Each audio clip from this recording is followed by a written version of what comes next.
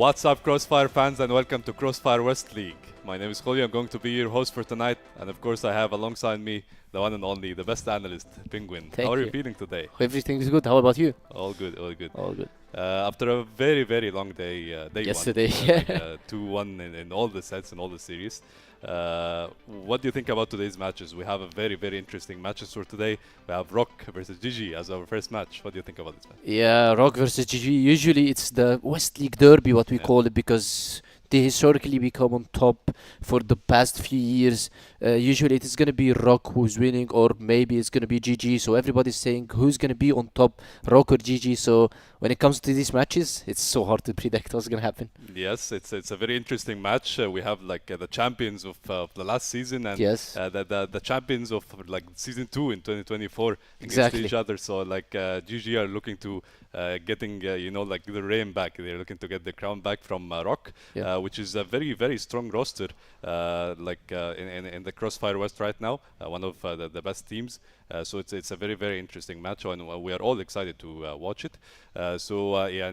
Give me more insights. Give me more data about this series, because it's a very, very interesting one. Yeah, exactly. Especially when it comes to ROC and GG. ROC usually they play each other a lot. Yeah. These guys, when they faced each other in 2024, when it was just best of two, usually they had some draws, maybe one or two draws between the two teams. But when it comes to playoffs or maybe a knockout stage, ROC always comes on top, except only for two occasions where when GG did their historical comeback versus ROC in 2024 season 2, where ROC was ahead 2-0 on the maps, and then GG instantly comes back, winning Black Widow, Subbase, Port, and winning the whole series, winning the whole league. One of the best comebacks that have ever happened in the West League. And then when we came to split season 2025 season 1, ROC beat them 2-0 first split, and then when it comes to split number 2, GG also beats him 2-0, so it's very close matchups, but always ROC historically have a bit slight ahead. They beat him 5 times, ROC beat him only 2 times, which I said in Split 2 2025 and in the Grand Finals in 2024. So ROC usually have a bit slightly upper hand, but GG never gives them an easy matchup. So that's why you have very close games between both of the teams. Yes, it's definitely close, and it was close in the last season as well, like in the head-to-head, like in the first matchup, ROC won 2-0, and then GG came back Exactly. 1-0 as well. So it's a very, very close one, and it's a very interesting match indeed. And I want to talk about like maybe the map selection, or like the map preference for each team regarding this matchup. Can you tell me more about like what do you think about the map selection for ROC, since they are going to be the one that start first? So what do you think is the preference for ROC coming up into this match? Well, ROC, when they're coming to this game, they're coming as a home team. Yeah. So we're going to be talking about ROC first, because these guys is going to be starting the ban.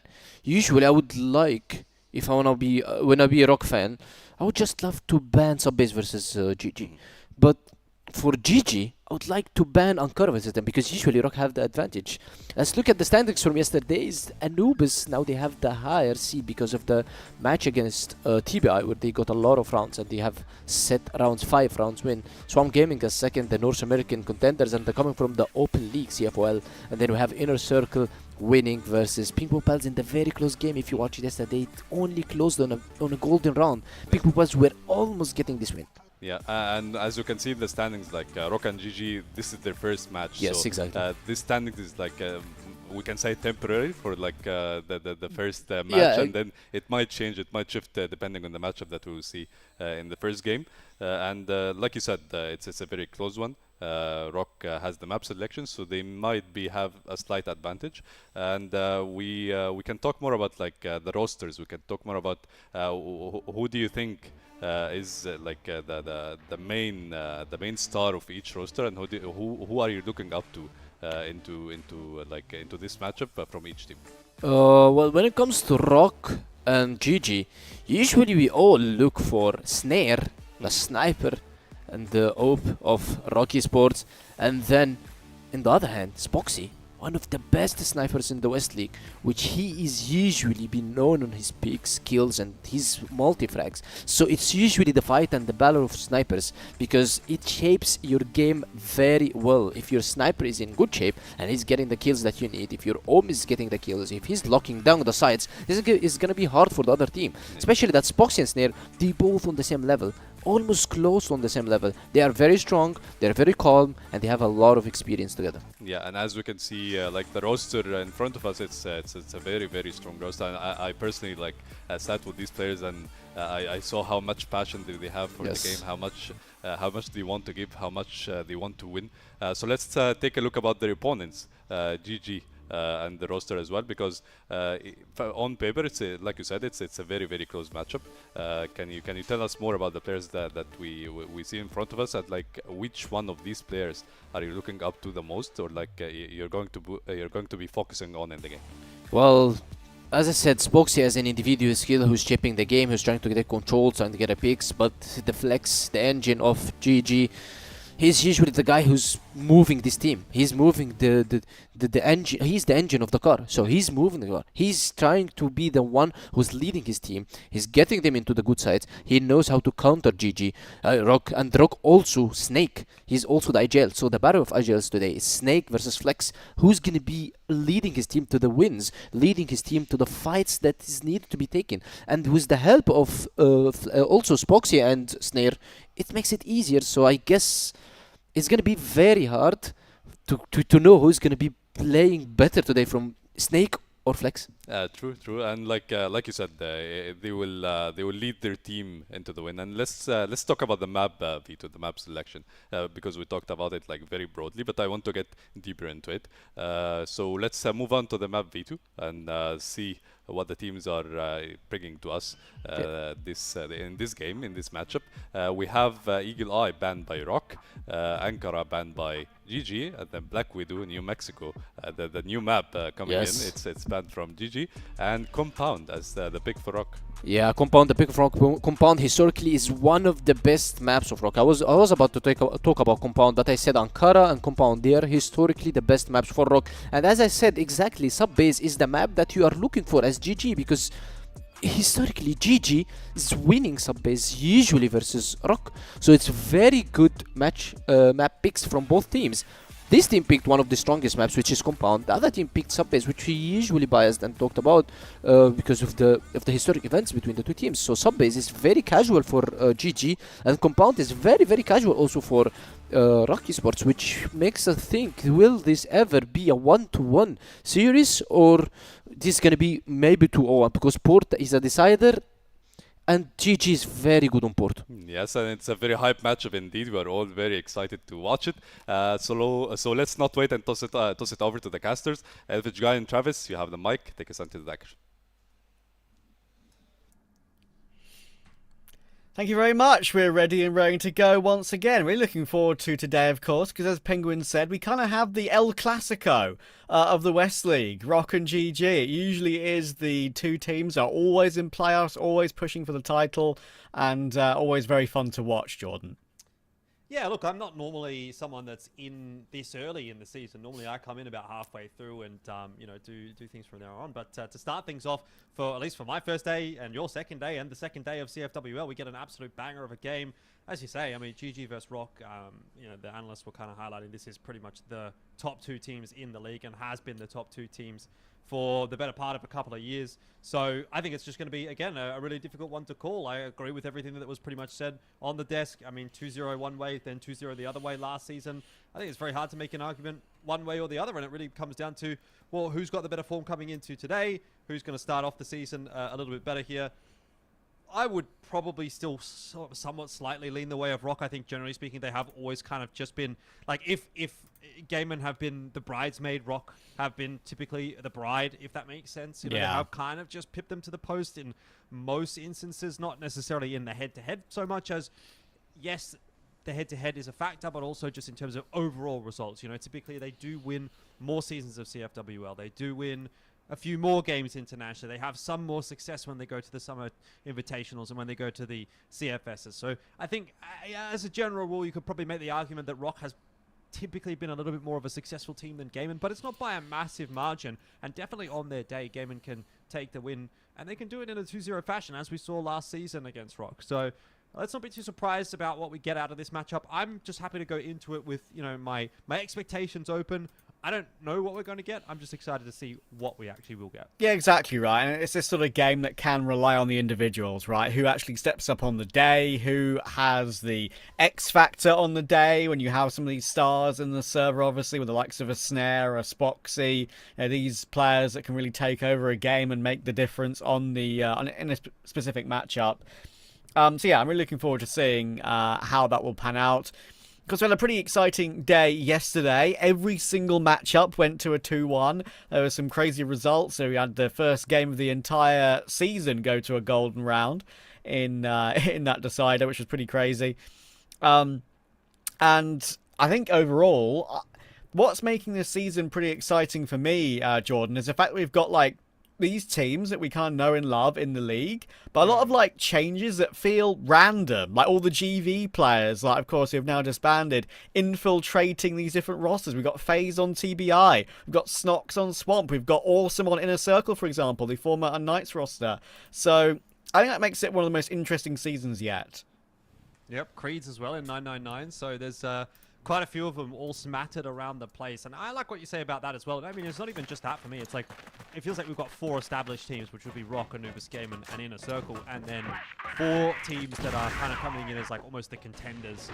PingPongPals, 999, Swamp, and TBI. But that's a conversation for a little bit later on as we are going to be jumping into our first match of the day. ROC and Gaimin here on Compound.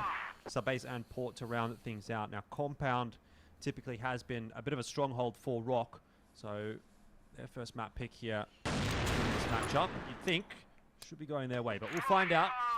First little altercation of the round hasn't really prompted too much out of us. So a little bit of damage there onto Horus, but not much beyond that. Yeah, a bit of a cold start there from Spoxy, not just missing the opening shot, but also slightly whiffing his positioning of the smoke, I believe. But in the end, it kind of does go in a okay place for him.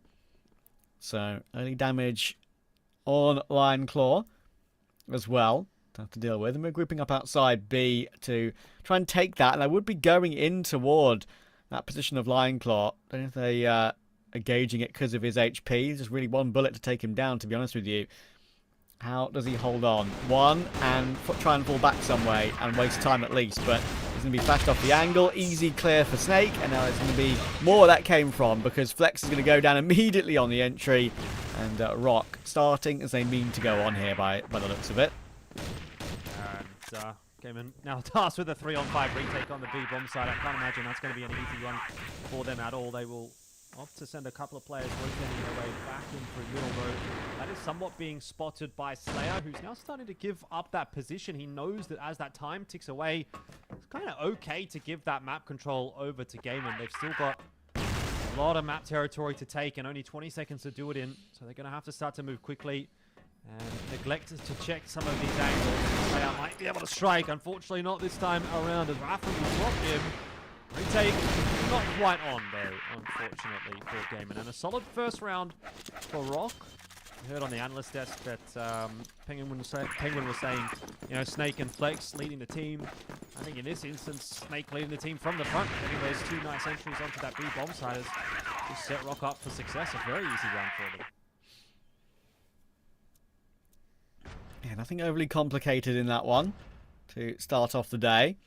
We are seeing some of these, new rosters that we've been mentioning as well kind of make some pretty cool strategic moves in terms of not just their roster, but also some of their plays in individual rounds. I think we saw a pretty heroic performance from PingPongPals yesterday, which is a really fun one to cover.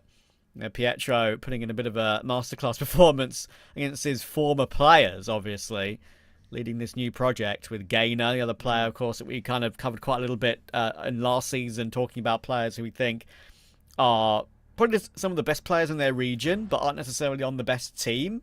Like, Gainer is definitely on that list, and I'm looking forward to seeing more of him. But, as we said, this is the matchup between likely the 2 best in the league overall, the 2 that have historically done the most damage elsewhere as well. Yeah, I mean, Gain is definitely someone that I think is kind of good to keep an eye on. But I'm also quite happy to see this Swamp Gaming roster coming back in. Famous and Kai's, I thought, were a bit of a standout for whatever various iteration of that team you're speaking about over the last couple of years. So pretty interested to see what that project looks like now, adding Snox and HCZ in as well. Yeah, an interesting one. But, short pause, nice and quick. So we're going to jump back on in to round number 2 here. Scoreline 1-0. ROC opening the account very, very easily in that first round with a nice 2K entry from Snake. We're back to slow and steady. And Spoxy opting to go towards the traditional double orm setup. You can see Gaimin Gladiators pulling that out quite a lot. A map like Compound and sidelines. So no harm done for them to be double orm.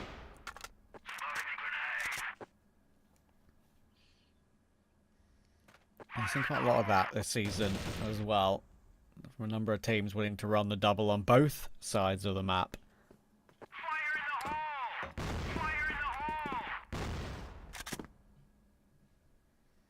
Again, pressure outside B. We've got 5 players over that side of the map right now, exchanging utility.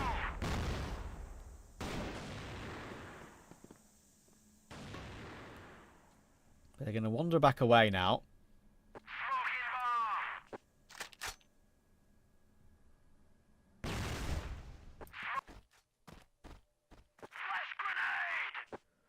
Well, straight in through mid by the looks of things, this time for ROC.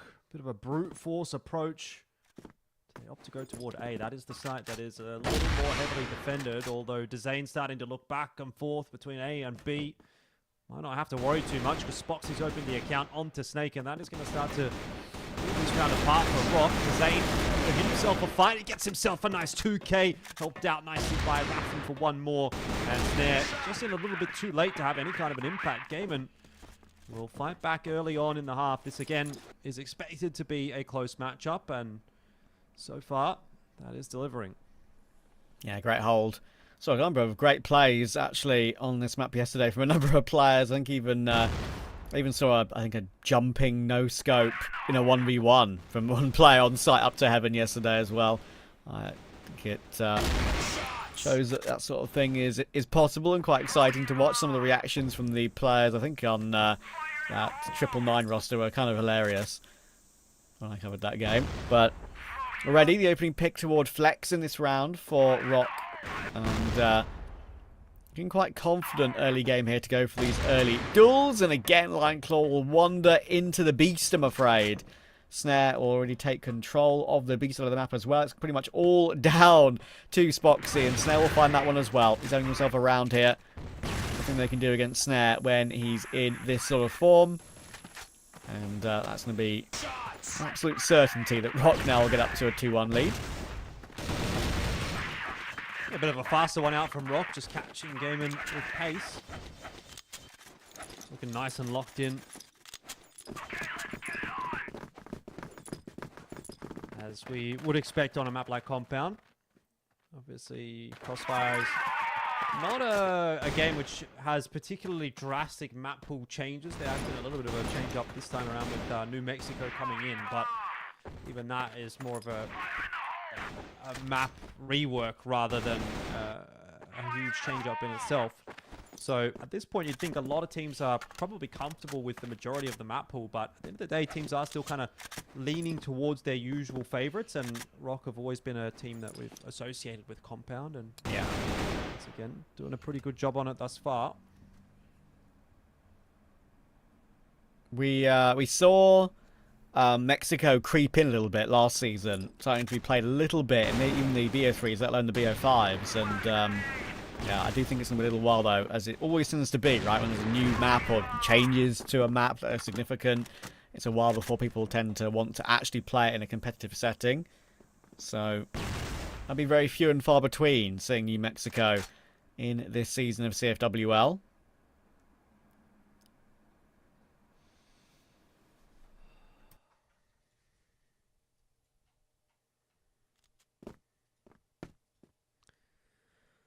Well, slower approach this time from ROC, just taking some of that map control before committing to what looks like it should be an A hit. Bit of information for Gaimin, though, as they've pushed out of B and they've not seen anything in towards Pillar, so they can preemptively start to rotate Flex across. This is going to be 4 players who defend the A bomb side, and Dezane able to strike early with that information. Just sort of phasing through that smoke will get the better of Todson. Here comes the explosion from ROC, and it just has not worked out at all. Slayer's good for one, but no more than that. Snare cutting off the rotates. Hasn't really had much of a chance at all. And will not, apparently, in this round, nor will the rest of ROC. So, 2-2 the scoreline.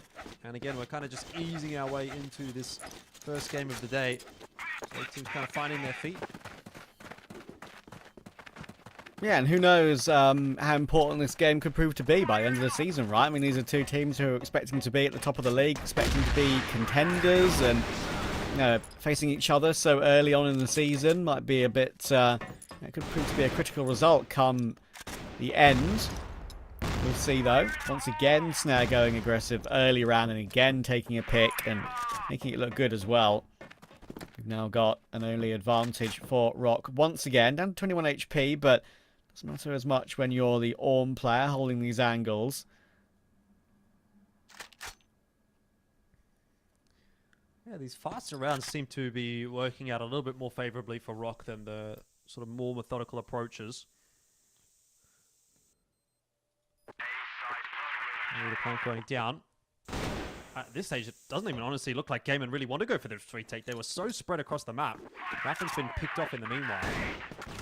And only now do we really have Lion Claw starting to come across, but the round's already over at this point. I mean, he's got them aimed to a win against Slayer, but lost a lot of his HP for his trouble, and here in the 2v1, he might be just better off taking a bit of a savior and giving the team some time to have a chat. Obviously not the option of choice this time around, and so ROC will get themselves another. And that is one thing to sort of be noted, is that ROC are kind of just keeping their noses in front. Oh, the nade stack. The very common play that you'll see come into fruition very often, actually, on this map of Compound. And Flex, I'm afraid, is going to wander straight into it. Usually, when it's these two teams, right, you very rarely see them get caught out by that, as they're so aware of that possibility. But he tried to go for an opening, an aggressive opening, and was punished for that. Yeah, I mean, I guess, you know, ROC haven't really been doing anything too overly aggressive in toward middle, so Gaimin not really expecting it, you know. And just walking into it at the wrong time. A nice little, maybe not counter strat necessarily from ROC, but intuition, let's say.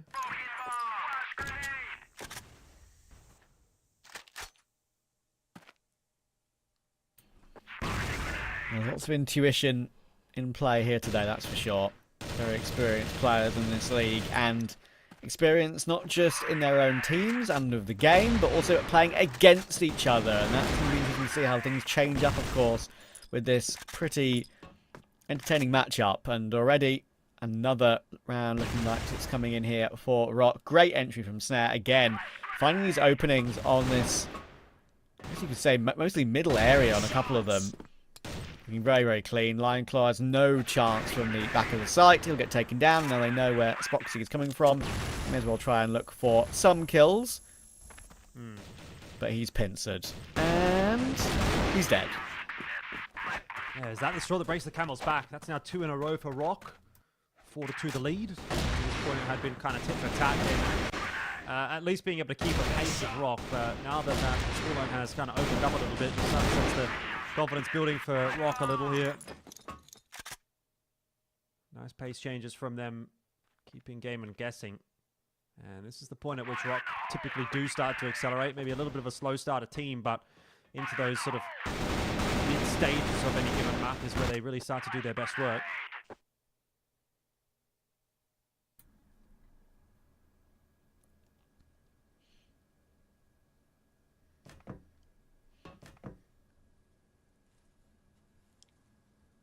Again, Lion Claw's going to be under a lot of pressure here. For players coming his way. Jump spotting the angle, and we'll see some of his opponents. I'll try and reposition to those boxes, but that will be a pretty telegraphed area, it feels like. So he's going to hop back away again, making these decisions as he goes, round by round. Whether to play forward, play back, play in corners, play off angles. To keep yourself unpredictable when you're a main anchor of a specific position.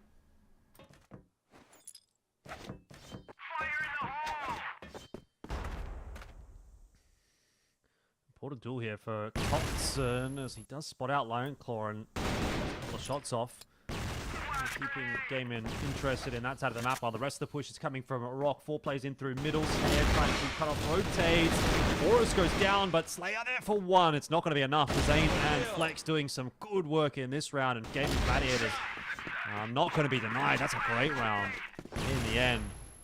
4-3 the scoreline, and it remains very, very close.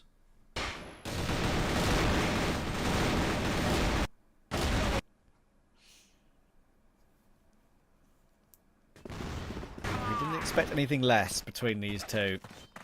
It's going to come down to the important clutch rounds. Who plays well on the day? This and that.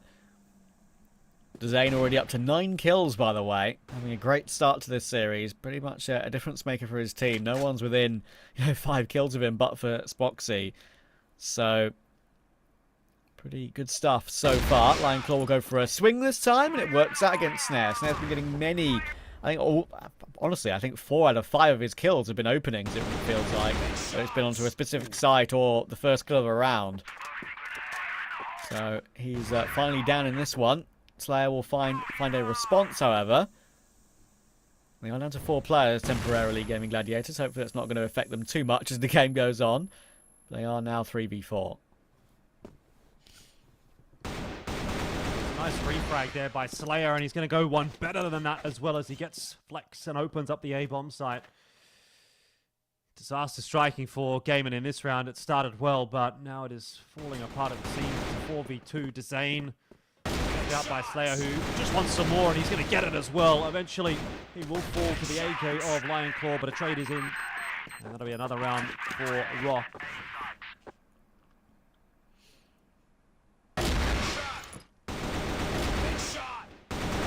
As you can see, I don't think that disconnection really affected the round too much in the end because he's already dead anyway, right? So it's a little bit frustrating, but I think ROC were always going to win that, whether they're up against a full team or not.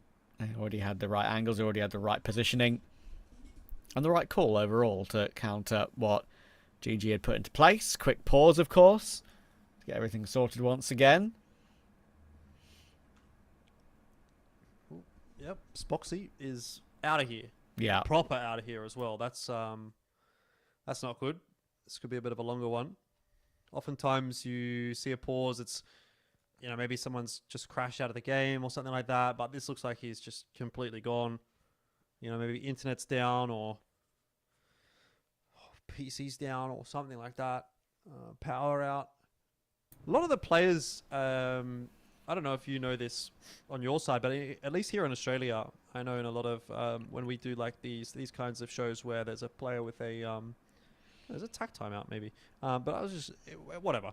Players, I think a lot of the time actually prefer to use their phone as a camera because from what I've heard, they are worried that the processing power that's required on the PC side it's actually going to affect their performance in game, so that's why they prefer to have it on a separate device. That is definitely a very gamer way of looking at it, and overthinking it. I used to have a friend who was obsessed with finding the reason for his input lag, and he'd go through crazy things, right? Just put the router closer, put it further away, move his mouse closer to his USB, change the positioning of his mouse pad, his DPI, just constant every single thing he'd try and find the answer for, and even it coming down to where the plug is compared to the computer and the electricity and stuff.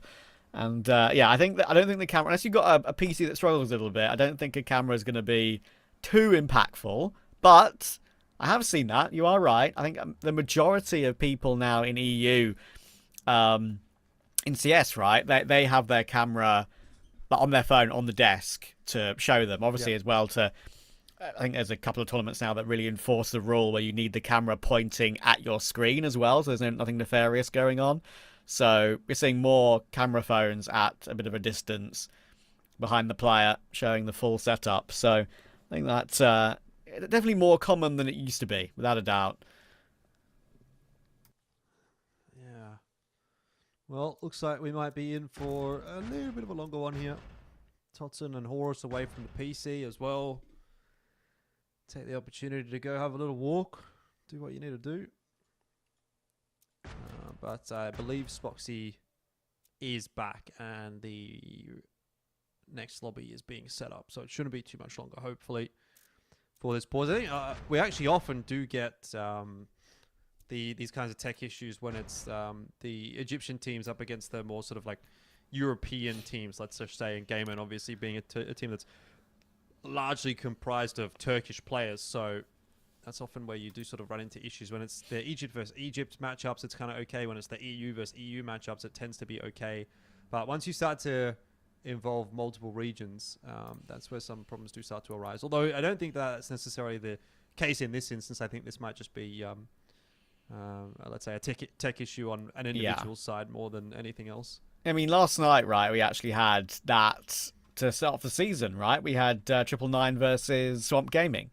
And obviously, we had first map on, I think, on EU, second map on NA, then third map, we had first half on EU, second half on NA, right? So we were switching it throughout the entire series. And in the end, a really impressive opening half on the unfavoured side for Swamp, getting like a 4-0 start, I believe, on the EU server before they switched to NA. It was kind of the main thing that won them that game. And yeah, deserved it in the end. I've heard a lot from Penguin and of course some other people as well that, you know, maybe not necessarily competing full time anymore, but Famous is a pretty god tier player from years gone by. Of course, been competing for 12 years. Only covered him once or twice before, but he did play very well yesterday. So good to see that. And good to see Swamp get a win on the board as well, right, Jordan? Because last time they were in the league, I think they had like one win in the entire season. So they've already got that out of the way early doors here. Yeah, I mean, I think on the topic of Famous, I think he's probably one of the most individually talented players, I would say, out of the West League ever. Yeah.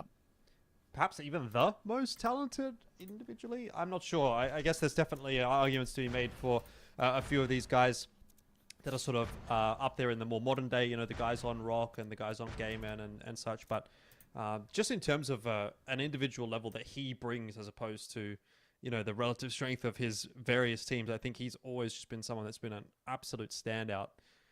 Even internationally, I think that's one of the bigger points as well, is that, look, it's all well and good to do it here in the West League, but being able to convert it into playing, you know, against some of the Chinese teams, the Brazilian teams, and doing well in those kinds of games is a completely different ball game.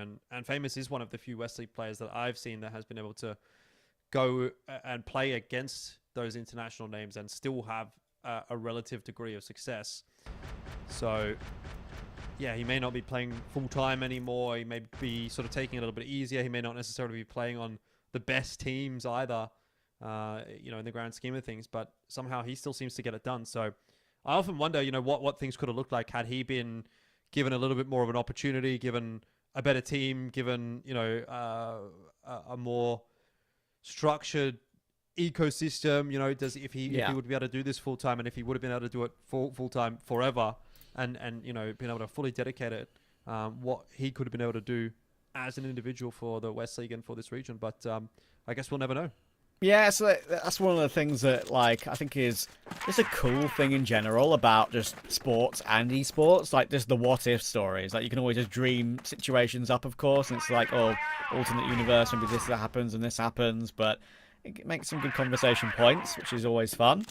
Anyway, we've got Spoxy back, we've got the game back. ROC 5-3 up. Yeah, just the one round left here in the half. And a 6-3 is definitely what ROC is going to be looking for. Tends to be a scoreline that you see reasonably frequently on a map like Compound, so I don't think it will be the end of the world for Gaimin if they're not able to pick up this last round. But 5-4 would really keep it hanging in the balance, particularly with Gaimin moving on to the BL side, although I do sometimes feel that Gaimin look a little bit stronger on GR with that double orm setup than they do on the BL side. So be a little bit nervous if this ends up going 6-3, but we're about to find out as ROC look like they're going to walk their way in through a smoke. Lion Claw can't find himself too. Decent trade from Totson jumping in after Horus. But Gaimin, having rotated over to the B-bomb site, don't have too much to do here because ROC have slowed it down and they're going to give Slayer some time to work over on A. Flex still dancing around the site, trying to get different angles, trying to stay unpredictable. He knows that he's in a bit of a tough predicament now, though, so he decided just to tuck himself in the corner, wait for players to jump onto him. He's got a bit of support coming in now as well, eventually, with rotation of Dezane. But Spoxy's got that line as well. Snare's going to have to be the man to counter that. There's information, but opening exchange missed by both parties. Now 35 seconds on the clock to make their play. They are bringing the C4 back through mid.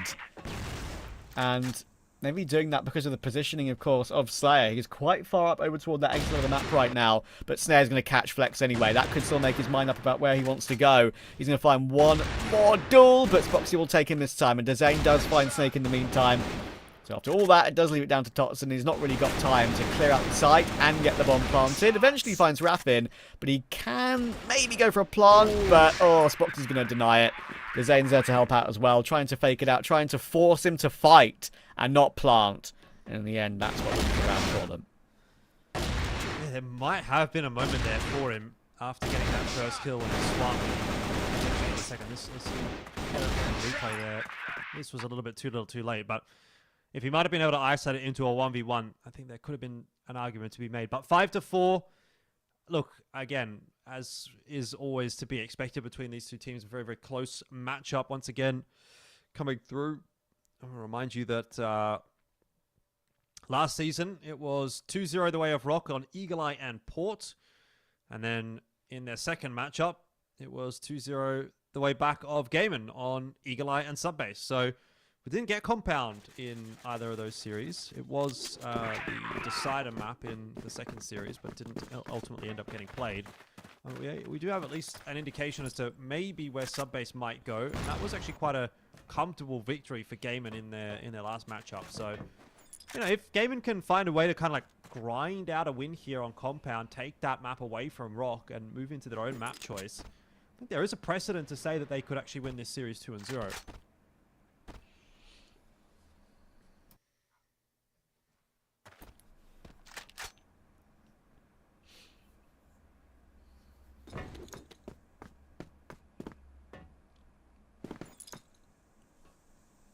Good, pretty competitive start to the game, as we thought it would be.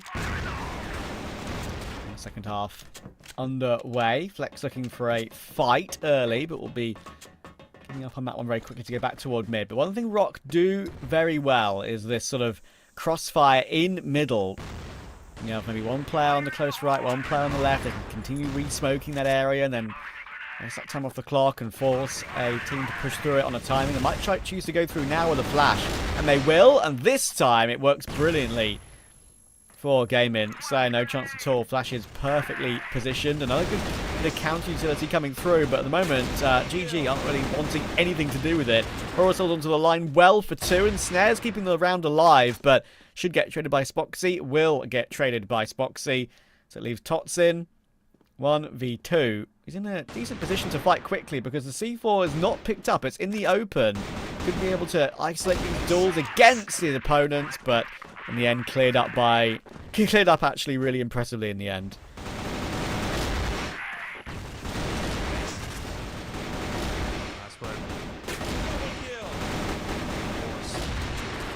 Strong line of defense, of course. 5-5 is where we find ourselves. And that might be starting to be a little bit concerning for ROC. Gaimin are starting to make their inroads back on in. Raffin was able to exchange that opening kill. Landclaw's also got himself one. So the refrag's starting to come through. Slayer going to try to take matters into his own hands, but actually ends up just making it worse. And now we're straight into a 4-on-2. ROC, as has tended to be the case, try to get proactive around the map. They are typically that kind of team. But in this instance, it has blown up, and Gaimin Gladiators maybe taking the lead for the first time on Compound.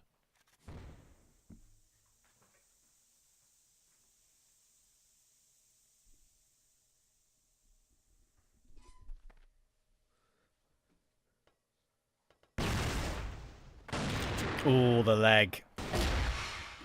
The finish will snare, but he knows he kind of needs to go in for more now to recover this round, but maybe Snake will be the one to help out with that. He gets 2 from his push, and suddenly it's a 1v1.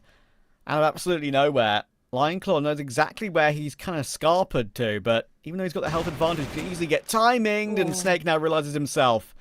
Now then, standoff, headshot angle being bobbed and weaved with by both players. Now Snake will choose to reset, so plenty of time left in the round to force Lionclaw to make a move. Early tap on the bomb. It's not going to force Snake to push further forward. He'll commit to it now and put a clock above Snake's head. Yeah, it was a game of chicken, really. Who was going to shy away from that fight first? But in the end, they actually both decided to try to back off. Bomb down. Lionclaw's got no idea where Snake is, but similarly, Snake doesn't have too many ideas exactly where Lionclaw is, and he will get the timing. It was a little too close for comfort, frankly. But Gaimin Gladiators will get themselves that round, and like I said, it'll be the first time that they take the lead here on Compound. Still not sure that that necessarily convinces me too much, especially given the fact that that does get brought down to a 1v1 from a 2-on-4. Gladiators need to be doing better than that if they want to beat ROC today, but they have at least gotten themselves the numbers advantage now, 6-5. Yeah, they're quite happy with how things are going so far. Slightly in the lead on ROC's map pick, a map that, you know, we know, and Penguin rightly pointed out, of course, after all his experience in the league over the years. It's just a map that ROC are so comfortable with. Not one they lose all too often. So it would be a slight surprise, maybe, if they do maybe have a few teething problems to start the season. Maybe a bit of rustiness, perhaps. But we'll see. Sub-bases to come, of course, and that one can still go either way. Could even be a map exchange, you never know. But this one's nowhere near done yet.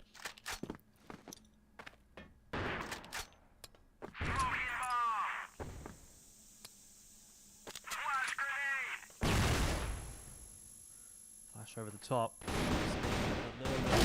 that smoke, not seeing too much. There's a great shot from Spoxy. Flex in there for one as well, and all of a sudden, the floodgates have opened up. Just yet, they're going to jump in on top of Slayer. They'll trade him down. He does well to get himself a couple. I know that Snare is close by. He's going to hit an absolute cracker, but Flex in on the flank catches Horus. He was unexpected that late in the round, which leaves Snare solo. 20 HP to work with and stuck between a rock and a hard place. C4 at the very least, somewhat in Snare's control, but he's got to check his back, and that is going to allow Gaimin out onto the site. So awkward. You can still see it, but Spoxy's now going to make his way up to grab it, and they've now figured out where he's playing from. Good little double peek there. Information was known, of course, from the site player, so the other player will swing and make it difficult for Snare.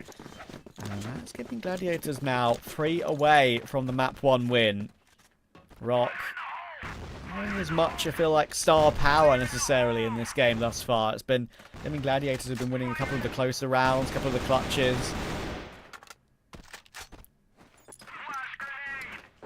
So if that keeps up. Ooh, Snare. Let's get the better of Flex. So just as Gaimin Gladiators start to pull ahead, job's going to get a little bit more difficult for them.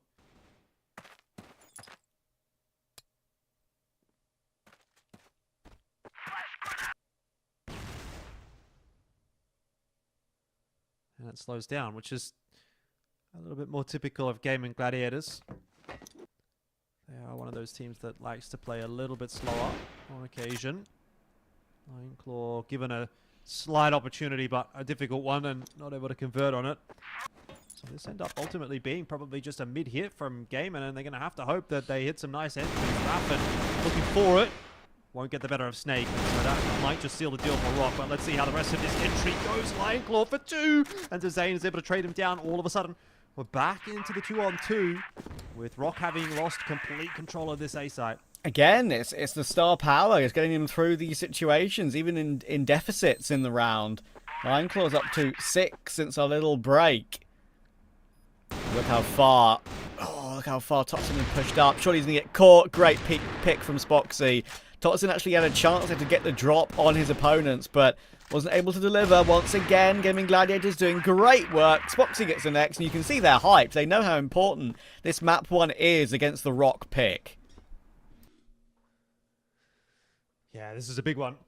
And it's going to call the tack timeout from ROC as well. I don't know if that's even actually maybe just a round too late here. I'm interested to hear your thoughts in a second on that, because this is starting to feel like Gaimin have already taken control of that momentum. They've already taken control of the game. And at this point, ROC are going to have to find some kind of piece of magic to actually pull this one back.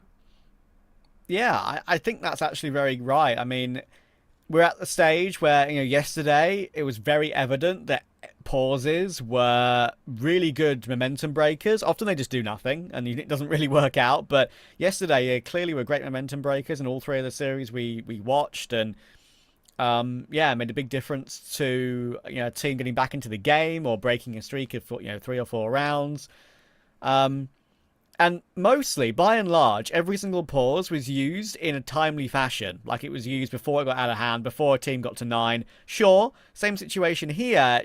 It's before they reached 9, but, they've kind of pulled away, Gaimin Gladiators. And it's probably the last chance saloon to call that timeout. Calling it when the opponents are on 9 is definitely too late. We'll see if they can... See if they can at least make the most of it here when they're still 2 away from a win. We'll have to see if it's going to be too little too late, or if once again ROC are going to do what they typically have been able to do. And that is pull off a bit of a miracle. I mean, you talk about all the times they've come back from behind, won these close maps, this and that, and that's why we have them in such high regard. But you would think that Gaimin is a good enough team to kind of knock this one over now that the momentum is with them, although stalled a little bit by that tack timeout. This will be a big one, though, for Gaimin Gladiator to get it over the line, put themselves in onto their own map pick of sub-base and potentially set themselves up for success in their first game against ROC of the season. It's also ROC's first game of the season. They didn't play yesterday, so that would have you off to a pretty bad start. Starting off this round with an opening kill on the snare again, and all of a sudden all that conversation that you've had in that tack timeout as ROC has probably gone a bit pear-shaped. This is definitely not going to plan. Yeah, Snare has cooled off quite significantly since his pretty hot start to the game. We're getting tons of entries, tons of important opening picks on individual bomb sites as well, just finding the one defender remaining. I think at least, as I said it earlier on, like 4 of the kills were good, but hang on. They're going toward Horus here, and he had a good sight line to hold down Mouse 1, and he got 2. So around his back on, some damage done to Dezane as well. Back into a 3v3.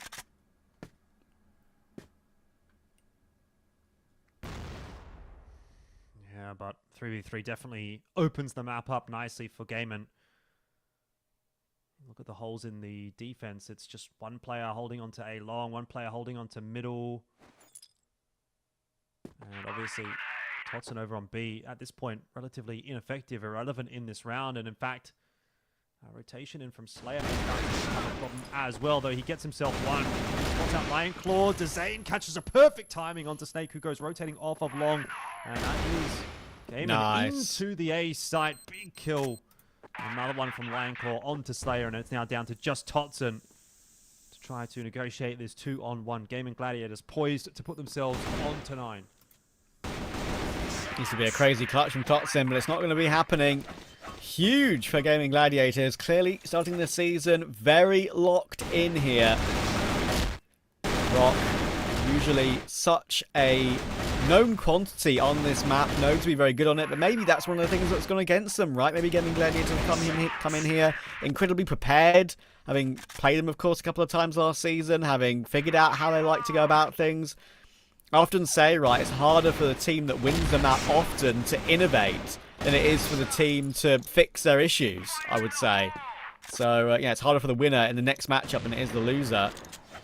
So, yeah, I think so far, it looks like Gaimin Gladiators have fixed a lot of their previous issues very, very nicely here. They're in a great position. Need just one to get an opening win against ROC, and already a 1-for-1 in this round. Horus down, Flex down, but they are playing quite far forward here, ROC. You can see a slight difference. Look where Slayer and Snake are, for example, trying to play on the front foot a little bit, trying to make something happen. There's a chance that Raffin could get flanked here by Slayer, actually. Not something that's being heard just yet, but oh, he's just going to go back before they meet. That's crazy. Here we go. Realises it in the end. So they're going to get an advantage. First one in a little while, that's for sure.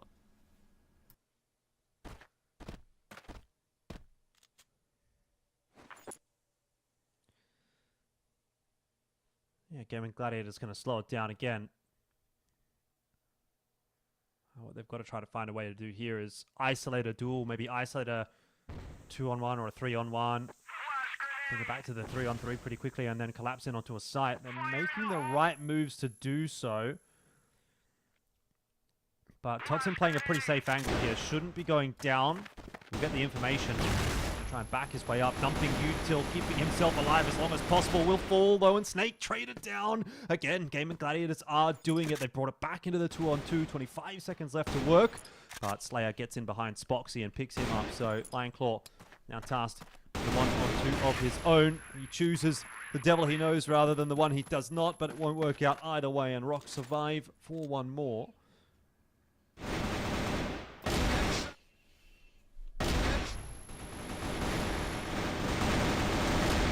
First round in a little while where they've actually had an advantage and been able to convert it, right? I mean, there's been a number where mid to late round, Gaimin Gladiators have had a, let's say a 2v3 or a 3v4, and they've won a 2-for-1 somewhere in the map to open up a bomb site, get an after plant, and make it impossible. Good response there from Snare. Great flick up and towards Spoxy. Quick 1-for-1, but Lion Claw will again respond. It was Flex to start the round, and so far, they're retaining that advantage he created. This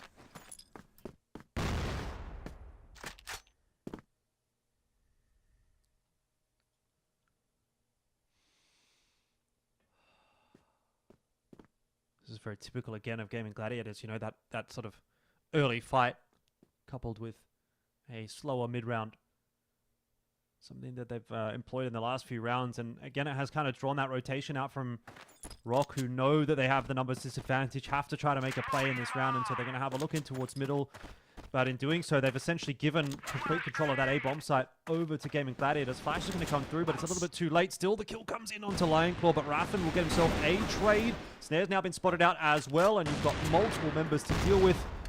Trying to do that with an Orm, not an easy task, and so he'll have to cede some ground and allow the plant to go down. Another tap in from Zane. Try to draw some hoops, and eventually he'll get one for Raffin there. Headshot onto Snare, enough to bring it back down to the 2-on-1, even though Snake is trying to put together some heroics. He finds himself with a very difficult task ahead. Yeah, it feels impossible. He's not predicting Flex's position, and there will the kill be coming through for Gaimin Gladiators. What an impressive performance. First map, of course, of the series, of the season, I should say, for them. And they're looking incredibly solid. I think it's a good way of explaining this one for me would be Gaimin Gladiators taking advantage of every single micro error from the ROC side, right? I mean, they made only slight mistakes, only small misses, occasional oversteps on that defense, but every single small advantage they were able to glean, Gaimin Gladiators brought it back instantly and won the round off of it. Played a very good after plant, nearly always secured those tough rounds. There was a couple of 1v1s that I think Lion Claw won in sort of long drawn out rounds. There's definitely one I can remember. So just the important rounds they found a way to win, and the rounds where Gaimin Gladiators were in a bad position, they managed to recover a couple as well. So I think that was a difference maker, and to be able to rip the compound pick away from ROC, very good start. Yeah, they're definitely looking on today. I mean, again, it was a little bit back and forth at the start of that map, but ultimately we get ourselves with a pretty comfortable victory for Gaimin, and oftentimes the way that these series do tend to go is that one team ends up being a little bit stronger than the other on the day, and maybe today that is Gaimin Gladiators, so we'll have to see what our analyst desk thinks about that.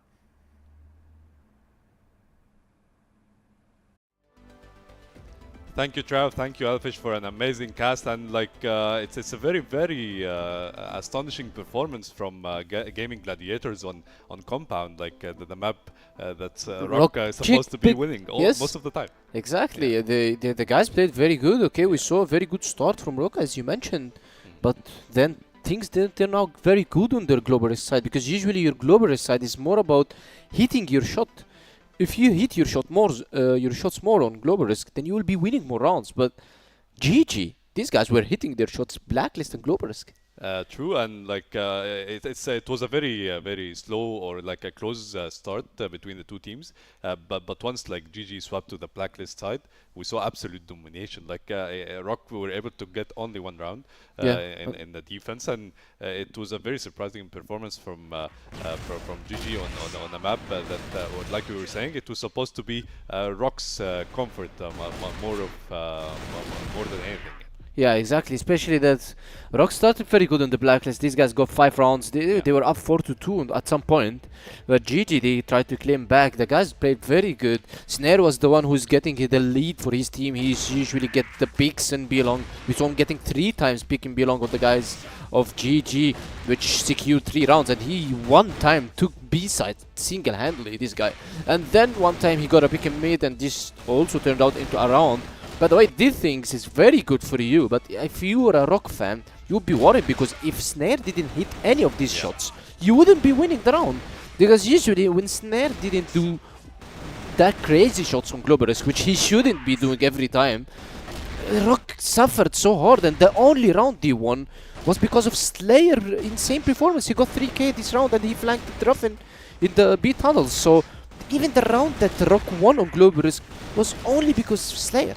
So there is some problems. There are problems with ROC defense side, and I'm pretty sure that 90% or 80% of these problems are because of maybe the guys are not still warmed up. That's a case where when you are going into sub base, which is the next map right now, you should be more warmed up, you should be more refreshed. And also for GG, the guys are going for their map pick, their comfort map pick. True, and like you said, like ROC were not landing as much shots as GG did, and this was the main advantage, toward the GG side, and like most of the blacklist attacks from the ROC side, it was basically all around the B side, and it all started with like a single outplays from Snare mostly, and like you said, the next map it's sub base. It's like the map selection for GG as well. So like if you were like in ROC's shoes, how would you like approach this map, and how would you come back in this series? Usually you're playing blacklist. I mean, you're playing sub base right now, yeah? And you're also playing blacklist. So you're playing on the comfort side, and also you play blacklist very good, because they are very good team. They are one of the teams that keeping the roster for like almost 2 years now. So you have a good blacklist, you have a good strategies, you have a coach, you have your util usage. So you need to use these things very quick and very fast in order to get more rounds. You can't end the game 5-4. You need to be at least 6-3. As we can see now, let's look at the KDs. Look at Lion Claw and Zane. 1.25 and 1.55. On the other hand, Thompson didn't have his best games. Also Slayer, but Slayer is a man that he can get you around out of nowhere. He might not be the best among all the game, but in 1-2 rounds, this guy can clutch round that wins games for you. So these guys, we are expecting more from them. Of course, definitely Snare, Snake, the Deadly Dude, these guys are performing very good alongside with Horus, the guy who did very good on the global risk. But still, ROC, usually they play way better on individuals. But GG, that's what we expect from these guys, especially Zane. Zane is the best, one of the best EU players, if not the best right now. He's entering sides, he's defending very good, he's getting the kills that he needed. So if you're going as a blacklist on sub-base ROC Esports now, you guys need to be winning more rounds. You need to be securing more rounds. 5-4 is not safe for you, because you saw how GG played on blacklist. The guys were insanely good, hitting their shots. They're not doing crazy rounds, they're not doing crazy lineups of smokes or flashes or maybe fakes or double fakes. No, the guys are going straight forward to the side, killing everybody on the side, hitting their shots, and ROC had no answer for it. Even after They took the tactical pause. We still haven't seen any response from these guys. True, and like you said, maybe ROC is not warmed up yet. Like Yeah. you said, some of the players are underperforming. Yeah. On the other hand, GG are playing on a very consistent level, most of the individuals. So we will see map 2, sub-base, what will happen. Let's see. Will GG close out the series, or will ROC take us to game 3? We will know. Elfish and Travis, you have the mic.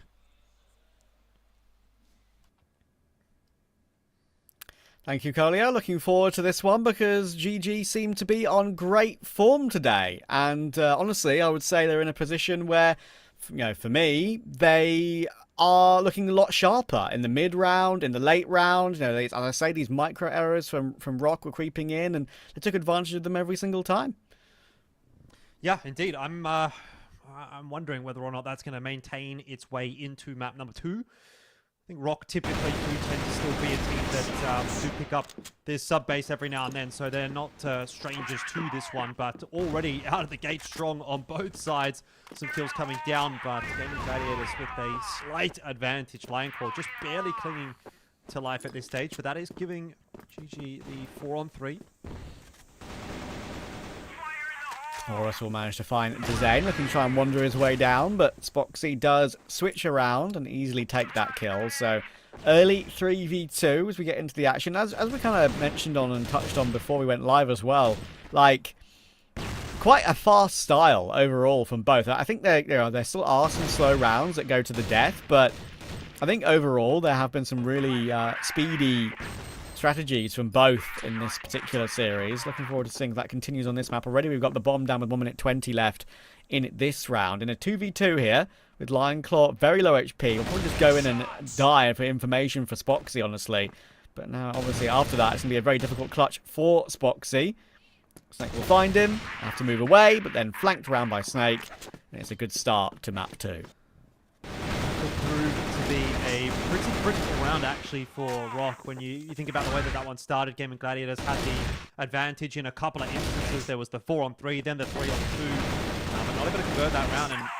And talking about how important the rounds are on the GR side, that already could have been a nice one in the back pocket for Gaimin Gladiators, but well brought back by ROC. And at least they kick things off with a dub here on the Blacklist side, and good start to round 2 by the looks of things as well. A lot of damage done to Raffen. Spoxy given a bit of a tickle as well.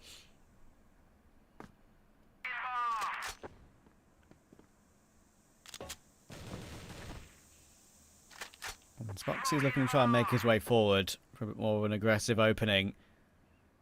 Quite a tough angle to play on those tight lines, but it's a great opening. Really nice clear and flex. Goodness me, gives Horus no chance whatsoever there with a little jiggle tap out of the round straight away. But again, the response is aggressive and immediate. Snare and Snake between them bring it back into a 3v3 before Raffin finally punishes that re-aggression. And we can still see Flex trying to go for more. Can Gaimin Gladiators hold on to this advantage? Well, that was certainly something.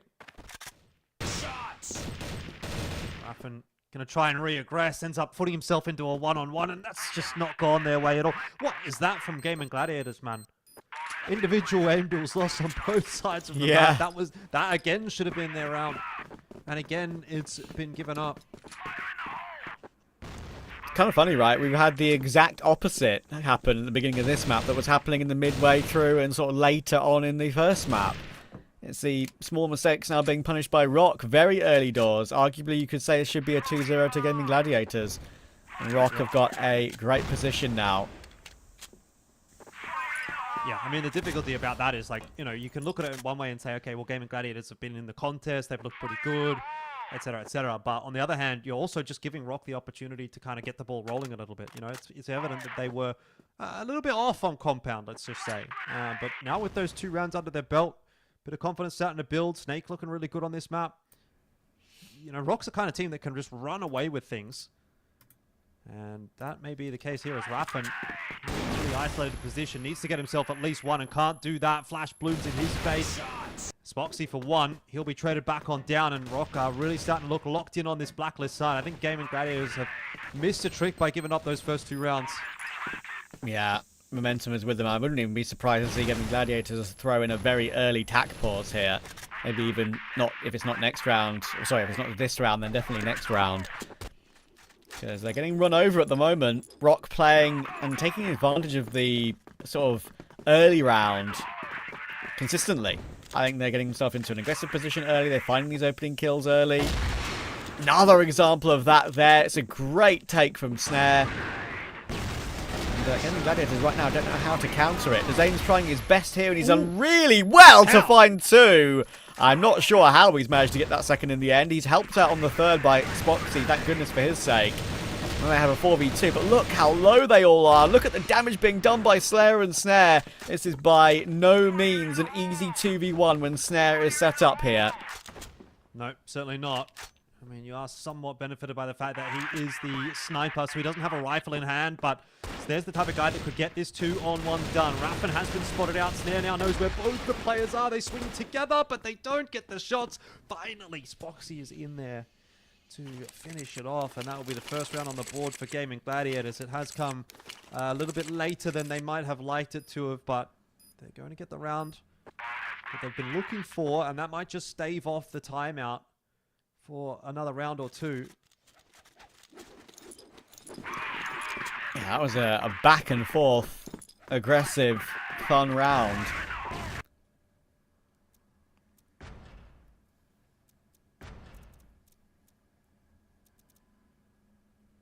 And there we go. I actually do see it come through now. I actually like, you know, it being chucked in here because that previous round was close, a bit stressful. The comms may have been a little bit wild and back and forth, right?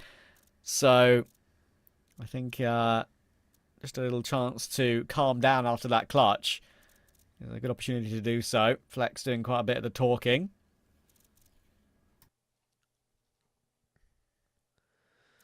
Yeah, I mean, they're probably saying, look, guys, we probably still need another 2 or 3 rounds here. Ideally, if we could get another 3, go on a bit of a string of rounds here, nice and quick, get ourselves up to sort of that round pass score, and then see if we can put together any more. That'll put us in a really good spot going into the next half. We've missed a couple of opportunities, but we've still been really, really competitive in this half. I mean, there's a lot of positives to take away, but unfortunately, they're not, you know, getting the advantage from them.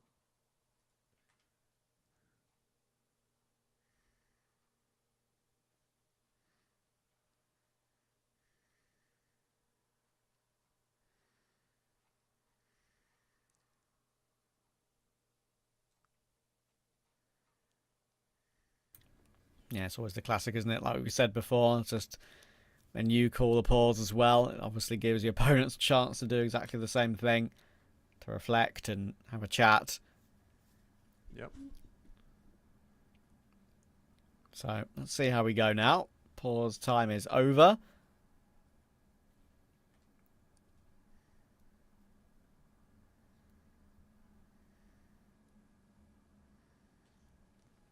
Yeah, and you expect this is probably going to be a pretty close map as well. And obviously, when you get off to a quick start like that, you force out your opponent's timeout early. You know, they're in round 4/5. It means that Gaimin now don't have one for later on in this game. And this ends up being a really close one. They can pull it back or attempt to pull it back. Foxy for 1. Lineclaw unable to do too much there, and Flex going down to the spam through the doors as well. To Zane dropping over on A. It's all kind of falling apart. Spoxy's going to have to be a bit of a miracle worker in this round to try and pull it back. Raffin out in no man's land, somehow still alive. Eats the late shot there. And changes up his position, but Spoxy falling, leaving Raffin solo. This round is going to go the way of ROC. 4-1 the scoreline. And the ROC are definitely looking very solid here on the sub-base BL side. Spoxy had that beautiful opening pick through the little gap angle in the doors, right? But ROC just, again, not phased whatsoever. They're going in super pacey so far in this game. There was 2 minutes and 2 seconds on the clock in that previous round. They were already all over them. And look, it's the same situation going on here. Spoxy's being given duels, and he's found 2, but Horus, with a few bullets left, finds not just 1, but 2 as well. The second on Lineclaw to grab that advantage back again. Raffin's about to get triple swung, and look at this. ROC are just going as a pack everywhere. Yep, that's the ROC we know and love. And it's what they do best. Moves it down to Dezane, who can't even get Horus.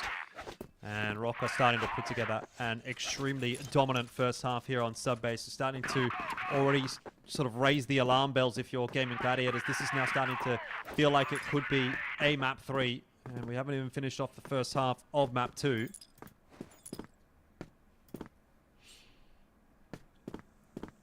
Yeah, and it's gone at the click of a finger, right? Like, they've been keeping going with this style very nicely early game, and now, of course, it's a good time to change that up. You know that's worked for however many rounds in a row. You can't keep doing that. You've got to be unpredictable. You've got to be dynamic, and they're doing that now. They're just biding their time a little bit more, waiting to see if Gaimin Gladiators are trying to make a move to counter what has been this fast start from ROC and maybe go aggressive themselves.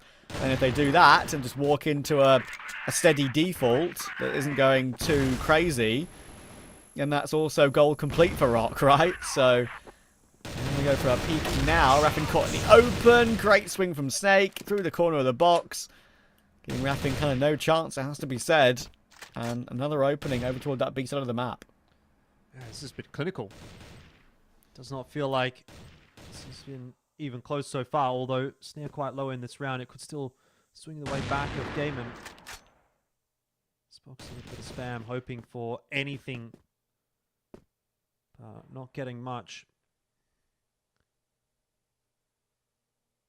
Gaimin have gone into their shell, haven't they? They've tried to pull out a couple of quicker rounds. This time, defaulting back to just holding in their sights. ROC as well, slowing it down, hoping to get some aggression out from Gaimin. They're not going to receive it, but I don't know that that bodes too well for Gaimin Gladiators. Dezane is fighting hard for control of the stairs. There's 40 seconds left in this round. ROC are now starting to make their move. Oh, that's nice. There's maybe a little bit of recovery, but again, it's a very fast back and forth. This game is staying kind of similar in that sense, and Spoxy's doing a great job dancing between those two angles to get a couple of kills. But again, there's a clutch available here for ROC. It's for Slayer this time, but it won't go his way this time. Critical round to find for GG. Yeah, they finally get themselves another one, but it's down to the 1v1 and only just going their way. Look, still a very salvageable half, though, for Gaimin. If they can get 2 more quickly on the trot here and we go 5-4, we're going to start saying, you know what, that's not too bad at all from Gaimin. So they have been doing it tough. They have been fighting hard. And they might still be rewarded for that hard work.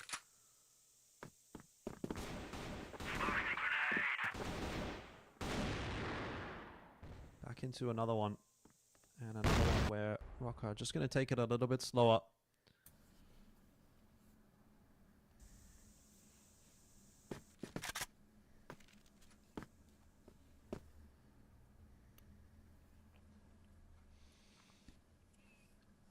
Maybe last couple of rounds of the half, they might go in and say to themselves, okay, the slow rounds actually haven't worked as well.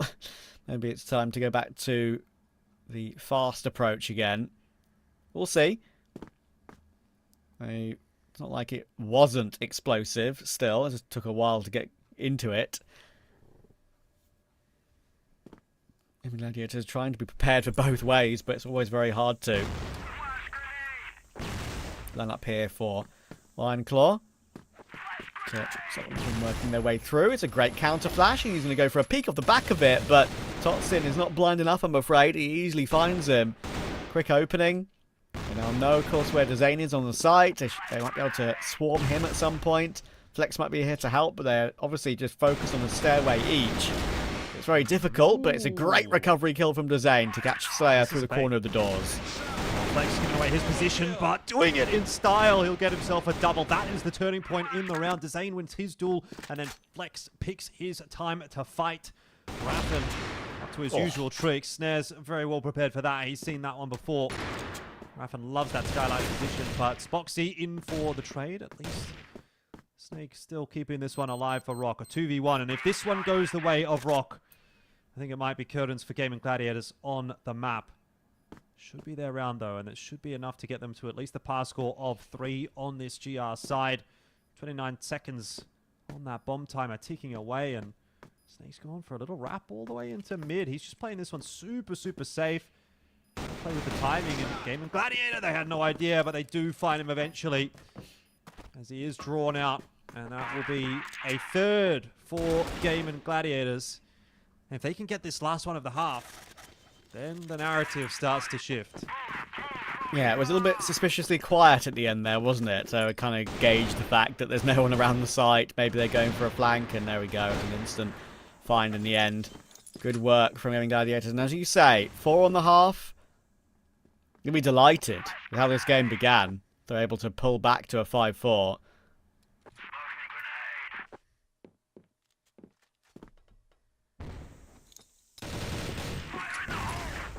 Not employing anything too quick once again here, ROC, but doing a fair bit of damage there on the behalf of Snake.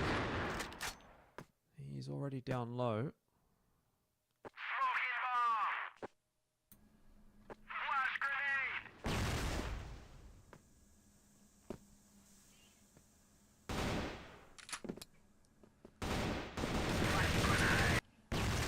See the trajectory of these pieces of utility to get this extra bang damage through the doors. But they'll fall back now. Keep that 5v5 intact. Snake is pretty low, so they're going to pick up the C4 and maybe drop it a bit closer, move together. That's what we're doing right now. To have, again, lots of util drawn here to go for a play through the mid doors. The HE to have a little bit of a check, but not allowed to do much of that on this occasion. And there'll be a flash in to go for a peek, and that's beautiful for Lionclaw. Get set up there perfectly. Snare does respond well though, and they'll be happy with that considering that situation. 4v4, 40 seconds, a dance of death between Horus and Raffin. Goes Raffin's way. Again, Gaimin Gladiators fighting for this 4th, which would make it a very decent half for them. Angle being played with. Raffin's done well to find one more. Keeps the advantage intact. And Slayer, of course, is low as well. Spoxy, though, in that position, that is the one that shouldn't have been cleared. He should have got a 1-for-1, and he won't. Yep. So it's back into a 2v2. Yeah, should not have got cleared out like that one. And Zane picked up on the rotate as well. This round has fallen apart for Gaimin Gladiators. It could have been 4. And now it's on to Flex to ensure that that will end up happening. Doesn't hit his shot onto Slayer. The return fire also not connecting. Opportunity there onto Snare. Going to go begging as he transitions as well. And you'd say Flex has missed his chance. Pushing onto Slayer, but he'll lose his life as a result. And 6-3 will be the scoreline, which is very much a pass score in that first half. You got to say, though, it feels like Gaimin Gladiators were, I don't know if unlucky is the correct word, frankly, but I think they could have got a little more out of that half. And yeah, if anything, you know, that should have probably been a little bit closer. So I don't know if that ends up being a good thing or a bad thing for Gaimin Gladiators, whether they can say, you know, we might have been unlucky, we didn't get what we wanted to, but we were quote-unquote the better team in that first half, or if they've missed out on some important opportunities that they're actually going to have needed in hindsight when we do get to the end of this map. Yeah, so if 6-3 is par, would you say for Gaimin Gladiators' point of view, if they got a 5-4, it would have been a birdie? Yeah, it would have been good. Yeah, it would have been very good. But not able to do so.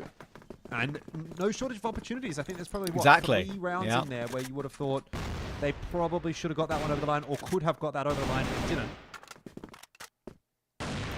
Yeah, exactly. That's the main point, especially the first couple of rounds, right? It should have been 2-0 to them rather than 2-0 to ROC. So good opening exchange, though, in the start of the second half. Snare and Raffin will go 1-for-1. It doesn't look like Gaimin Gladiators are pretty much prepared to go for this play down the stairs, but they'll just nade it and fall back away. At that point, there actually would have only been Horus there. So it would have been a good time to pounce, but of course they weren't to know that.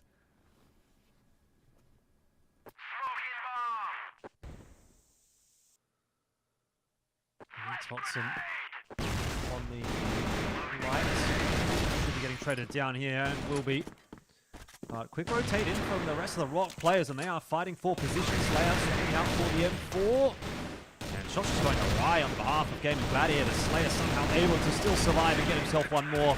That is not good at all. Gaimin Gladiators, they need to be winning that first round to get them into the conversation, and they've been unable to do so. This is starting to look like ROC might just sweep their way through map 2. Yeah, and it's gone at the blink of an eye, really. That's what it's felt like. Smoke up, great flick up from Snare, already dealing with Spoxy, and a reface as well, even though he takes a lot of damage. So good at these moves is Snare, even through the corner of the smoke. There will be a little bit of a gap for Gaimin Gladiators to exploit, but only really one player's got down. They have got the ability to make it two, though, because Flex is still fighting. He's going to need some help at some point, because Lionclaw has got A. The bomb is now in position, but they've managed to remove Flex eventually, so it's a 2v3. The bomb can go down, but now it's I just feel like ROC are going to have quite a lot of damage to be done on this retake. Yeah, I mean, the one, I guess, minor benefit here for Gaimin is that Snake is quite low. But then again, Lionclaw also pretty tagged up, so it probably ends up being a bit of a moot point.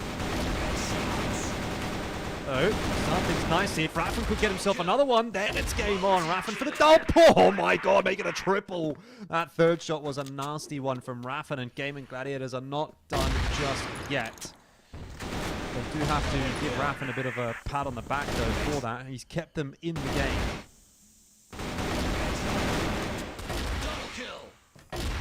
Lovely clutch. Even the third, as you say. Huge one to find. Keeps them in that conversation.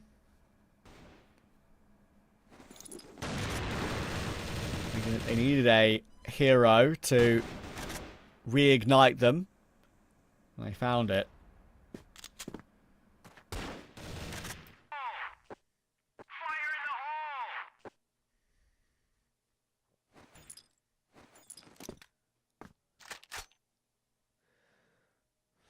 What is this? A 3-1-1 split from Gaimin Gladiators where they're trying to put some pressure on Stairs. Doesn't really seem like they've disrupted Horus all that much on the landline, but doesn't do too much, and Snare gets Raffin. Quick scope. So Gaimin Gladiators having to do this job 4 on 5. And they have not been doing it very easy at all here on sub-base. Okay. You mentioned earlier, we know Raffin likes to play this position. Will it be hard cleared from Toxin as well? It kind of will be. The flash is good. He holds down mouse 1 and only gets damage. And Spoxy will clear Snare as well. Slayer will go down. And suddenly, site is open for business. Horus will manage to get one toward Flex. It does actually give them a glimmer of hope in this one, considering Dezane and Lionclaw are both pretty low. But Snake is a very long way away, and with Horus being removed, that will be a 5th for Gaimin Gladiators. Yeah, out of nowhere. They're starting to pull this one back. Some of these rounds have been a little bit touch and go. Ooh, this one may be still on offer for Snake, given how low both Zane and Lionclaw are, but good trade. Very good trade from Lionclaw, who is pumped up after that one. Gaimin Gladiators with that round win. Maybe starting to feel like, again, this is going to be doable. It felt like it was a long way away at 7-3, but now it's 7-5, and having been able to bring back a 4 on 5. I think that self-belief is starting to grow again.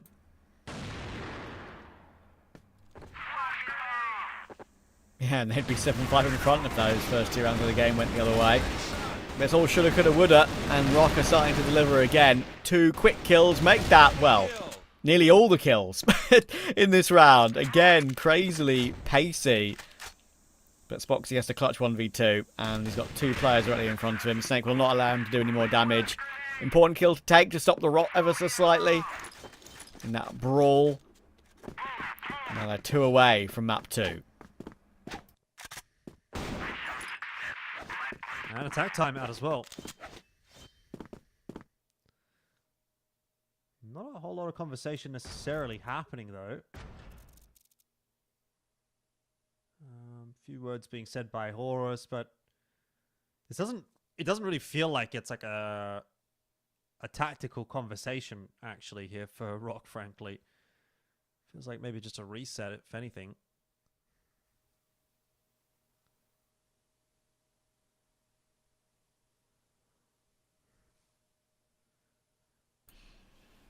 Yeah, it's a sort of situation where it's probably a good idea to chuck it in, honestly. You've still got one to use. Use it. Take a breather after what was a manic round. reset the mental and go again to try and complete the win and get it toward that third map. Would mean we would keep our 100% record so far this season of having every single game go 3 maps. I doubt that will last too long, but I've seen crazier things.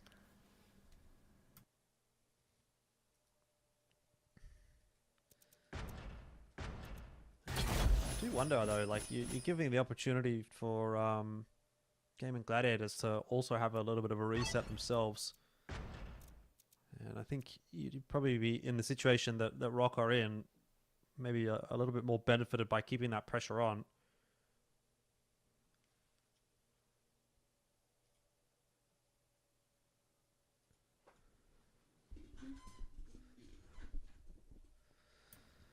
Yeah, I don't even disagree with that.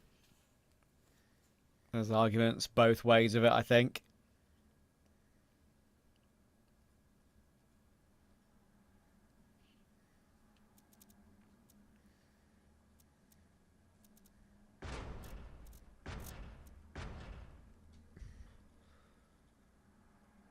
Well, hopefully getting back in pretty shortly. Looks like everyone's maybe waking back up.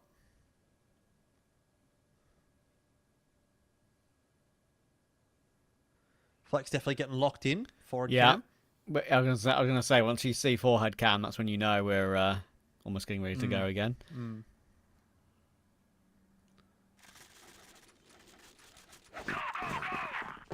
That sounds like we're back into the game to me. Go, go, And go! off we go. 5-8 the scoreline. So next round must go the way of Gaimin Gladiators if they want to continue to remain competitive on this map. Horus aggressive in wood.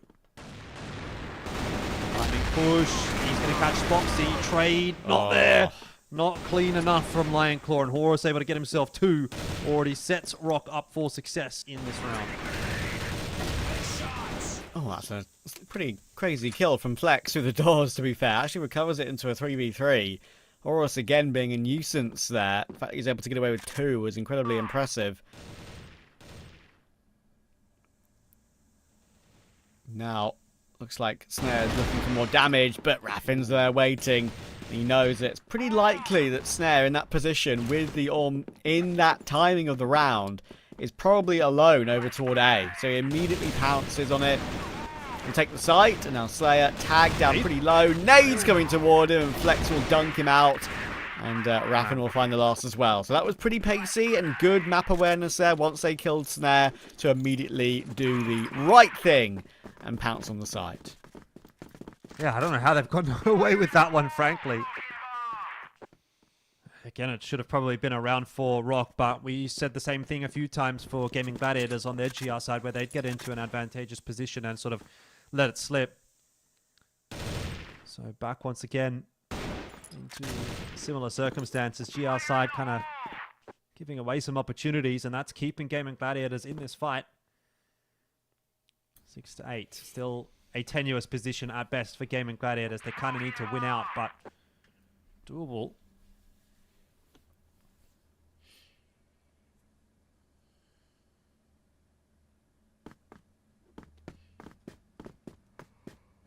Yeah, we always say, don't we, that if your opponents are on 8, still 2 away from the win, you always feel like you've got a shot, because you can afford one more mistake.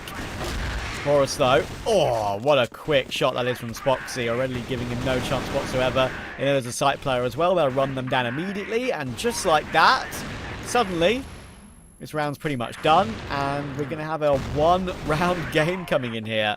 Lots of nade damage coming through, so I'm not going to count them out just yet. Being exchanged back and forth here, but it's the time which is really the big issue. Snare may find one more, but Spoxy's playing with the right angle, and now Snare is stuck. And yeah, again, just finding the opening. It was a great pick from Spoxy. That's what got them to take the initiative and go down onto the site. And Snare's taking some lovely shots here. Some really lovely shots here, but I'm afraid they're all exit kills. Bomb will blow up in his face, and as I said, it's a 1-round game.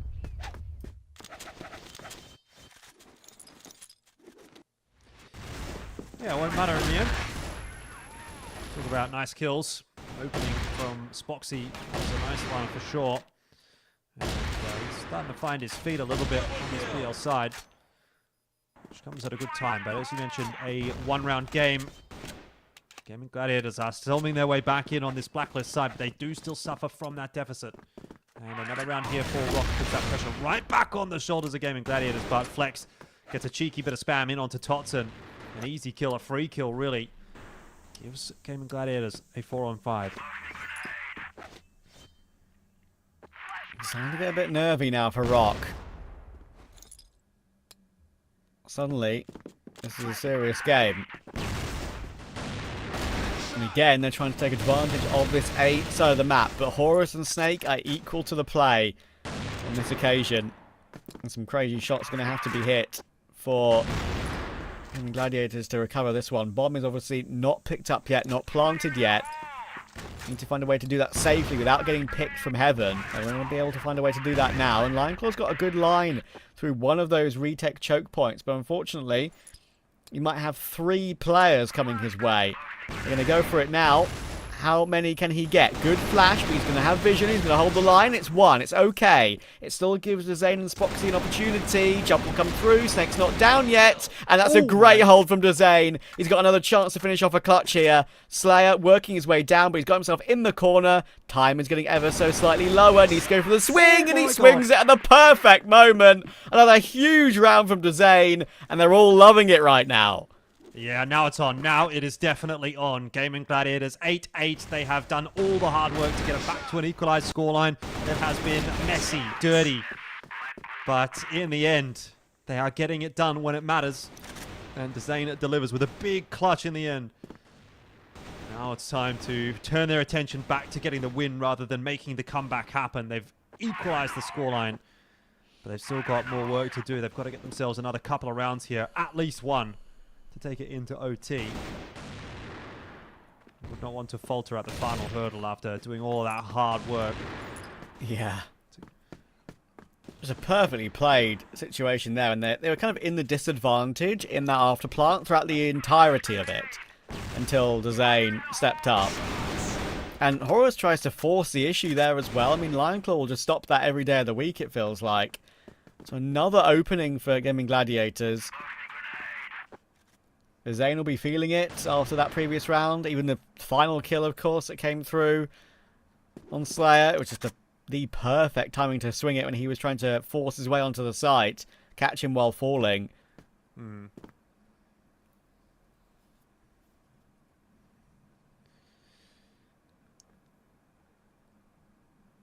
ROC need a response.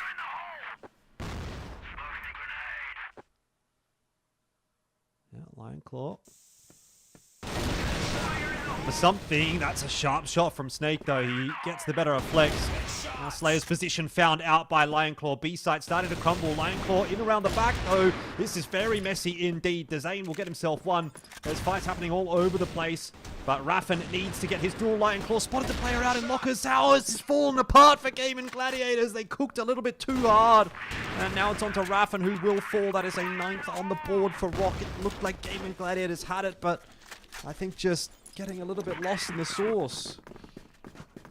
Yeah, they burnt the sauce, mate, I'm afraid. They overcooked it. That is a real disappointment for them. And of course, in a situation now, we've kind of bypassed our tack pauses. No time to really reset. The time to reset is now in the round itself. Can ROC stabilize? It shows that if they are able to do this and win this game in regulation, it just shows what they're made of, right? The metal they have, the experience they have to be able just to take it round by round. If you're getting comebacks on, it doesn't matter. If you reset in the next round, there's no, obviously, economy to worry about or anything crazy like that. So you can always just win again immediately. There's no pain. Just reset and go again. And they're doing that brilliantly. We have a chance to actually win this out now in reg, and actually, of course, take us to a third. We thought it would be pretty much a guarantee that we're going to be going 3, going to port. But Gaimin Gladiators have gotten themselves back in the conversation. They need this one for OT. I know that I just like a straight up Locker's hit here. Do sort of have Flex still floating around in middle. But B-side quite heavily defended, and already a push up the stairs from Snake. He hasn't seen anything. So they're going to start to make their way across from A early on in the piece. This is going to require some clean shooting from Gaimin Gladiators on the entry, and they have not achieved that. Raffin and Lionclaw go down early, but Flex and Spoxy able to trade back on in. They need more, and they are slightly getting it. It's back to 2-on-2 as the aim now. Spoxy in on the kill feed, and Thompson's got it out. Spoxy's got it done.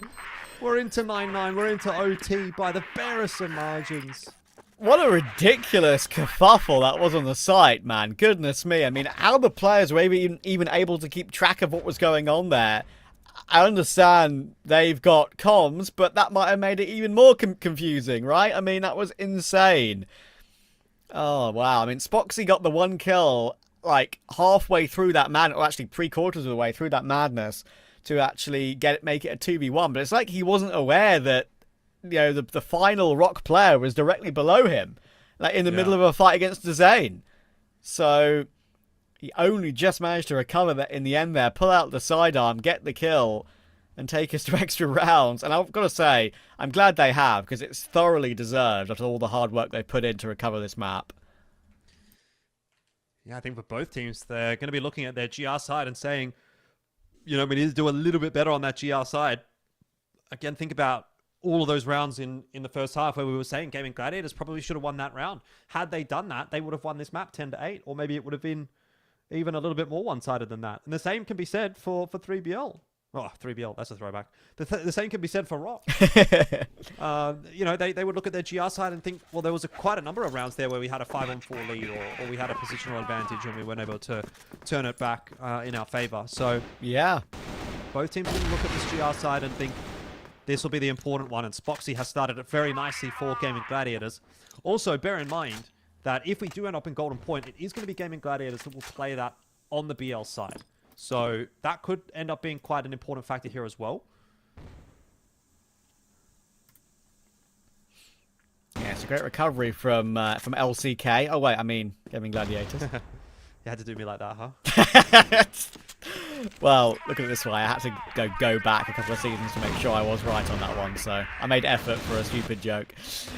Good hold here for ROC early round, and Flex will stop Slayer for making his way through the vent. Forrest will try and get another response, and put a lot of bullets through those doors, but in the end it's all good. They are able to retain the single man advantage, GG.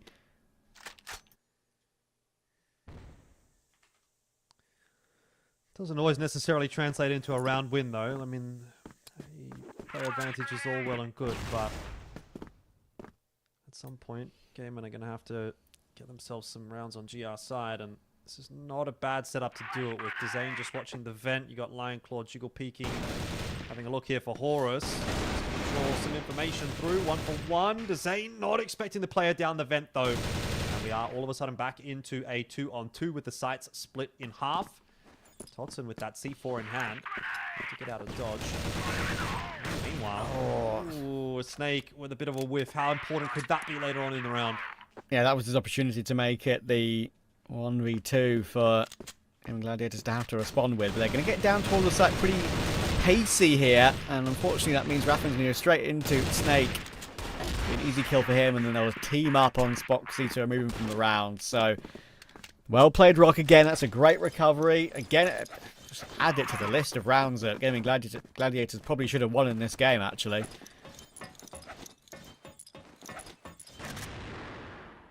Yep, again. And they're going to get more difficult if Spoxy's not able to find the opening pick, which he did obviously in the last round. But this round, it's just a bona fide 5-on-5.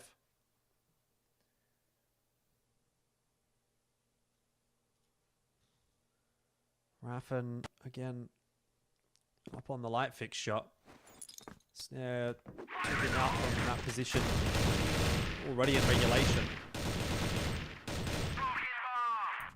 We're not getting the peak from either side just yet. Everyone knows how important every single one of these rounds are in the OT.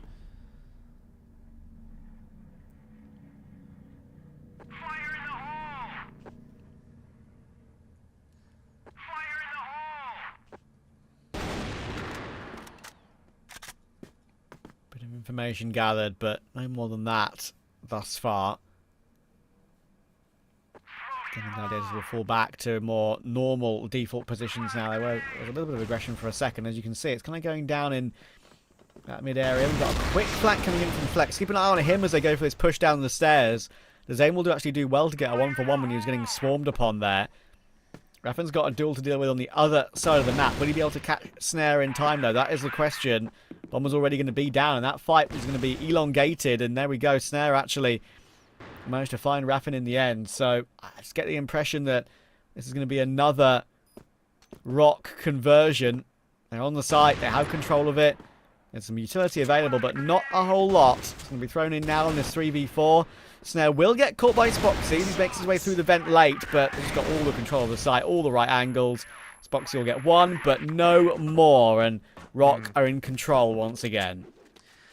Yep, again, you have to really look at that first round and say that is the one which Gaimin Gladiators really should have gotten over the line, because that would be making the situation look a lot more tenable. But now down 0-2 in the first half of OT. They need this final round. They need to get at least the one. A 2-1 split wouldn't be horrific, but a 0-3. I find it hard to imagine that you'd be able to come back from that one. Even with the fact that Gaimin were pretty good on the BL side, and Raffin's gone down early. Again, playing a position that he plays all the time. Now it's on to Lioncore. He needs to get himself another one here. We'll jump up onto the box, get in onto the site. Aggressive, does a lot of damage even. But numbers are looking good here for ROC, and it looks like it'll be a 3 indeed on the BL side, as it's now their turn to pump up. Gaimin Gladiators, this GR side really, really letting them down. And we'll find out whether or not they can bail themselves out of trouble once again with this BL side.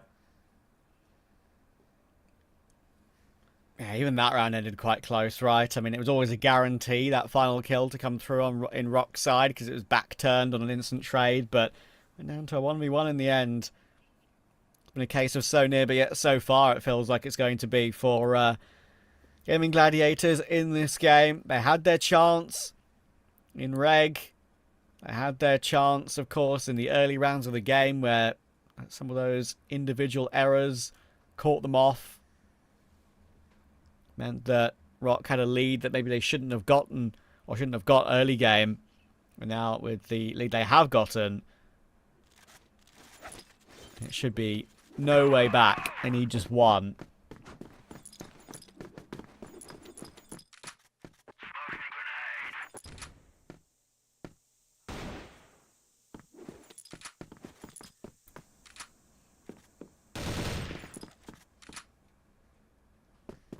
Well, if somehow Gaimin Gladiators was able to push this one through to Golden Point, you would give them the benefit of the doubt at that stage. But right now, odds are looking pretty against them. I mean, I guess the way you think about this for ROC is that they almost have an extended half. They've got 4 rounds to play with, and they only need one of those 4. And it might just be this one, with Snare picking up the opening kill onto Flex. Already not looking good for Gaimin Gladiators.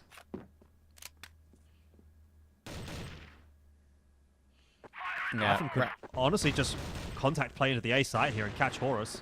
Yeah, ready to go. Went for it. It's Snare that is his first victim, and Horus is in the process of rotating away. Thing is, if he goes for that fight against him, he's going to have to deal with Heaven as well, and I don't think there's going to be a real way to do that for him just yet. He needs teammate support before he pushes all the way down. That's why he decided to just leave the equation entirely. ROC have actually done a good job at forcing them back away, and Horus is willing to go aggressive on that. Really love this front foot play from Horus. That is a brilliant double. Gaimin Gladiators should not have allowed that, but still, props for ROC for knowing they have rounds in hand to go for something like that. Yeah, 100%. Good choice from Horus. He is often the enforcer for this ROC lineup. And pulls off what might actually be a map-winning play. Zane waiting for pushing the middle. He was waiting for it, but it's not going to work out for him at all. Slayer finds the double. ROC secure the deal. And they will take map 2, which means we are headed towards port. We are, and I think it's thoroughly deserved as well. I would have said deserved if Gaimin Gladiators had found a way to win the game, but in the end of the day, they have themselves to blame for some of those micro errors that caught them off guard. Kind of like the opposite of the first map, of course, that I said that a lot of those small errors caught ROC off guard. This time it feels like that Gaimin Gladiators, we're looking back at some of those rounds and saying, it really could have been different, especially after they made the comeback to get back to 8-all. They were in a great position. It felt like they were causing ROC many issues. It felt like they had kind of got to them in a way. But it shows you, as I kind of mentioned earlier on in the game as well, the mental of a team like this and the mettle of these players, right? They've been here so many times before. They've played so many games at this level. They know what it takes to have to try and fight when the going gets tough, when you're being comebacked on, when you need to find a round when you haven't found one in a while. Like, they stayed stock solid, and in the end, they got their reward. Yeah, most definitely. Hard work being put in, obviously, by ROC, and I think they'd be looking at their compound and saying, if we could have just come out the gates a little bit stronger, this could have been a 2-0 for us, but that's not the case in the end, and we are going to be heading to port in just a minute. First, though, time for a break, and then we'll be back with the analysis desk to break down map 2.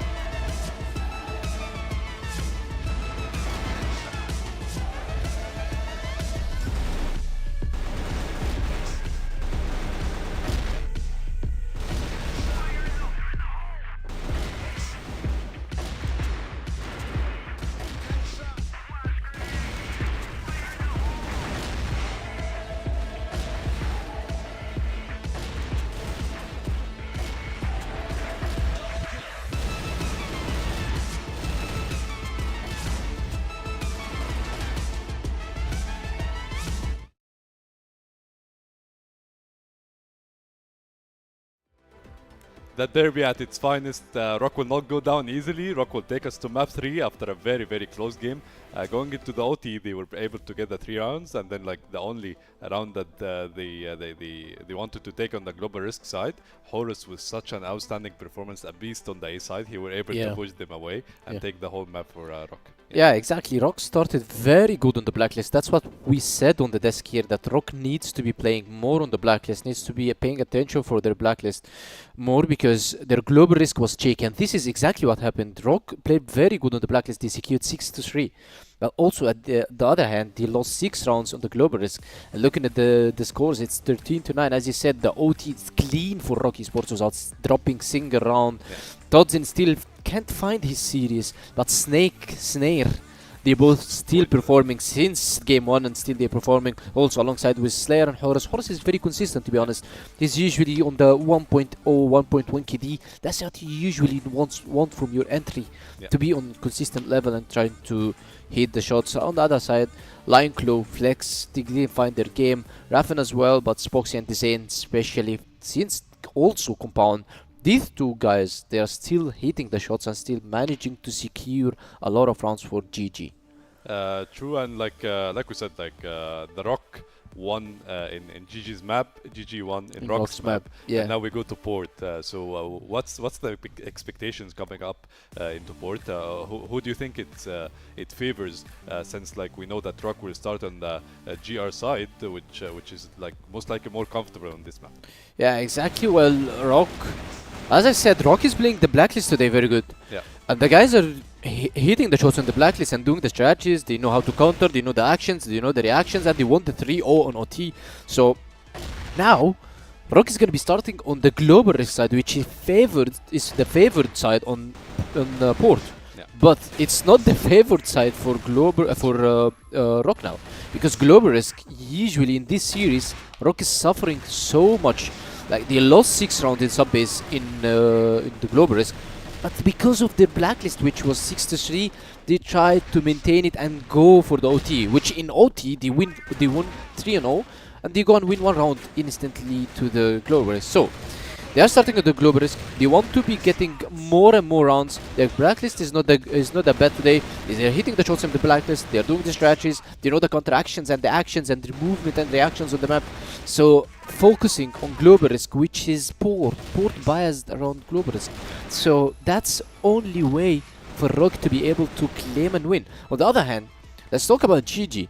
GG's blacklist today. We are saying that ROC is having some issues on global risk. Why don't we say that GG is so good on the blacklist today? The guys are very good on the blacklist. The entries from Desane and Raffen, they are hitting every single shot. The backups, the covers from Spoxy as well, they are still managing to win and unclutchable rounds when the guys are pushing the side.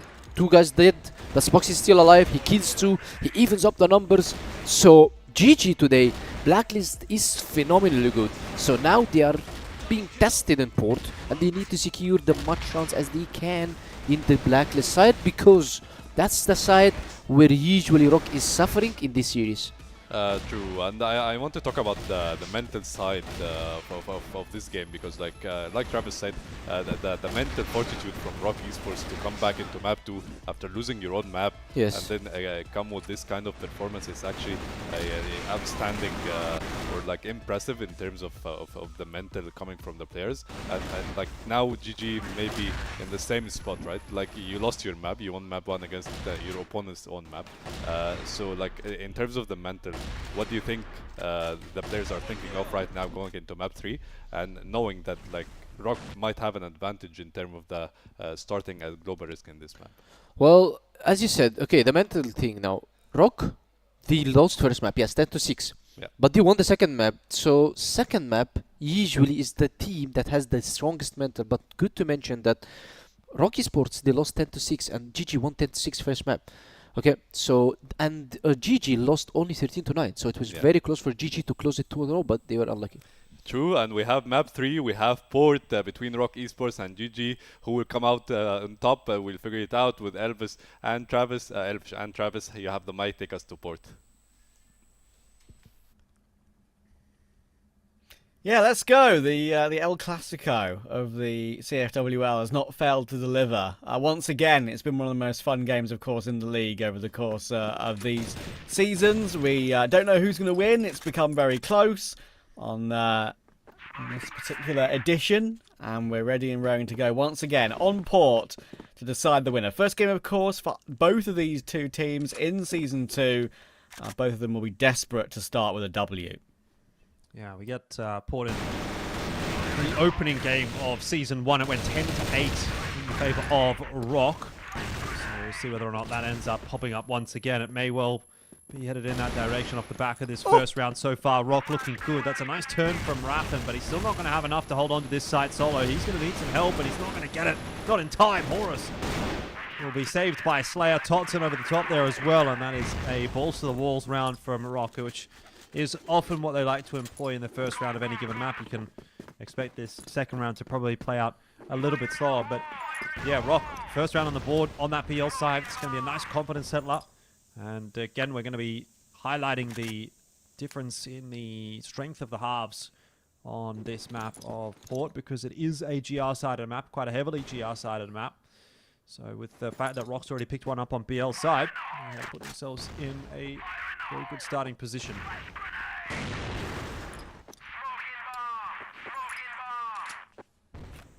Yeah. Ready, as you say, making use of their early pacey exchange. Raffin actually did incredible work to leap his way off the ledge on the sort of edge of the B site and then get one kill, but yeah, they're stuck in the corner. Was never going to be able to get more, and he was going to get swarmed every day of the week. Spoxy and Lineclaw playing off of each other. Looks like Horus, Totsin and Snake are already in raring to make this push happen through the gap in toward A-Long, and already they're going to deal with Flex pretty quickly. Spoxy needs a couple of kills. He's going to get those couple of kills. Oh, he's so good in this position. It's classic Spoxy. Could get 4, doesn't. Probably should have, honestly. That was pretty crazy. Saw down Totsin now. He's really low, and he'll get run down straight away. So they've got Spoxy to thank for their first round of the game.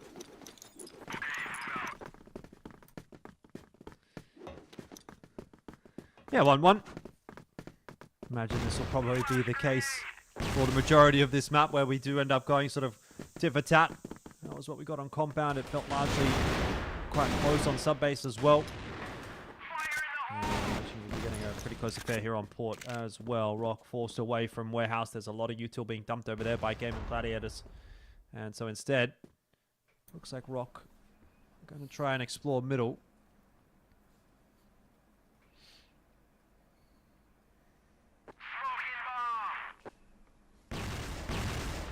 Pushing their way through. Gonna have to beat Zane to deliver. Once again he does. We've got a bit of support from Lineclaw as well in the meantime. Plex will find one more. Just like that, Slayer is last alive. And they're already getting hyped early in map 3 here, knowing that these holds being as clean as possible will just add to their confidence. And they're multi-fragging really nicely right now. They're having to kind of go above and beyond a little bit in a couple of these positions, of course. Spoxy recovering that previous round, and now Zane doing work here, but they have the capability to do exactly that. This is the expected result. You know, this is the way that it should be going. About 2-1 to Gaimin Gladiator on that GR side. Maybe a 6-3 half on GR side is roughly where you'd be thinking the pass score is. 6-3, 7-2, kind of leaning that direction for GR side. So if that's the way we're going to play things out, maybe you give Gaimin Gladiator one more here, or ROC pick the next one up, and then Gaimin Gladiator another couple.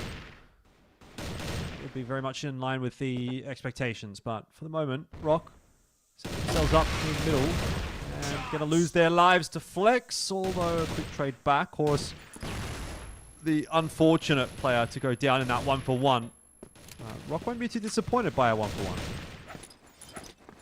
Yeah, that's okay for now.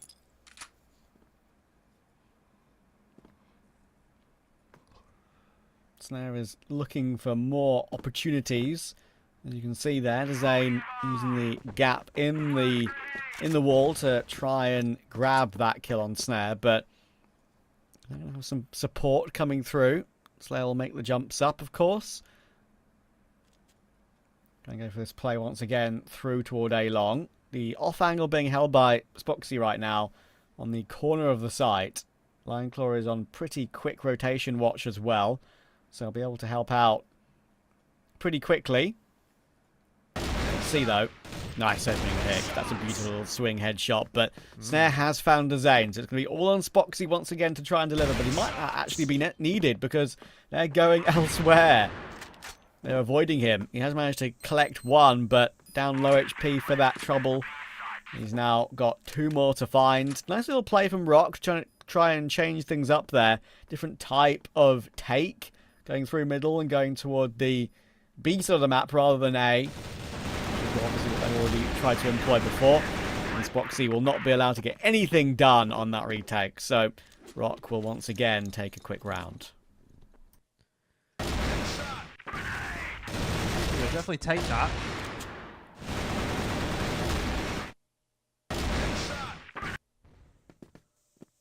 Every round you can get on the BL side is going to be a massive boon here for ROC.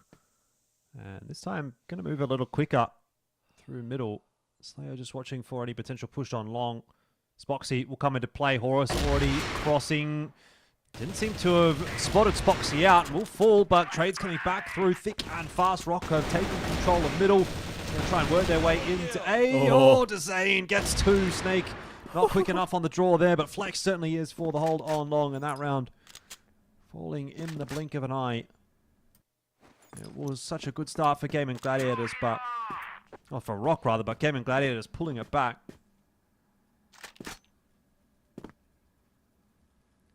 Yeah, once again, it is taking individual moments for Gaimin Gladiators to win these rounds, which you could say is maybe slightly concerning because you can't rely on that every single time. You know, ROC are putting a quick number on the board early game, which is, of course, very critical. And, yeah, Totsin, well, unfortunately for him, will get spotted out now. So there's no surprise for him in this 1v3 attempt. I won't count him out just yet, though.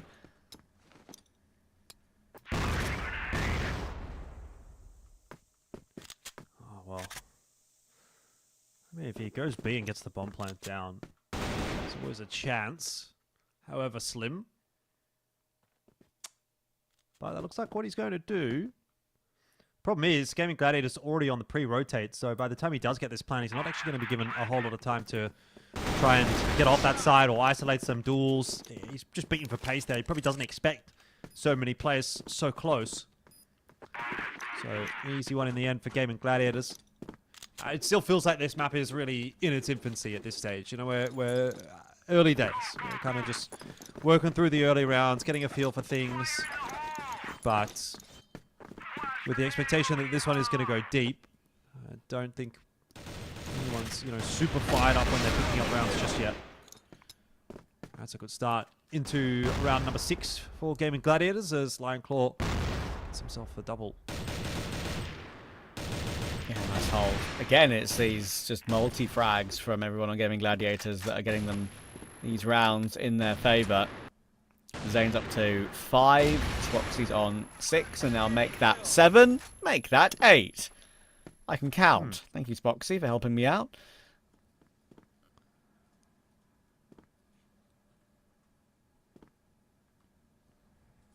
Always all need a bit of help sometimes. Especially on broadcast. That can always get away from you. Well, this half is maybe starting to get away from ROC a little. They were, I would say, even at one point looking like they were kind of keeping their noses in front, even despite the fact that they were on BL. But now 4-2 the scoreline, and Gaimin Gladiators really easing their way into this half and making it look pretty comfortable. Lioneclaw looks like he didn't even really know much about that second kill. They kind of just perfectly lined up for him. It happens that way sometimes. Those are the best. Yeah.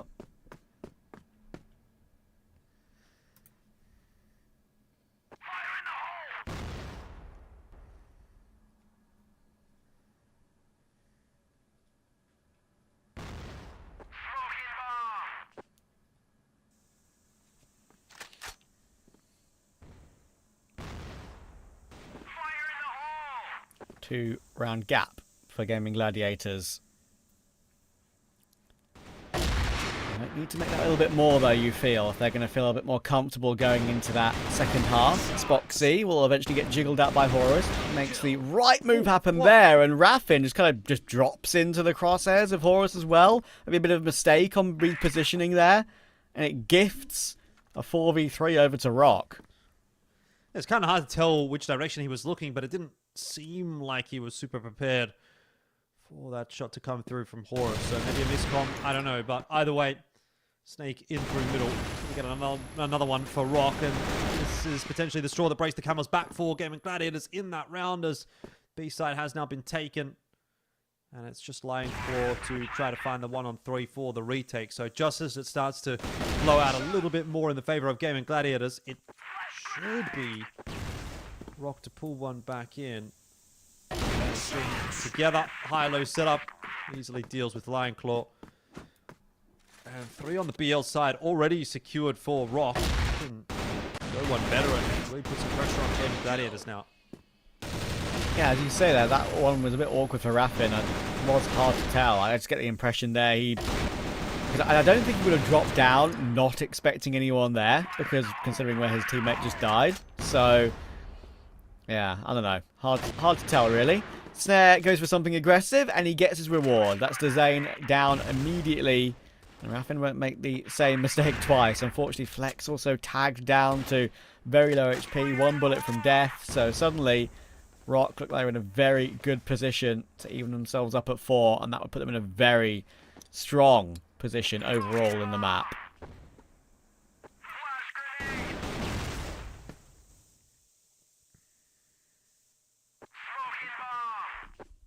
Yeah, it seems that's maybe within their grasp.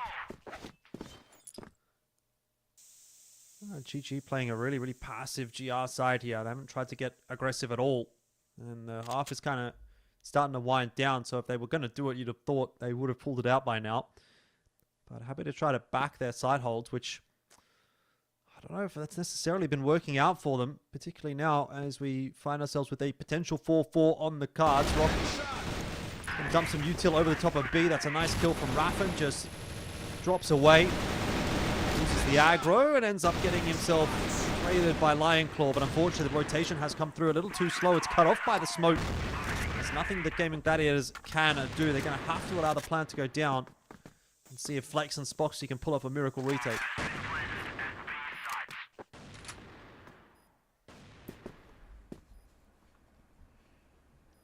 Every angle's being covered here. Flex is 1 bullet from death from earlier in the round, so he has to walk into his death, I'm afraid. Frustrating for him. And Spoxy is going to do the unthinkable. And then again, they can just employ this left-right high-low setup to make it impossible for him to get through. And that is just well communicated, well calculated from ROC.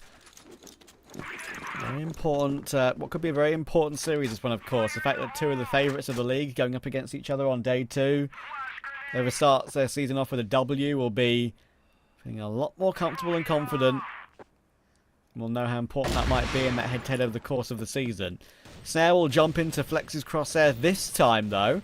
So finally an opening for Gaimin Gladiators to work with once again in the final round of this first half. They really, really need the 5-4. I'm always thinking it's maybe too far gone already, but let's see. Yeah, that 5-4 is still an absolute necessity.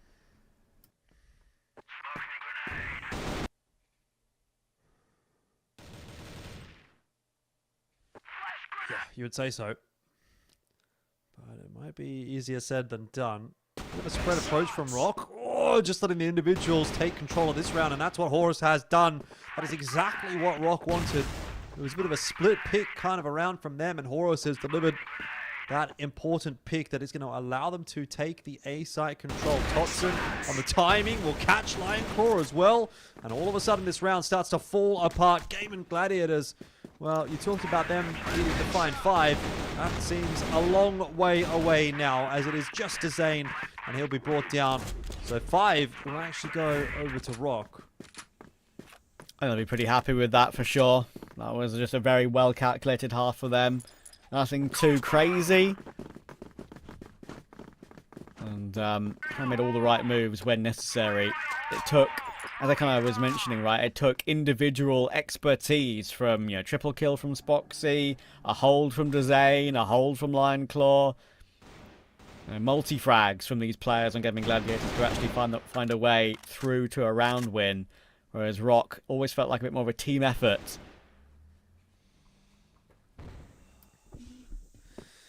Well, dire straits, I'd say now for Gaimin Gladiators. They've got to find a way to lift. BL side from both teams has been pretty good today, though. Maybe we're reading too much into that 5-4 scoreline. Let's see what Gladiators can do to start things off. While they wait for ROC to get aggressive into middle. That is a set strategy that they seem to have been pretty aware of. And Gaimin Gladiators make short work of ROC. That's a game of maybe rock, paper, scissors in this instance. And it looks like Gaimin Gladiators have come out on top. Yeah, who knows? Maybe we're in for a bit of an opposite day when it comes to that. Snell will get dropped on from behind. That is a comfortable frag. And immediately back even again. And it's funny, right? We had, I think, 3... Well, I can't remember if actually it was 2. I think it was definitely... Never mind, I remember now. It was all 3 games yesterday, right? Before Anubis streaked clear and won in map 3. I'm pretty sure all 3 games were at 1 point 6-all in the 3rd map. So we could have a chance today. We could have 4 out of 4. Possibility. Certainly not what ROC would be hoping to see. I think they'd like to just pull ahead in some significant way. A little bit more of a safer approach this time from ROC. A bit more standard fare from them. 2-2-1 split. ROC have a couple of players dedicated towards that mid-hold, but Gaimin not up to too many shenanigans at the start of this round. Happy to, again, take it slow and see if they're going to get that aggression out from ROC again. It's not going to be the case this time around.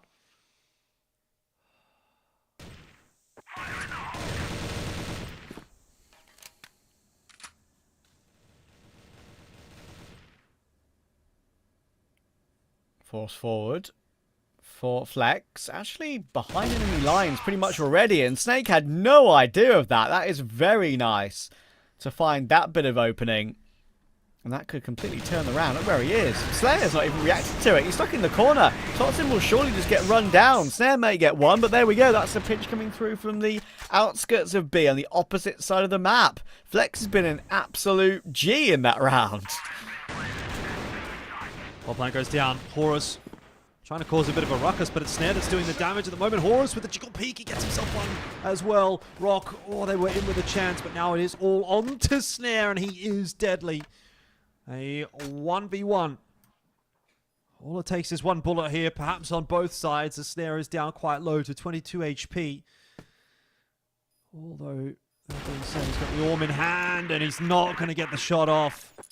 So, Gaimin Gladiators holding on for the moment.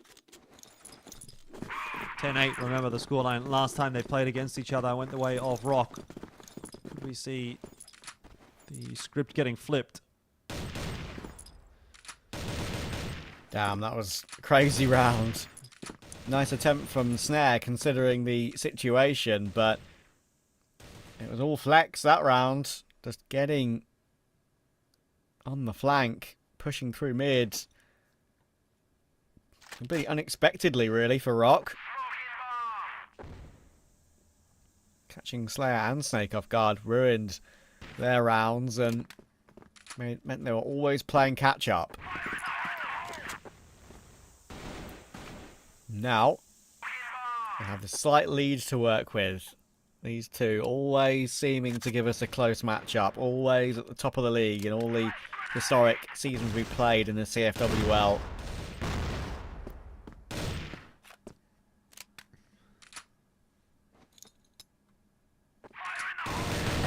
Oh my goodness, Flex, how have you got away with your one there? You had 3 players facing you. That's crazy. Yeah, should not have been that easy necessarily for him, but ends up getting traded down anyway, and that's the benefit of the 3-player swing. But hasn't really prompted a whole lot out from either side, apart from Horus just hanging around here in middle. A little bit of a push out now from Totson into the mid connector, and he's Not seeing too much. If he continues to have a look there and even goes further and sees into mid, he could have called this rotation early. Not that it seems to have mattered. Snare, Horus combining to hold on to that A-bomb side and make it look very easy indeed. That'll be a 6-6 scoreline.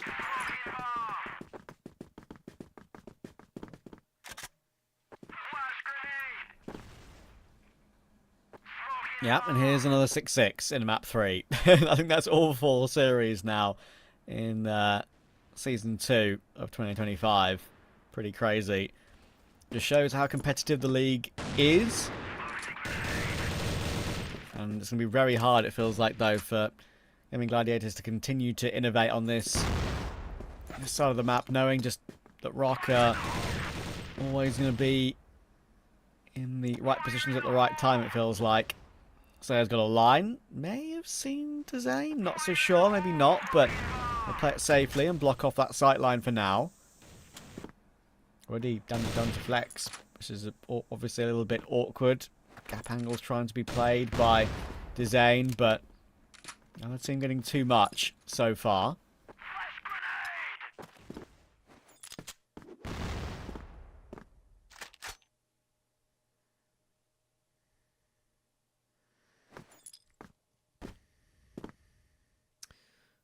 Yeah, 4 on 5 in this one for Gaimin Gladiators, so see if they can take advantage of that. Slayer's going to change his position up in onto this site. That's a sharp shot. Dezane's going to go down. That might be what ROC needs to convert around with a disadvantage. Slayer for 2. He's got a pistol out now and he's looking for more. That's a third from Slayer. And he's given them the advantage despite coming into this round. Numbers down. Flakes for 2 though. Pulls it back into the 2-on-2. The 2 duos to try to close this round out on either side. And it might just be Gaimin Gladiators to get themselves one more. A stroke of luck.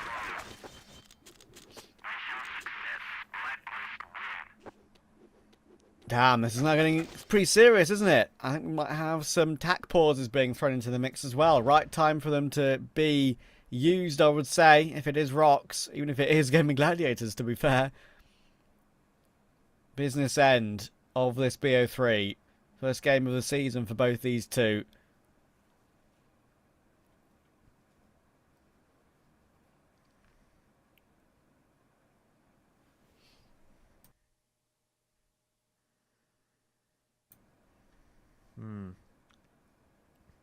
Well, of course we'll have a pause as everything is sorted out in the server.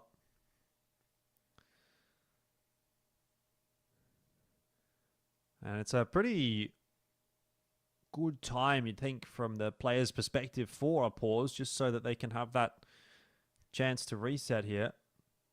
It's pretty close, it's pretty tight. You can see Horus there with the arm sleeve. Are you a sleeve gamer? I've never used one, actually. No, I've never used one either, and I don't think I would ever, maybe unless I was like in a different setup on LAN maybe where I wouldn't have this option, but at home I've never needed it, mostly because, one, my arm never usually gets too sweaty anyway, but two, I game with like my elbow on the armrest, right, of my chair, and my wrist and slight part of my forearm on the mouse pad. It's not like, not much of my arm is on the mouse pad at all when I play anything. So, yeah, I'm a bit more of a wrist aimer. Most of my forearm and my elbow is on the armrest. So, I think if I use that, it would basically be to keep my hand warm if it was a cold day. Yeah, I wonder if it's it could be to do with whether or not you're a wrist or an arm aimer, actually, because I would say I lean a little bit more to the wrist side as well, although I have somewhat lowered my sense in more recent times. But I still wouldn't say I'm a heavy heavy arm aimer, so it could potentially be down to that as well. But enough of that talk, as we're back into game 7-6, the scoreline. And again, I will remind you, the last time they faced each other, it was 10-8 favoring ROC, and we're kind of headed in the direction of another 10-8 here. Maybe in the opposite direction. So Gaimin Gladiators looking to make amends for dropping their map of sub-base and hoping to do so here on port.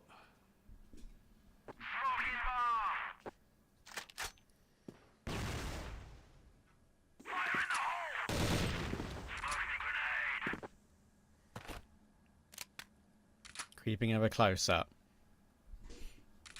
ROC have been put under a lot of pressure in this game.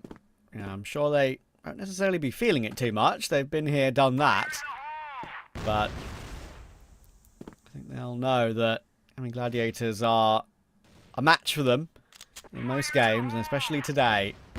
They're on the tougher side, GG here, but still got that 1 round buffer. Now we're moving the bomb back toward the outskirts of B, and right now ROC have actually gravitated away from that. They've got 3 defenders over toward A with a mid-watcher of Totson. So if Gaimin Gladiators were to push now, I don't really see what Slayer could do to hold them at bay. It all depends on the timing. Flex has gone down to Slayer on that first pick, but he needs more. And it might only be him. But it might not matter because he's doing a great job at the moment. He's got 2. The bomb may get planted, but it's a 5v3 retake for ROC, and I would favour them here. Yeah, the irony of it is you've sort of said it. I'm not sure what Snare could do to hold on to that site. Or Slayer, rather. You know, what could he do to sort of keep them at bay? Well, he couldn't keep them at bay. You know, he gets 2 kills and they still take the site. So, what are you going to do? But yeah, you're right. A 5v3 retake, it should be pretty comfortable for ROC. And it is in the end as they kind of just swarm their way in. Brilliant stuff from Slayer. Not enough to stop the plant from going down, but more or less sets them up for a round win, and that will keep them in the conversation. 7-7 will now be the scoreline.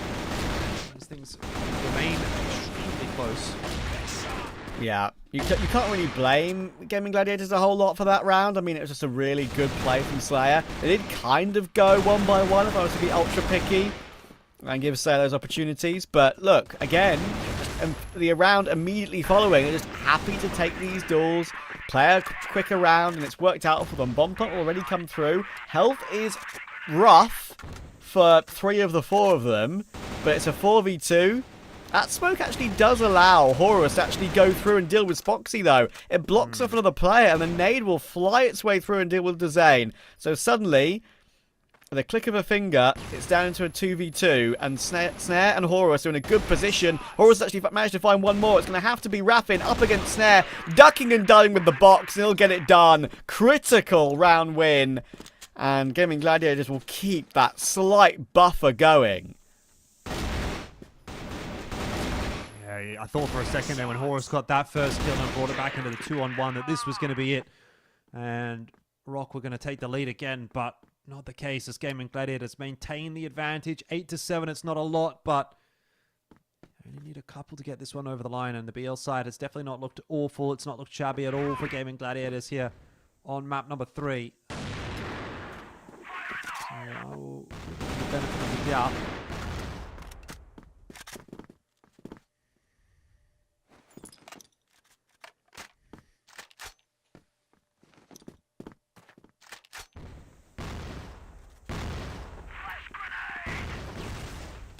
Can they get to 9? Can they get the relaxation somewhat of knowing you've got overtime at least secure? Or ROC keep them in this pressure situation of a close game, of a locked game? 8-all. If ROC are able to hold this side of the map. All 5 players are here ready and raring to go, looking to swing wide. Horus is looking to fight. Will only go 1 for 1, so it's going to have to be Snare on site. We know this is his happy place. He gets so much work done in this position, as do most Orm players, but still, he does find his 1, makes it a 4v3, and will force Gaimin Gladiators back away straight away. Yeah, I mean, I think you would forgive them for backing away when you see Snare set up there on the A bomb side, but I'm not sure what they expected, to be honest. Slayer with that push out. We're hoping that Lionclaw was going to be able to find that kill. That was kind of what Gaimin Gladiators was hoping for. But they don't get the result in the end that they needed. Still a swing on for Totson. Expecting the swing through from multiple. Holds down the trigger finger, and that's ROC. Back into 8-8. Neither team can get away. Neither team can create a 2-round gap. Back and forth. Totson with a great job at the end there. It was obviously an angle that he was favoured on, but he still had to deliver the control of the spray. So, here we are. You mentioned last time these two teams played on this map, it was a 10-8. Could be a 10-8 again, or we could be going a little bit further than that. We've got exactly what we kind of expected from this game. Maybe not in the pattern we did expect, with the fact that Gaimin Gladiators won map 1 pretty comfortably, but great performance on map 1, a close map 2, a good recovery from GG before ROC got it over the line. We've got a close map 3. Almost as expected, just in a slightly different pattern. And oh my goodness, the timing from Horus's push is a great catch. He's managed to find Flex on a really frustrating timing. Surely the trade will come through from Lion Claw, and it will. He was a little bit too deep on that one, maybe Horus. Maybe could have fallen back and kept the advantage. But 4v4 at 8 all.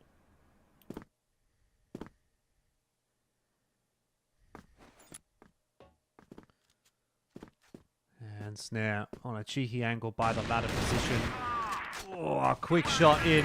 Lion Claw going to go down, but Zane catches Snare on the repeat. They've also seen Snake working his way back up into the A bomb site. They are aware that there's a hold on A. And so they're going to try and test the other side of the map. Slayer watching and waiting to see if he can catch anyone in transition, but hasn't seen a cross just yet. So going to go hunting for information elsewhere. Oh, this is going to be good. I think I like this angle from Snake.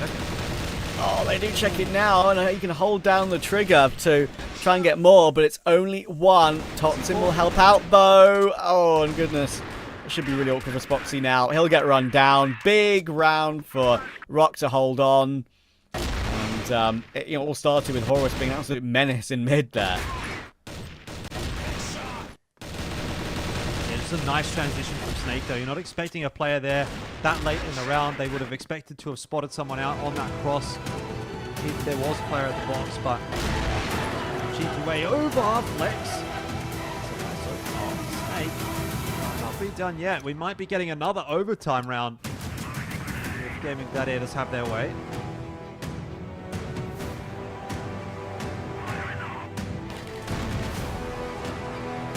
Through the smoke. Slayer will see that. Remains for ROC now, so they want to go aggressive somewhere. And they know they've got overtime intact, so they want to try and push, try and win the game here and now by playing on the front foot, taking the initiative themselves, rather than let Gaimin Gladiators set up and try and get OT. We'll have to see. Right now they are leaving B open and more of a stack over toward A, but they will keep rotating the player back round, swapping positions. We'd like to see ROC go for something a bit more crazy here, but I'm not sure that's going to be the case. 1 minute 15. And the Gaimin Gladiators are ready to go up toward long. In the open as Horus, he tried to move his way forward.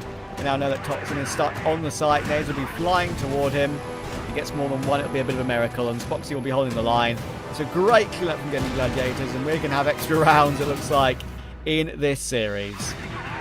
10-8 in sight right now for ROC, unless Snare pulls off an absolute miracle of a round. He's got 36 seconds to do it with. Trying to isolate some of these rules, and to be honest, he's not even given the chance to isolate one or two, but won't win them. And so, of course, as expected, we do end up OT. ROC just not able to get it done in the last round here, so still an opportunity open here for Gaimin Gladiators. It doesn't really matter how you win these series in the regular season. As long as you do get the win, you get the points out of it. Speaking of points, it's important for Gaimin Gladiators to have a good season here, because they only took third last season in Season 1, and Anubis actually kind of pipped them to the post and took second. And look, it's unlikely, of course, that Gaimin Gladiators would drop too much further than third or fourth, let's say. Yeah. In which case, they should still be pretty comfortable to make it through to EWC and CFS. But just in terms of the context of how important this year is, first year which CrossFire is partaking in EWC, that's a really big tournament, obviously. A lot of teams from all over the world going to be competing at that one, and you as one of the top teams in the West League want to be ensuring your participation there, but also these 2 seasons of CFWL, setting you up for your road to CFS later on in the year as well.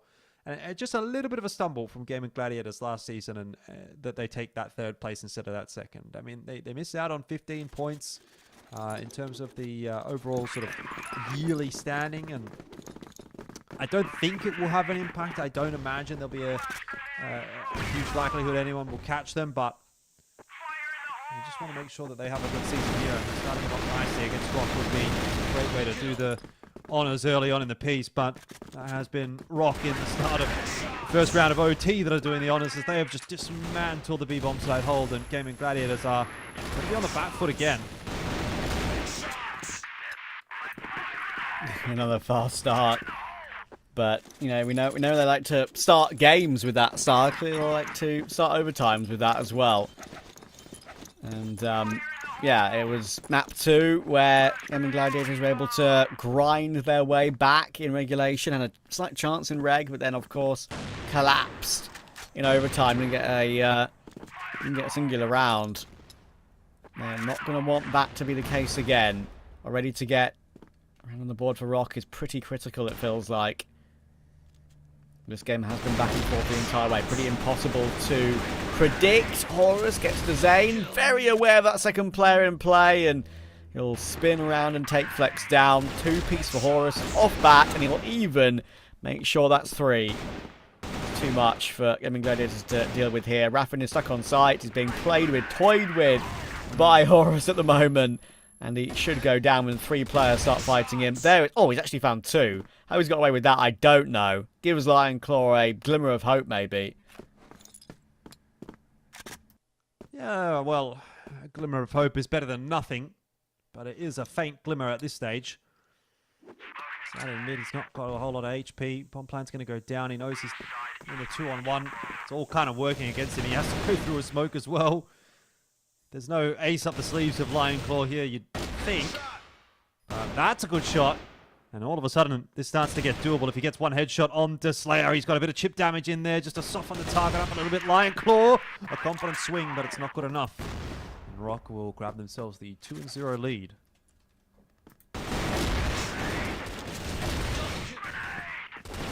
It's falling apart again at the last, it seems like, for Gaimin Gladiators. Nice attempt from Raffin, and the fact he's able to get both here is stunning, because he pretty much dies at exactly the same time he gets that second kill. And look at this, immediately into the action in the following round. And straight away, we're into a 3v3. Quick 2 for 2 for both. Plant down on B in the matter of, what, 20 seconds, if that. So it's going to be a tough retake for Gaimin Gladiators. ROC really turning up the wick in overtime here. Once again, just like map 2. I'm going to try and get a clean sweep on the half. That would surely put Gaimin Gladiators out of this game. But hang on.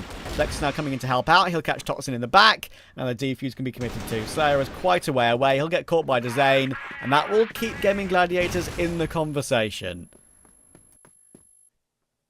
Yeah. Is it enough, though? I mean, just the one round in the first half of OT. Starting off on the GR side there as well. You think you'd want more.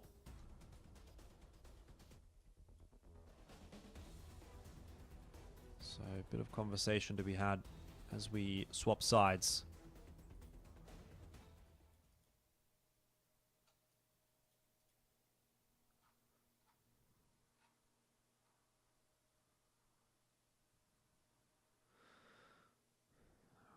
For me, looks like ROC maybe more comfortable, the more comfortable of the two teams at the moment, which is to be expected.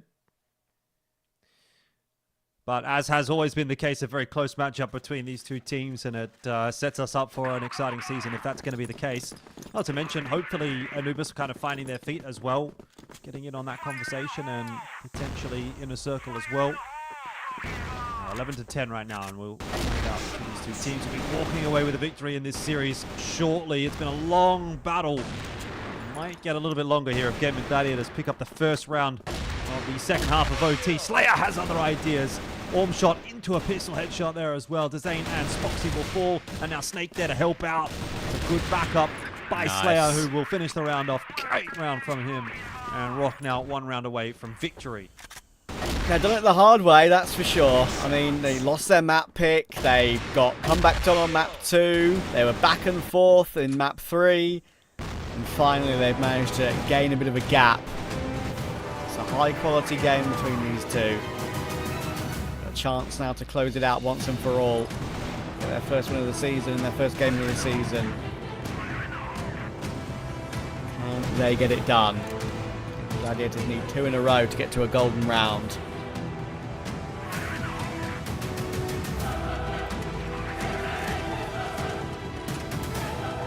Back, let's be quite honest with you.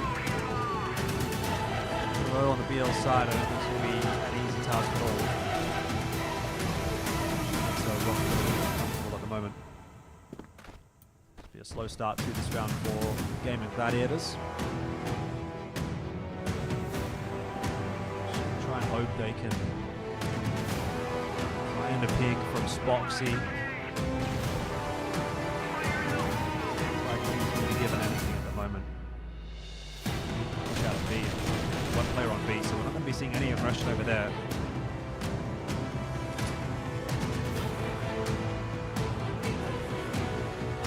Can they stay up? Can they stay alive? Minute to go. Not really much gain at all in the first minute of the round for them. Not really any intel whatsoever.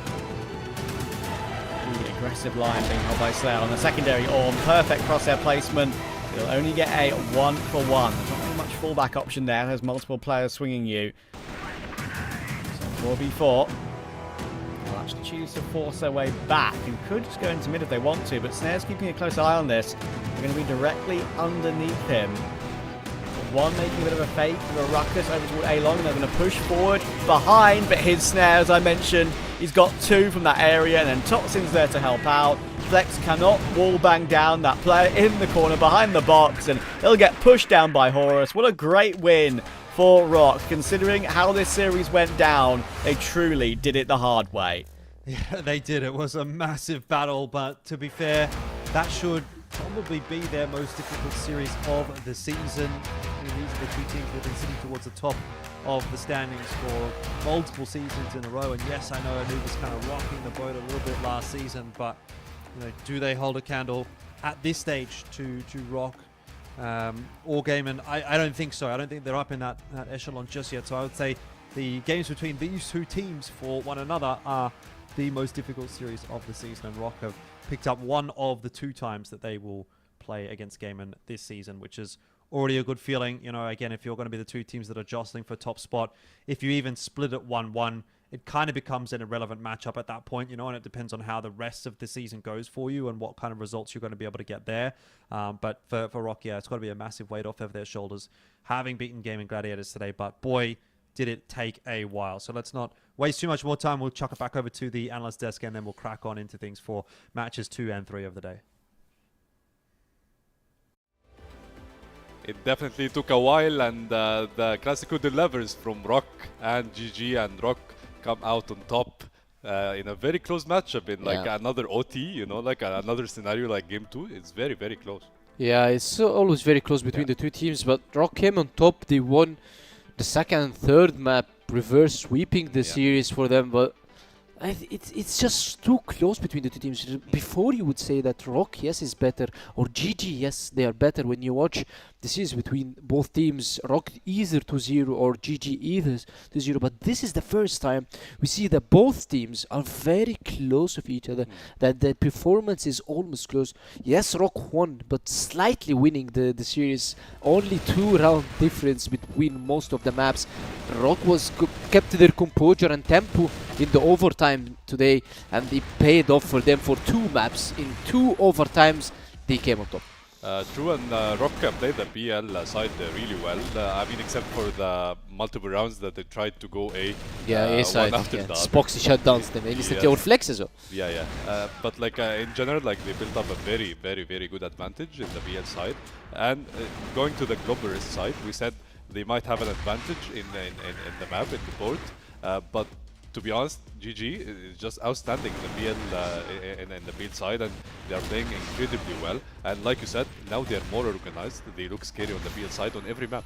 Yeah, exactly. Because usually when we watch it, GG or former LCK roster, this roster for us now, they usually struggled a bit on the blacklist because maybe of the double ohm setup from Flex. Yeah, sometimes it pays off, of course, but again, it's such experienced teams like ROC. Sometimes it's not that much worth of having double ohm. So now they adjusted this. We've seen Flex taking the rifle multiple times. We've seen him trying to go first and get the kills, and also the M41. Let's see the set summary screen now. On the screen, Snake, he played very good, phenomenally good in the first two maps, Yeah. but now he didn't have that much map. We've seen him good flank the mid multiple times. I wanted to highlight this, but now it's seen on the set summary now, because I've watched the game. Snake 2 or 3 times he died in mid without a single fight. The guy sneaked, Flex sneaked 2 times, and he killed him 1 time in a triple peak. So he didn't have that much good map. But look at Todzin, man. We asked for Todzin to deliver, and the last map the guy delivered phenomenally good. So I guess in my opinion the MVP can be Horus or Snare, because consistently among all the series, of course it can be someone else. But looking also at GG, the guys played very good. They are not very much down on the KDs, but slight changes in movements, and also some clutch rounds from ROC which closed the series for them. Definitely, it was very close, and you cannot deny that GG like showed a very solid performance, and these teams always deliver. And like you said, Todzin delivered when the team needed him, right? Exactly. Like in game To 3, close the most important game, yeah. Exactly. So like ROC Esports, it definitely means a lot to them. You can even see it on the players' cameras after the game. Like their Classico against GG, it always means a lot, because like maybe, I mean, Anubis now are coming out as a contender as well, but Yeah, like, exactly. Beating GG as ROC, it definitely means a lot to you. Yeah, for them to keep the first place until, as you said, they started very strong in the West League. They played one of the strongest opponents, to be honest, on the first game. But GG also they always give us such fights. But GG now, they shouldn't be upset at all. These guys were only 2-3 rounds, in sub base of winning it 2-0. So they were not that much behind. It was not such a stomp from ROC Esports. So I'm saying those two teams, they are showing a very good individual and teamwork performance, starting from the first game in the West League Season 2. True, and what a performance! What a show from the first game from the two teams, right? Like we saw a very close day one from all the teams. Like all the series are 2-1 until now. So it's very good to see how competent like the league is, and how close the teams are from each other. And I think this can slightly, or like one by one, like increase the performance of each team, because like when the teams are very close to each other, they have to improve. Exactly, they have to improve and increase the competition between the teams. And we have our MVP Slayer for the ROC Esports versus GG series. Yeah, we've seen Slayer with his crazy Ohm shots. This guy, he secured a lot of entry frags for his teammates with the Ohm and Global Risk, but also we've seen him how he's hitting his shots with Ohm and Port, and he's getting kill and second, but still ROC sometimes they failed to secure the round or close the round even after his kills. But single-handedly this guy, and also if you're mentioning Compound, which we've seen right now, they won only one map on Global Risk. It was because of this man, the round in front of our eyes right now. So he definitely played very well in all of the series, and he deserved to be the MVP.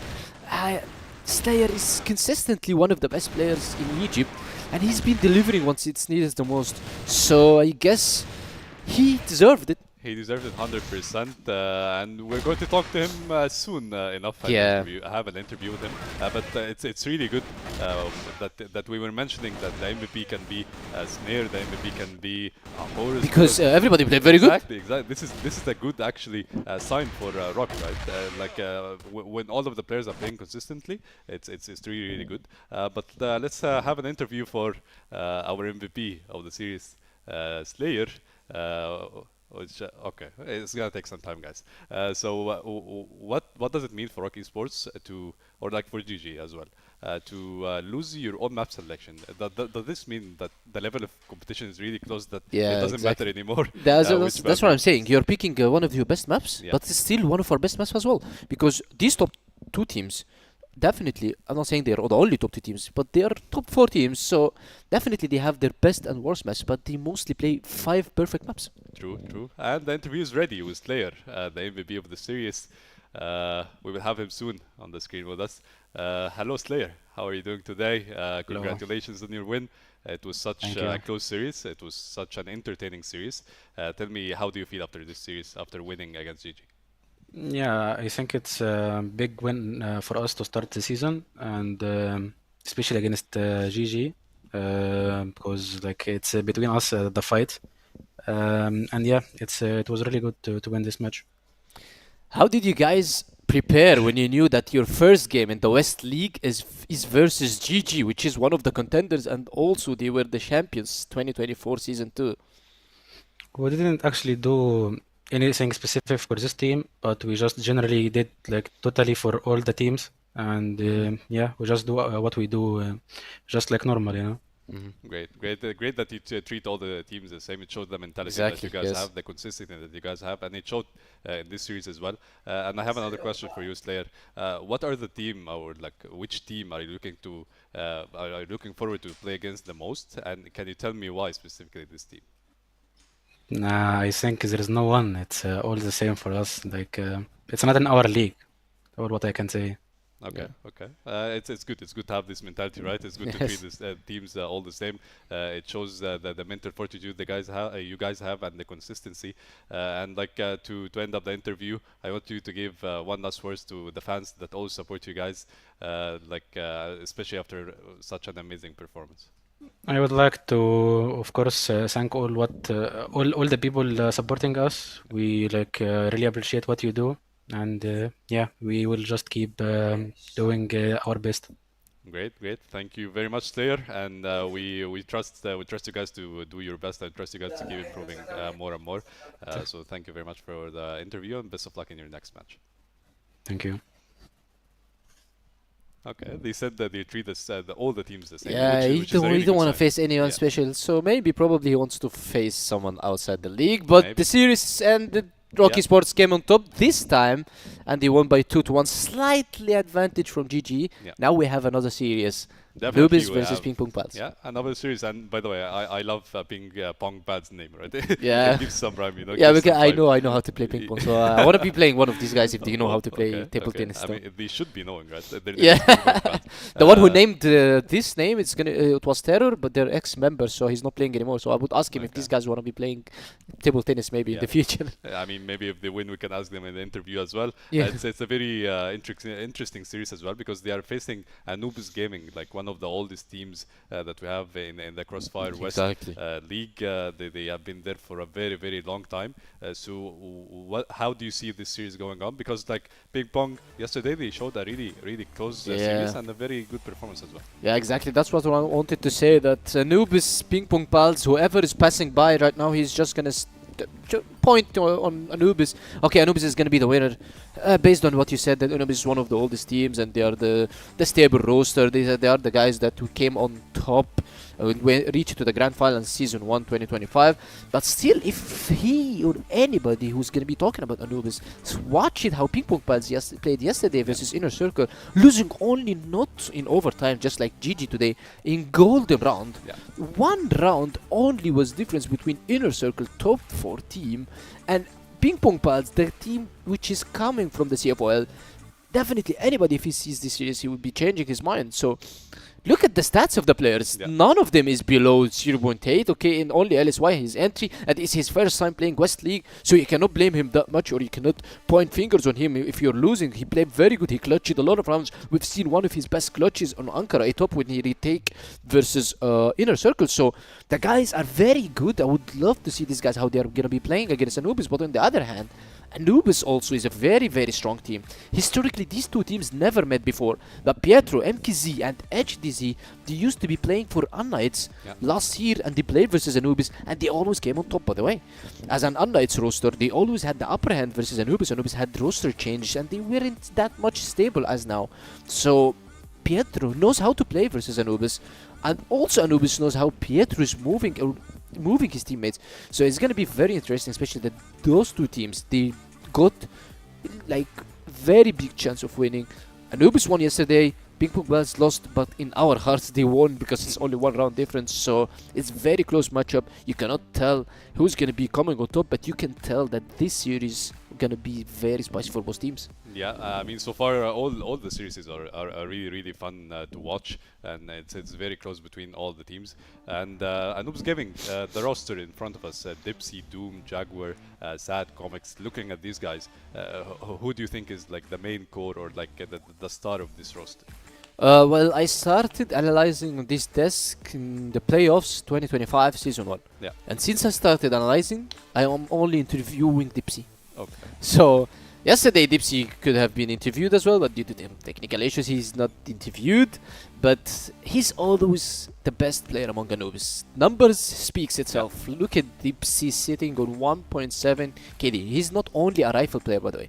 He's the hybrid player that you can be looking for, because he's the guy that he can hold your arm, he can take the M4, and he's entering with the AK. So he's one of the best players among all the rosters. Secondly, also I want to be mentioning Comics. This guy's been insanely good in the last days, and the guy is just it's his first time officially playing West League, because he played one time, it's just 2-3 games, he was subbed out instantly. So but now he's officially been playing the league. The guy is a young talent.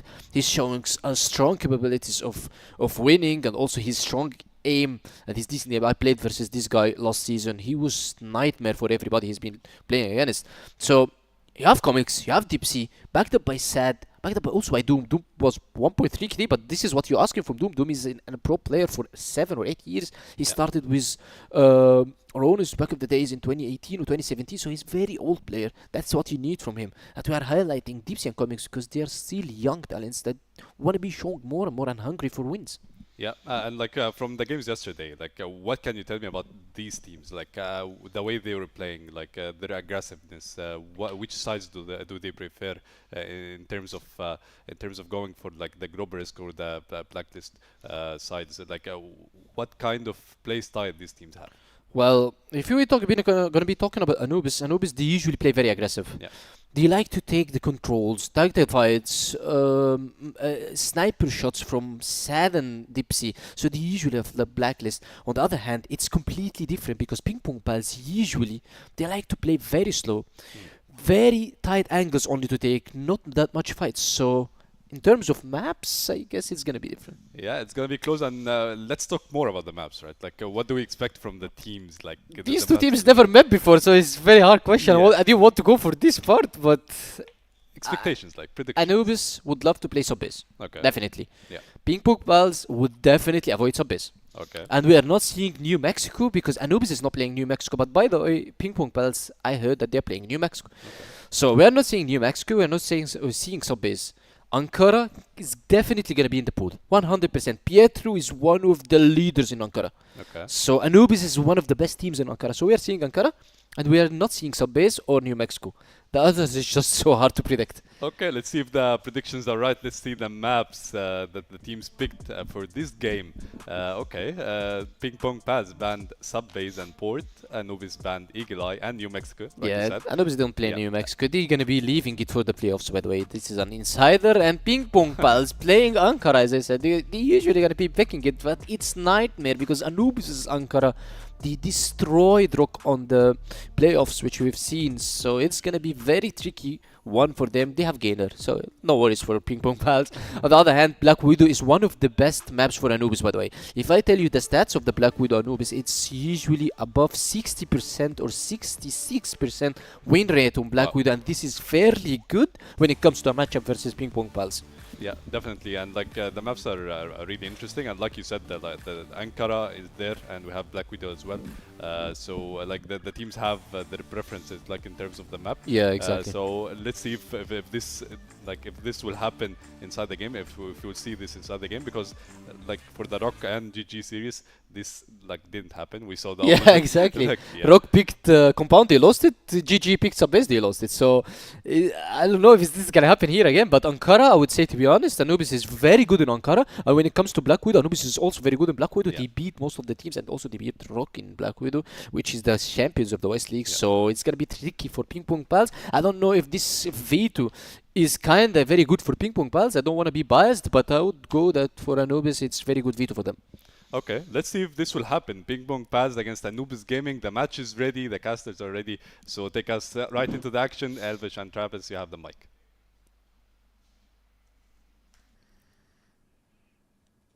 Thank you very much, and I'm honestly very much looking forward to seeing PingPongPals play again. Not only are they a fun name to say, even if a bit of a tongue twister, they've got a couple of players, of course, that we saw incredible things from yesterday. LSY had a bit of a generational debut, honestly. I think it was map 2. I think it was Eagle Eye he played. Just a superb performance from him against InnerCircle yesterday.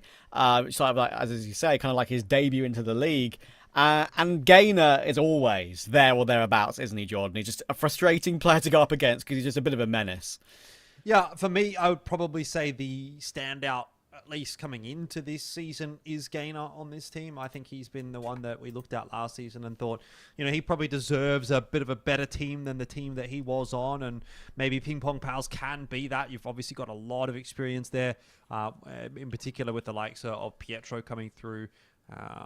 Moving out of his former team, he probably wouldn't necessarily be super happy with the move here necessarily. I think he'd probably prefer to still be in one of those top 4 teams, but you have to deal with what comes. MKZ as well, someone that has been kind of kicking around quite a bit as well. So I don't know. I'm not sure necessarily what to make of PingPongPals at this stage. We've obviously only seen that opening game from them. I think there's definitely some positives to take away, like you said.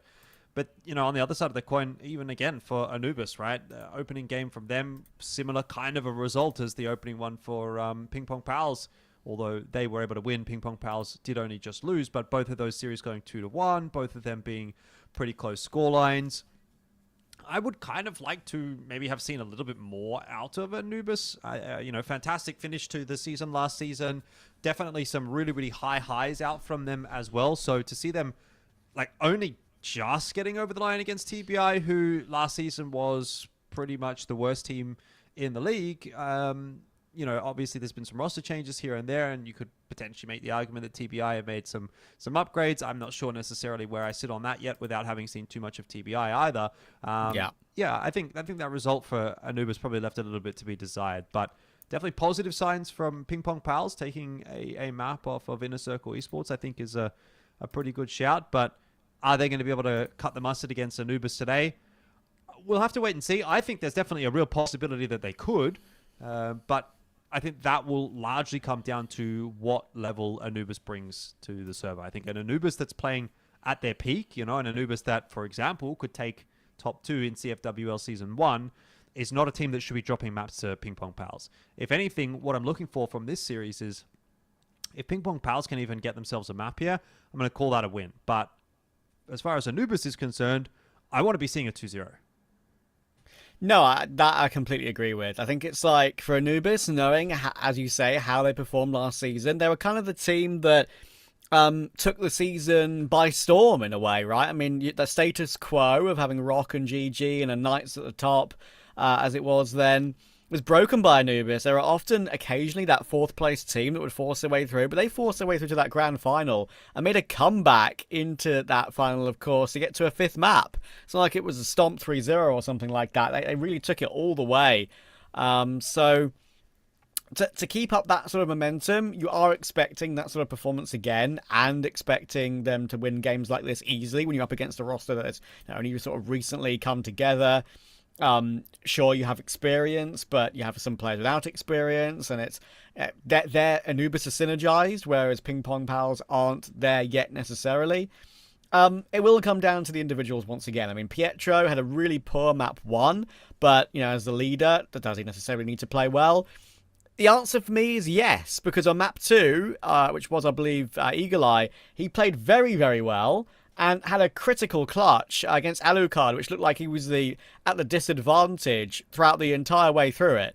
So, he was low HP, Alucard was in a good position, and Pietro still managed to find a way to win it out. So, if Pietro plays well, if LSY has another great performance, you can't necessarily rely on that every single game. But I think there's one player you can rely on. It's usually Gainer to be that guy. You've talked him up already. I've talked him up. It's kind of just everywhere, right? He plays aggressively. He plays kind of on the front foot every single round, I would say. And usually that style he plays is played with a calculated manner to it as well. It's not just like mad pushes which, you know, work because they're unexpected. It usually plays them to a pretty well sort of stabilized effect. So yeah, I think it's going to be very tough for PingPongPals to win here today if Anubis play like we've seen them play before. But as you say, I would not be opposed or surprised if they do find a map. Yeah, most definitely. But looks like we're just waiting a little bit to get this one underway in the server, so not too sure exactly what the concern is at the moment. We'll get that one sorted pretty quick, smart, hopefully. I mean, I agree with a lot of what the analysts were saying as well around Anubis. I'm looking at someone like Dipsy to hopefully be the front runner for them. I think, again, if Dipsy's going to be having a good day, then Anubis is going to be having a pretty good day. And for me, a lot of this season around the back end of 2025 in terms of CFWL is probably going to be a question of will we have a big four as opposed to a big three. You know, if you go back and look at previous seasons, it's always sort of been 3BL, LCK, and Unknights, or their various roster change, organization changes of ROC, Gaimin, and InnerCircle, respectively, as kind of like the big three, if you will. Yeah. And Anubis have kind of been in there last season. They did well for themselves. There was a previous season as well back in 2024 where, you know, it looked like they might be kind of like on the rise, but I think they didn't quite kind of hit that mark necessarily. So they've been a bit of an inconsistent kind of up and down force. And I think the previous season 1 of 2025, was kind of like the first time where I really started to feel like, okay, they're actually a proper threat. And now I want to see that they can solidify that and actually maintain a very, very strong hold, certainly on at least a top 4 position, but even, you know, going further forward, looking at a top 3 or a top 2, if that's on offer for them, I think at their best it definitely is. So it's just about whether or not they're going to be able to hit that on that same kind of consistent basis as the likes of the ROCs and the Gaimin Gladiators. So we'll find out. Keep that in mind as we head into map 1 between Anubis and PingPongPals, which will be Ankara. They better play ping pong, otherwise I've been sold up the river on that one. So we need proof of that. Where's the ping pong content? Give it to us. Firstly, though, we need to see content on the server, and it will be PingPongPals already set up on the defense, of course, with LSY and HDZ. Those two that have been putting in some really big work yesterday. Especially LSY had a first half, as I said, on Eagle Eye, which I think was pretty remarkable. I think he had like 17 kills or something crazy. He's constantly delivering multis and openings.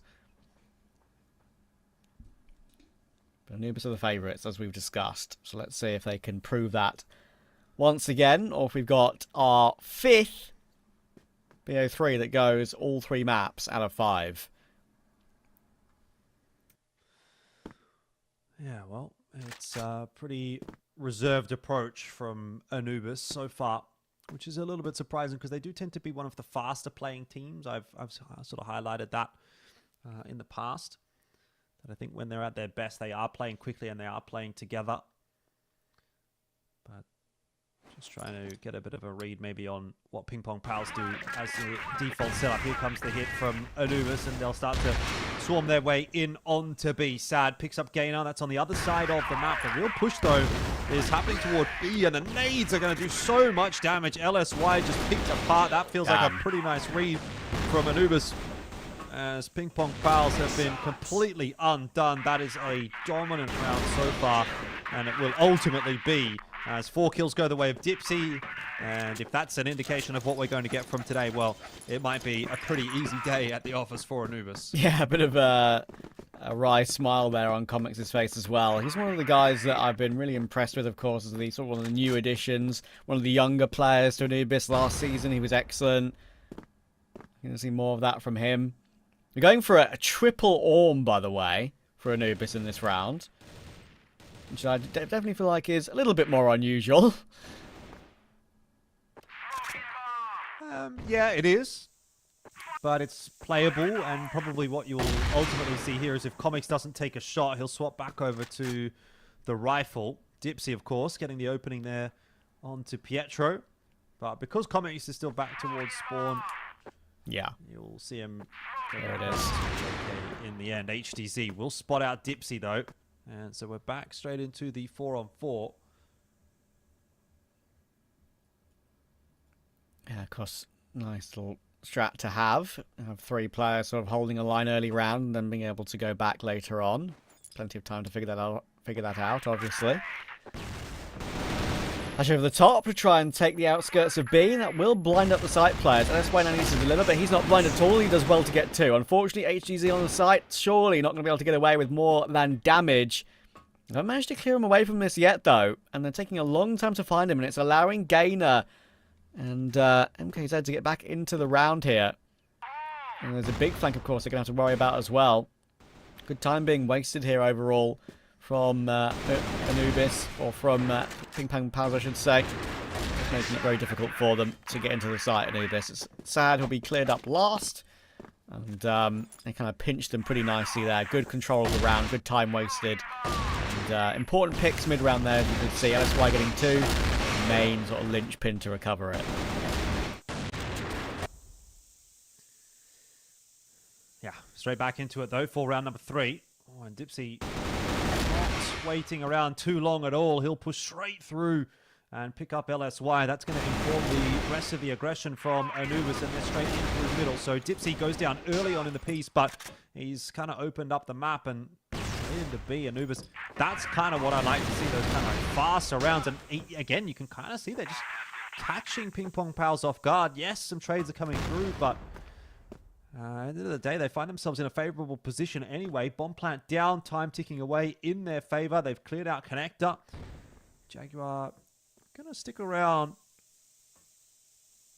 but ultimately deciding that there's maybe not a whole lot coming from that position, and he'll focus back in on Hotel. Sad spotting that push out, needs to be careful. Actually jumps back into the site. That's really big from him, but Jaguar can't get anything done. Needed one there on the cross. Timer factor here.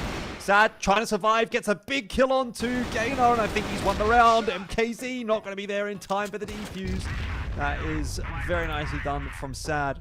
He didn't have many win conditions, but one of them was just surviving. Yeah, good waste of the clock there at the end. Quite well played overall.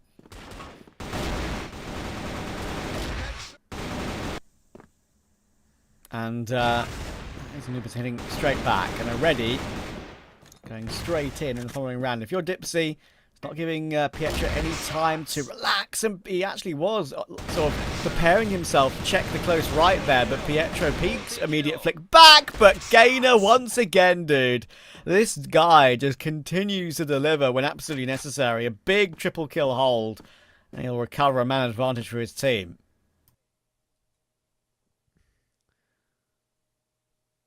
A-side still left open though, and Anubis could well walk in there if they wanted to.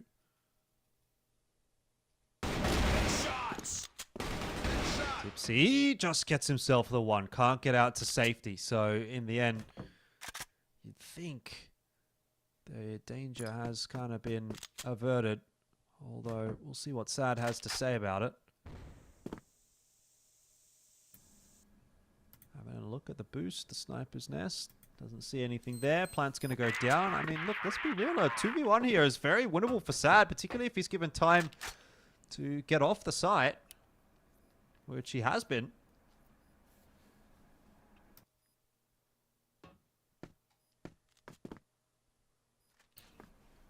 Can Sad do something with this then?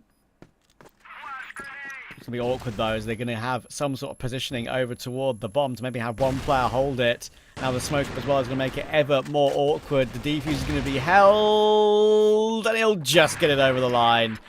Yeah, that's frustrating for Sad, but I would say pretty much did his best considering what PingPongPals put into practice there. Getting the smoke down, having a two-player retake obviously, and it was well figured out.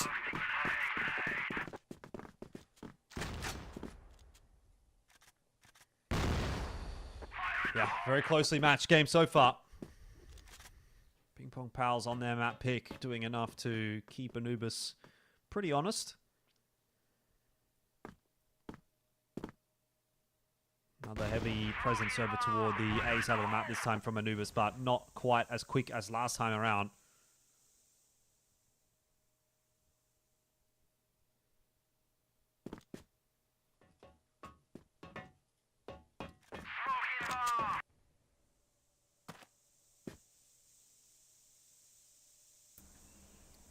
Pushing forward together. 3 players. Have to put some pressure on B again. Only Pietro to have a quick look at that. And actually just his presence alone will keep them at bay and will decide, will make their mind up to not go toward that area anymore. So back to pick up the C4. It's a little bit of a feel out there for Anubis, and PingPongPals kind of have 3 players around a similar position to try and help out here. With HGZ and MKZ together. Again, it's only 1 over toward A. LSY this time. It was Gainer before. Playing underneath the stairs. Common position. He's about to have 4 players come his way.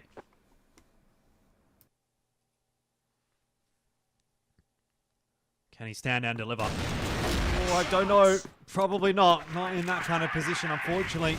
His angle cleared a little bit too easily by Sad. Comics with a nice headshot onto Gainer as well, and that rotate is being held down by Dipsy. Eventually, he will be dealt with, but Botman hasn't gone down yet, surprisingly enough. I'm not sure what Anubis are waiting for. Maybe they're still a little bit worried, concerned about that retake through from CT. In the end, it's not a concern at all. And so that will be another round on the board for Anubis as they keep their noses just in front slightly, but again, this is lining up to be a pretty close-looking series. Yeah, the little lineup possibility there for PingPongPals on the retake. Crazy to work out and in their favour, but still just didn't get all the information that they wanted. That player crouched behind the box. Pietro's doing a great job in mid here. He's actually got a couple of kills holding the line.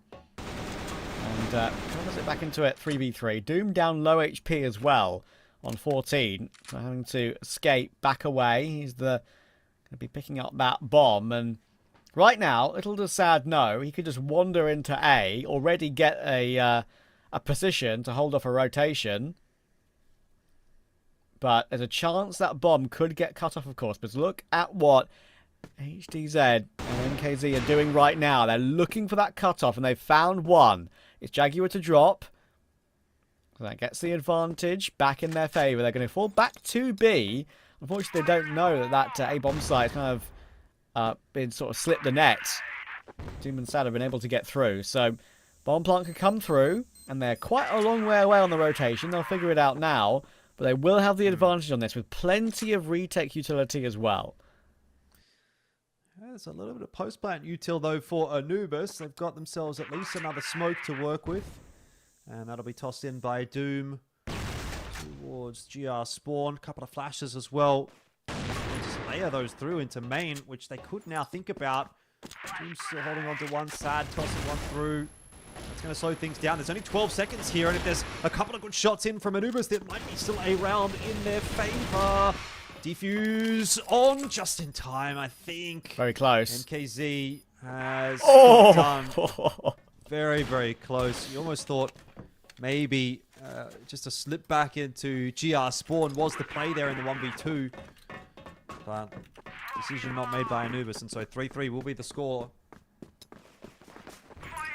I mean, did my eyes deceive me there, or did the clock go down to 0.04? I think it did, right? Yeah, probably.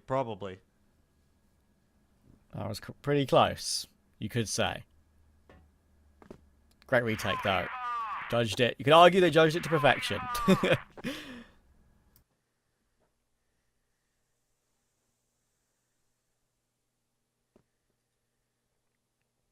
Well, either way, it is a map where you can get the job done on either side. So both teams kind of upholding their end of the bargain here as we lean towards a 5-4, the way things are headed at the moment.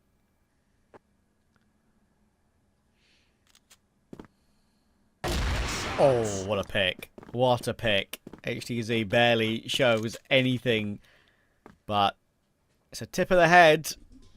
And you can't show that to Dipsy. He'll take it every day of the week. Up to 9 kills alongside Sad. That duo's got 18 between them. It's going to force PingPongPals to look for a peek by the looks of things. And Doom wasn't ready for that whatsoever. Pretty crazy spray there on the mid-jump. But Gainer can only get the one. Comics will run him down. And that's going to be a 4-3 lead for Anubis. Yep. And the rounds that Anubis are winning look really, really clean. Rounds which they're losing are generally quite close. They're coming down to 1v1s, they're coming down to clutches. So I do have to wonder. PingPongPals feeling a little bit more hard done by with the proceedings so far.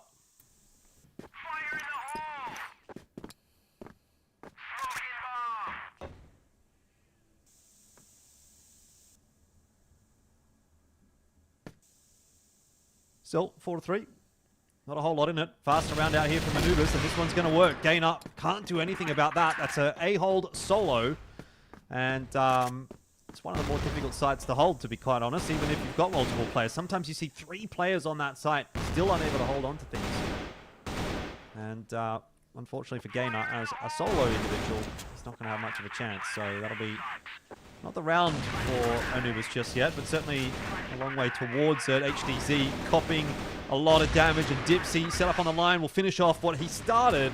Sad in there as well to try to slow things down, but Pietro surviving for the moment.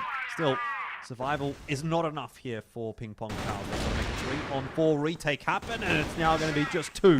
Now that's why an MKZ to try and push their way back into the A bomb site. Ooh. Time of the essence with 11 seconds on the clock. Comics will choose his time to strike, and he'll spray down 2. Another 4 Anubis as they get themselves up to 5. And a chance at now 6 to blow the half wide open. Yeah, respect on the retake attempt there. It didn't look like it was possible whatsoever, if I'm being completely honest with you. But they've done well. They really have to get it that close. Unfortunately, Comics was just the one player left to clear out, and that is the player that they had faith in, of course, to be able to deliver the 1v2. Little tiny bit messy on the second kill, but he still got the drop on his opponent either way, and it was actually comfortable in the end.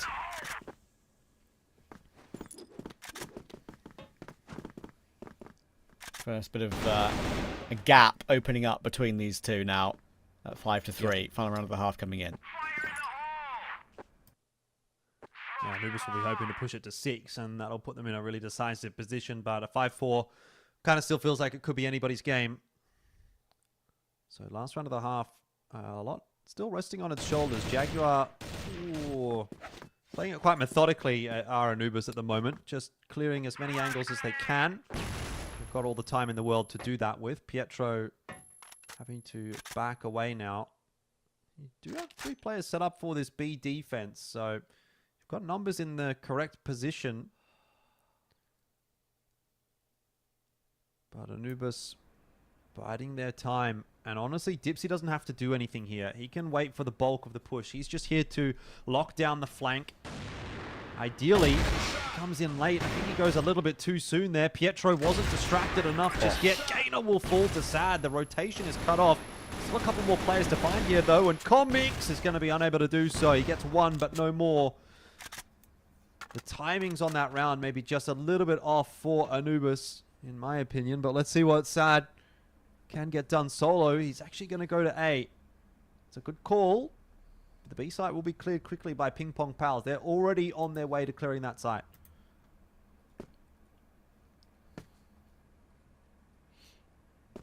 Yeah, they're going to be hot on his heels.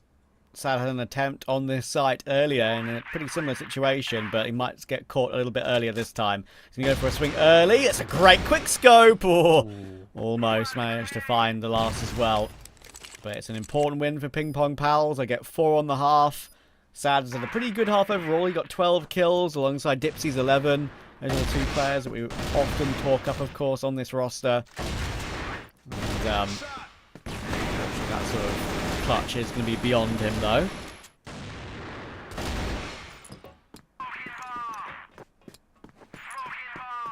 Well, 5-4 still leans no way significantly.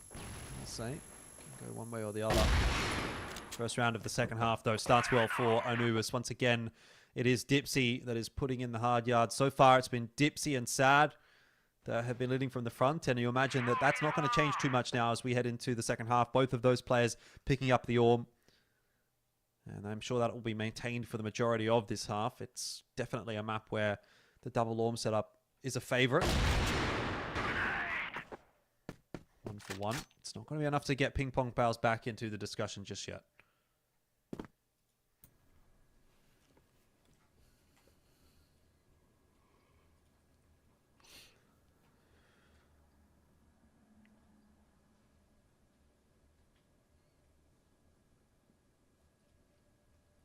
Moving the bomb over toward A. There is a bit of a cross, of course, being held from Dipsy on this advanced angle. He's going to check it on a great timing as well. Just when HDZ tries to pick up some utility and get it thrown. And he's even going to reface another as well. So confident for Dipsy there. I mean, there's a risk, of course, doing that, but you've got an advantage in the round already, and you're kind of confident in your teammates to close it out either way. And if you did go down, more great work from Dipsy. Bomb is now in his possession. Gainer has got 55 seconds to try and make something happen with this. 3 players to find. Still full health, but it's a long-range angle that is very, very difficult to remove. And it'll be comfortable for Anubis. Now starting to pull away. Yeah, but only a couple of rounds the lead. It's not huge Jurassic panic stations just yet for PingPongPals, and that will definitely help HDZ able to open the account onto Sad. Doom will pick up the position and ensure that PingPongPals have not pushed through just yet, but it does look like they want to. So he's going to have his hands full as they've now made their way out through the doors. He'll take himself a fight. LSY is going to go down, and Gainer as well. Doom steps up in a big round here. And you talk about Anubis pulling away. If they were to get this one, then they will be rocketing out in front of PingPongPals, but still hanging in the balance here at 6-4. And a 3-on-3.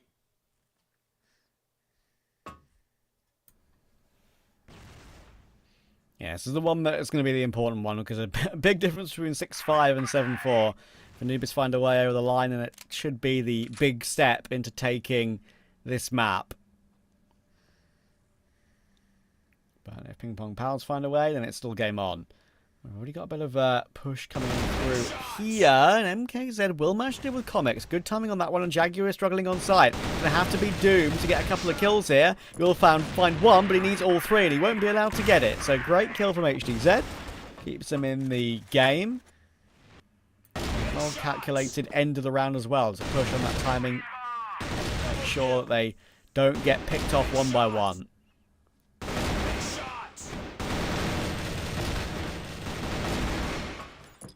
Still a close affair. 5-6 the scoreline now as PingPongPals bring one back. They're going over the top. It's Anubis definitely expecting something outside of A. They are correct in that assumption, although just not correct in terms of the utility positioning.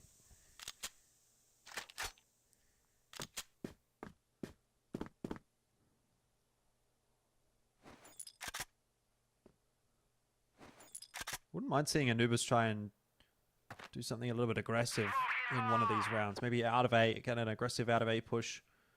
You know, in a round where they're expecting PingPongPals to be setting up over there.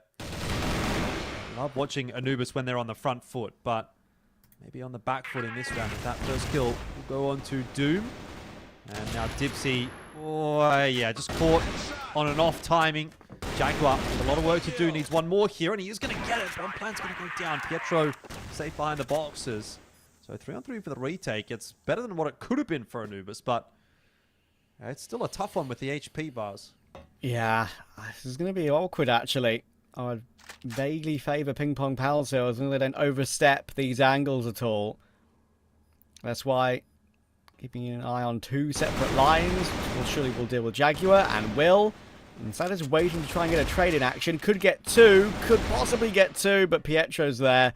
And Gainer continues to hide behind the site, trying to waste as much time of the clock as possible. They should win via timeout. If they don't get the kill, they will get the latter done anyway. So this game staying very competitive again.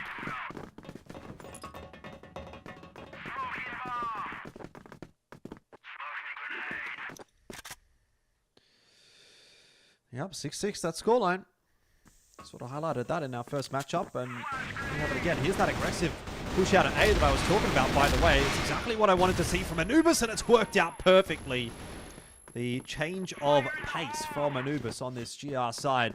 They haven't tried anything like that so far, and pulled out in what is an important round, and it nets them a 2-player lead. Now it's about converting the round. PingPongPals could charge their way into B. They aren't aware of that at the moment, but they very soon will be.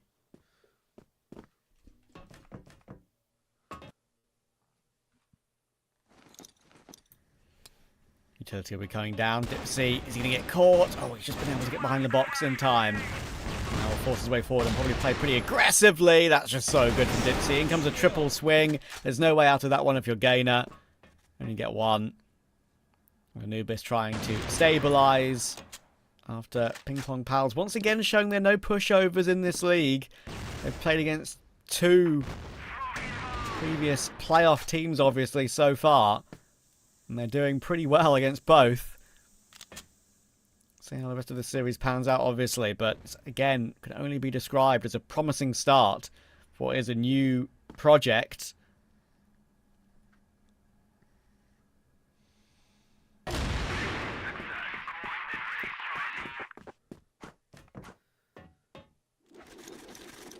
Well converted.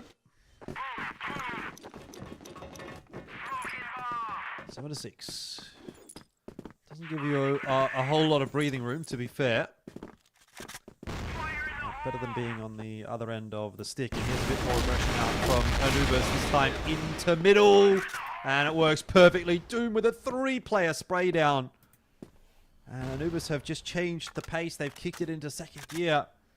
And that has worked a treat. First the aggression on A, then on middle. And both times they dispatch a PingPongPals and give themselves a huge advantage in the round.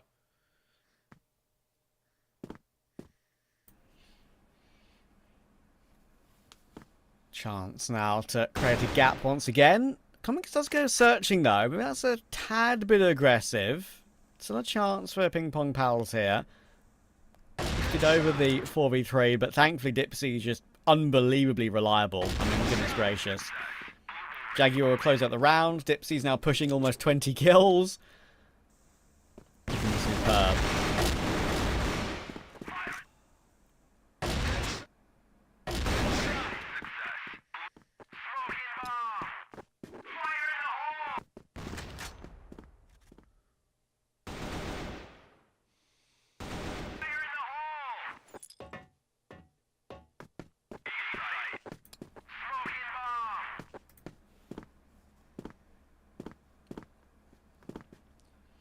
Two away from the win in map 1, of course, and it will be ripping the Ankara map pick away from them.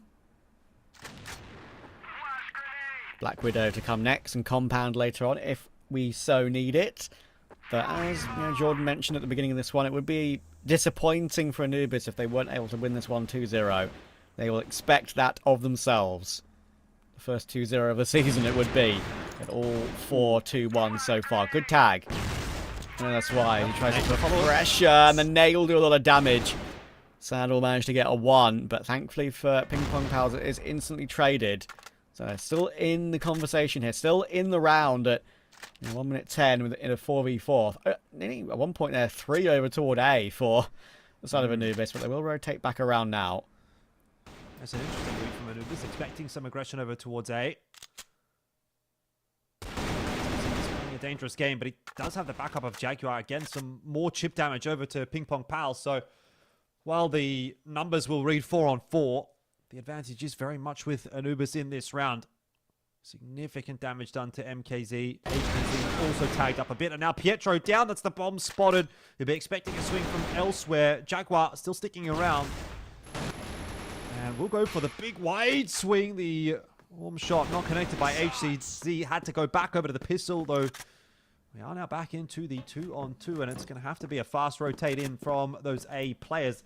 They honestly might even beat the C4 to B, which could be a real problem here for PingPongPals. HDZ in transition does get caught, and that's the C4 dropped. Gainer now is going to have to wind the clock back, give us some of that Season 1 form, and there's a good headshot onto Doom, which allows him to recollect the C4. Plan is going to go down. Comics will be disappointed. He was hoping for the 3-round win, but now he's going to have to fight for it. Yeah, if there's anyone you'd want in this position, it would be Gainer. They do some damage, but it's not deep enough, and he tries to go for the tap, but it's a really important kill for Comics to best him in that 1 versus 1. Great chance for PingPongPals there, actually having an opportunity to recover that round at all, considering when the bomb was dropped with 10 seconds to go. It was a fair attempt, but in the end, Anubis read it well, and as you say, just beating the bomb over was that main portion of it. If they got down into a 2v2 after plant properly, maybe there could have been a different story, and the round would have been played out totally differently. So, nice try, but Anubis now looking solid. 9-6, 1 away from this opening map. Yeah, I think if it ends up being, we can say it's been pretty comfortable from Anubis, although that may not be the story that we're going to end up getting here. Battle outside of A. Dipsy is going to be able to at least pull one back. That nade over the top could catch HDZ at will. 2 for Dipsy. Now we find ourselves back in the 3-on-3, but Anubis, these players in Connector are kind of fighting for survival. There's still nades getting tossed in their direction. Dipsy landing his shot again and again and again, and Doom there to help out. Now it's just Gainer, who will be run down. It was looking like it might be a bit of a delayed response there for Anubis in the end, but they do get it over the line, 10-6, and yeah, like I said, it has to be said that's a pretty comfortable victory in the end. It was a bit touch and go for a while there, but you kind of got the sense that Anubis was the team that was going to walk away with the win for a little while, and ultimately they did. Yeah, it was a good performance. I think PingPongPals again, I think the same sort of argument I'd make for them as I could yesterday after the map 1. Like, I don't think they should be, they've done themselves a pretty decent performance either way. I don't think they should be upset about that either way. Pretty acceptable for me, considering they're obviously the team that is the underdog here against Anubis. Good performance overall, though, from the favourites. I think, again, we're going to have a lot of praise, of course, to come for him over the course of the season. But, Dipsy, again, already called out multiple times on the desk by Penguin, rightly so. I think it was 21 or 22 kills in the end there. Just, again, a bit of a masterclass. So we'll have a chance to talk more about how damn good he is right now. Over to the desk. He's so good. Dipsy is so good, right? Yes. Like, it's such a statement from him, such a statement from Anubis, the favorites of this series. Yeah, exactly. The guys played very good. Yeah. Dipsy delivered as we always expecting from him, but not only Dipsy, we want also to mention Sad. Sad played very good. And it was overall played very good, but PingPongPals, they usually struggle on the first map. That's a statement for now. Like, PingPongPals, this is their first time to go on West League, okay? So when we are analyzing the gameplay and the teamwork, we usually don't have something to say, but now I can say that PingPongPals are not the team that will be able to be win or get the wins on the first maps, because maybe they are not getting into the game, hitting their shots, not warmed up. The experience also plays very vital role in such a thing, but Anubis, they were very decent, very solid in their commitments to sides. Sad also played very good. Yes, we saw in the first half it was only Dipsy and Sad they were fragging that much, but on the other side, or maybe after switching the sides, all of the team came on board and they played extremely well. 100%, and like you said, PingPongPals, we cannot put the blame on anyone, but it's a new roster, it's a new team, and like you said, experience plays an important role in this matter. And for the first series, ROC lost the first Yeah, match. That was exactly. And then selection, so reverse sweep happened. Yeah. exactly. It's very early to judge where the series is going, but Anubis showed a very solid performance. And like you mentioned, Sad and Dipsy, like you told me, like the double ohm setup, like it prevented the whole PL side from PingPongPals, and it was very effective inside the game.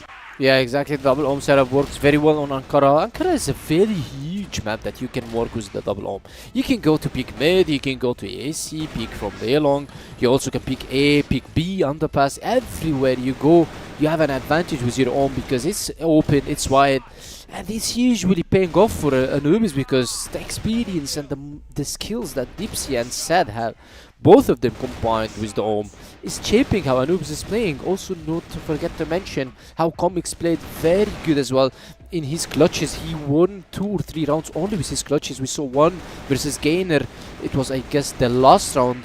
And we saw also, not the last round, the one before, and we saw only also one on the post plant on A side. So the guys, everybody's playing very good on Anubis. Strat-wise, confident-wise, teamwork-wise, individual-wise, they're playing extremely good. Also, PingPongPals, they tried in multiple rounds to be very good in executing the sites, but still the lack of experience and a bit lack of teamwork in post plants is maybe which is something missing for PingPongPals. Yeah, and like Anubis were logged in from the first Yeah. very moment in the game, right? PingPongPals, like we want to see them scale throughout the series. We want to see like how much can they improve, because like we said, it's a new team, and like here comes my question in this part. As a new team, like what do you want to focus on facing like these big names in the scene, right? In the league, like do you want to take as much experience as you can? You don't want it to affect you mentally, right? Negatively in a way. Yeah. So like, what should PingPongPals do? I mean, it's like Mr. Yeah. PingPongPals do to learn like as much as they can from these games to get better and better, and maybe we see them like in a whole other form like later on in the league. Well, the guys, as we said, PingPongPals, they are playing extremely good, okay? But Yeah. usually I see them the first map a bit struggling. Yeah. They're trying to hit their shots. We saw MKZ how he played extremely good on Glober's side. But it wasn't enough for them because the other guys weren't on the board. We haven't seen Gainer, the Gainer that we used to see. Yeah, sometimes we saw it in multiple clutches on the Blacklist side. But PingPongPals, they need to keep their composure ready and the tempo ready and the heat up for the first maps usually if they play in West League. Because in West League, yeah, you have 3 chances if it's a full best of 3. But it could end up with only 2 chances if you couldn't win the second map. And this is what we saw yesterday. The guys played okay on the first map versus InnerCircle. They lost 10-7, but they came back very strong. This is not the team that we saw. We saw Pietro completely changing his playstyle, hitting more shots, getting more entry frags, leading his team into a 10-7 win also to match InnerCircle in the second game. So PingPongPals usually struggle on the first map, okay, but this is a matter of experience. If these guys play more in the West League, or maybe actually try to get more wins, get more games going, I guess on Split 2 we would see different team PingPongPals if they keep the same level of improvement that they are showing us. Definitely, and like you can't build the habit of like always losing the first map, right? If you want to compete. In the Yeah, league. exactly, You have to have the consistency in terms of your performance throughout the series, like from the very beginning. Because like you said, like if you start every series 0-1 down, even if you do good in game 2 and 3, it puts you in a very big disadvantage. Yeah, it's gonna be tough for you to come back every time from 1-0 down, but you can't blame the guys. The guys are playing first time West League. Okay, the team is playing the first time West League. MKZ is not playing the first time West League. Pietro is not playing the first time West League, and HDZ as well, Gainer as well. So maybe it's only LSY, but together as team, this roster is probably trying to get together, trying to get coping together, trying to do some things to get better usually. So I guess by time PingPongPals, the guys will be able to win their first games. They will deliver more. We've seen a lot from them. They have Pietro, so I'm pretty sure that they will overcome such situation. Yes, 100%, and they are giving a fight. Like Yeah. they're not going, like completely down one sided. And they're also playing Anubis, by the Yes, way, exactly. second place team the last The season, runner-ups so from it's season not easy to opponent. Yeah, definitely.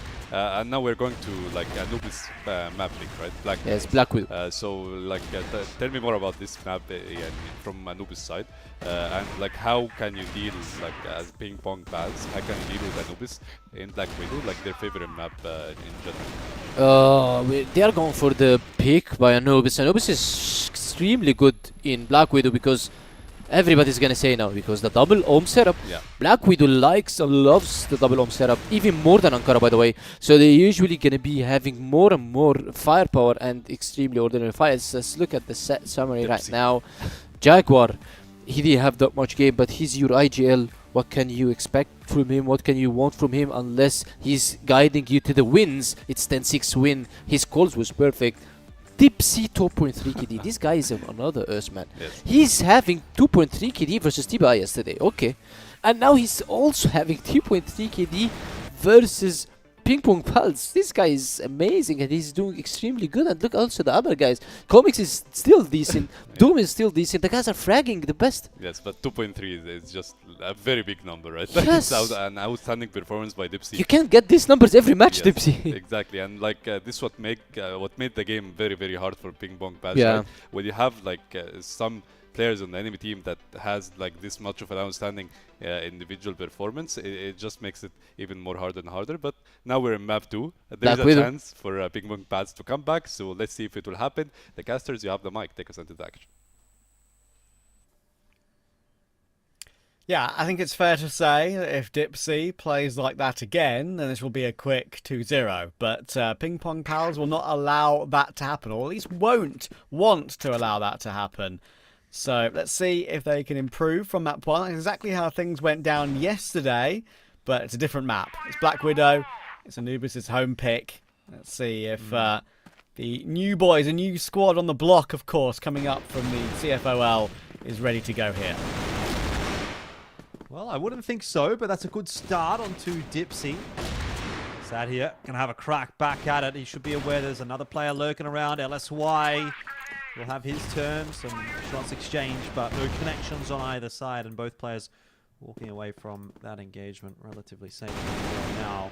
Jaguar with a push out of B will be dealt with by Pietro, and that might actually start to inform some of the rotates of PingPongPals. I was going to highlight as well, the Des was talking about the double orm setup. It has been pulled out in this opening round by Anubis, but doesn't look like it's done them a huge amount of favors. Dipsy went down early, sad. Still has got the orm in hand here. And Comics, if he gets MKZ, he's still going to be able to hold on to the B bomb site. There's a chance in this round, unless Comics will drop. And then it leaves Sad solo. A 1v3 feels a bit too much to ask. He's going to have to try to force the 1v1 here. We'll get the shot off first, but missed it. And so Pietro will clean it up. PingPongPals will start map 2 with a round on the board.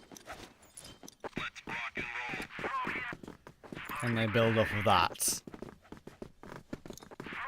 See more of a performance like we saw yesterday from the likes of LSY. Oh my goodness, and only bit of damage over toward that long area will destroy Pietro before he even starts the round. Goodness gracious. What a dunk.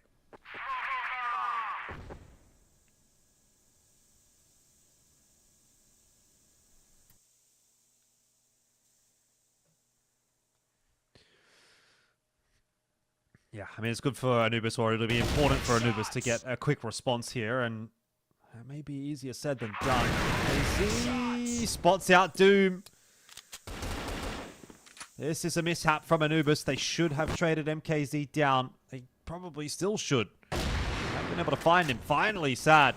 Well, cotton on. In the meanwhile, players have made their way up long, and HDZ will beat him to the punch with the aim duel. Now it's Dipsy's turn with the Orm. The Orm's ringing out all over the place. Gainer will not go down. Oh my goodness. Crossed into the A site. There's a swing coming back. Jaguar just waiting for LSY to make the mistake of trying to cross and plant. And that will be that. The bomb plant does actually go down. Jaguar was a little bit too slow to the punch. And that's 2 on the board for PingPongPals. Very nice. Yeah, I mean, MKZ, as you say, not traded for a long time. Doom was not able to get that kill, and it put Sad under a lot of pressure on the site. He was not able to double down. Dipsy did well to get his 1, but couldn't catch any more on the on the cross, and Gaimin was being very aggressive there. Could have easily gone down to Dipsy, but the fact he stayed alive was what won them the round in the end, of course. He needed 2 kills to finish it off. And Doom fighting in the following round. Out of bullets. Oh, he's out of bullets on both weapons. Ah, it's so awkward. And he'll have to go down, unfortunately for him. That is kind of shows you that Anubis are a little bit lackadaisical so far in this game. Not able to finish off that kill when it easily should have come through for them. And once again, PingPongPals have a slight advantage. Yeah, this is starting to get a little bit worrisome for Anubis. I think another round here, and you'd have to start thinking about potential for attack timeout. Jaguar, once again with the push. We saw him do this outside of B in the first round. That was covered off by Pietro, though. There's some more gaps here for PingPongPals down to just the 3 players, and I think it's a good time for Jaguar to be making this push. He definitely needs to be going quickly because, yeah, Dipsy stuck between a rock and a hard place. Well, this round is now probably over. And as far as Jaguar is concerned, maybe an opportunity to have a 40-second chat here with the team about what's going wrong. PingPongPals off to a 3-0 lead on Anubis' map pick is definitely going to have the alarm bells ringing.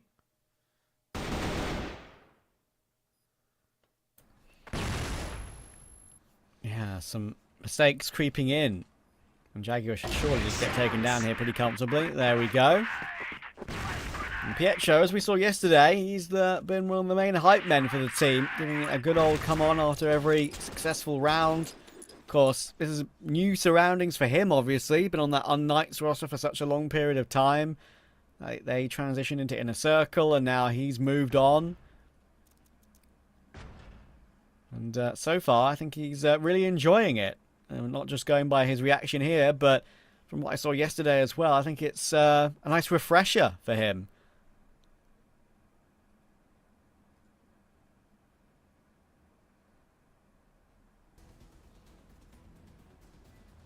There you go. Attack timeout. As was required. So some rather grim looking faces here for Anubis, and you have to imagine the coaches having a few words. Looks like some affirmations coming through from Anubis. They understand the assignment, hopefully. It's early days on this map, so it's not worth getting, super concerned about necessarily, but it's definitely one of those trends where, you've kind of not dominated the first map, but you've comfortably won the first map, and then you come into map 2 and you sort of hope that that's going to be maintained. And it hasn't been the case. Dipsy's getting pretty animated now. If we could have a lip reader and a translator all in one. Show yourself right now in chat.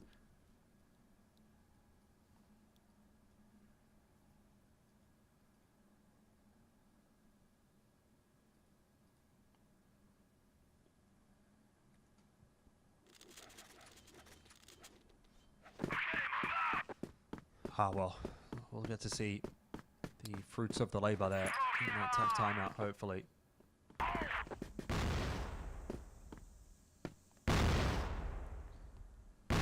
3 players toward B, 2 toward A. Not a whole lot of presence in middle. Middle had been a little problematic for them earlier on. So maybe just going to go for a bit more of a standard 3-2 approach.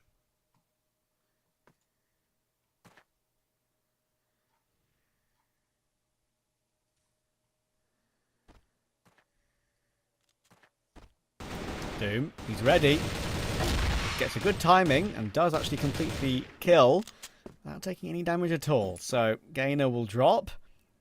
Important scalp for Anubis to take. Already changing it up somewhat early round here and getting success with it off the bat. Critical for them.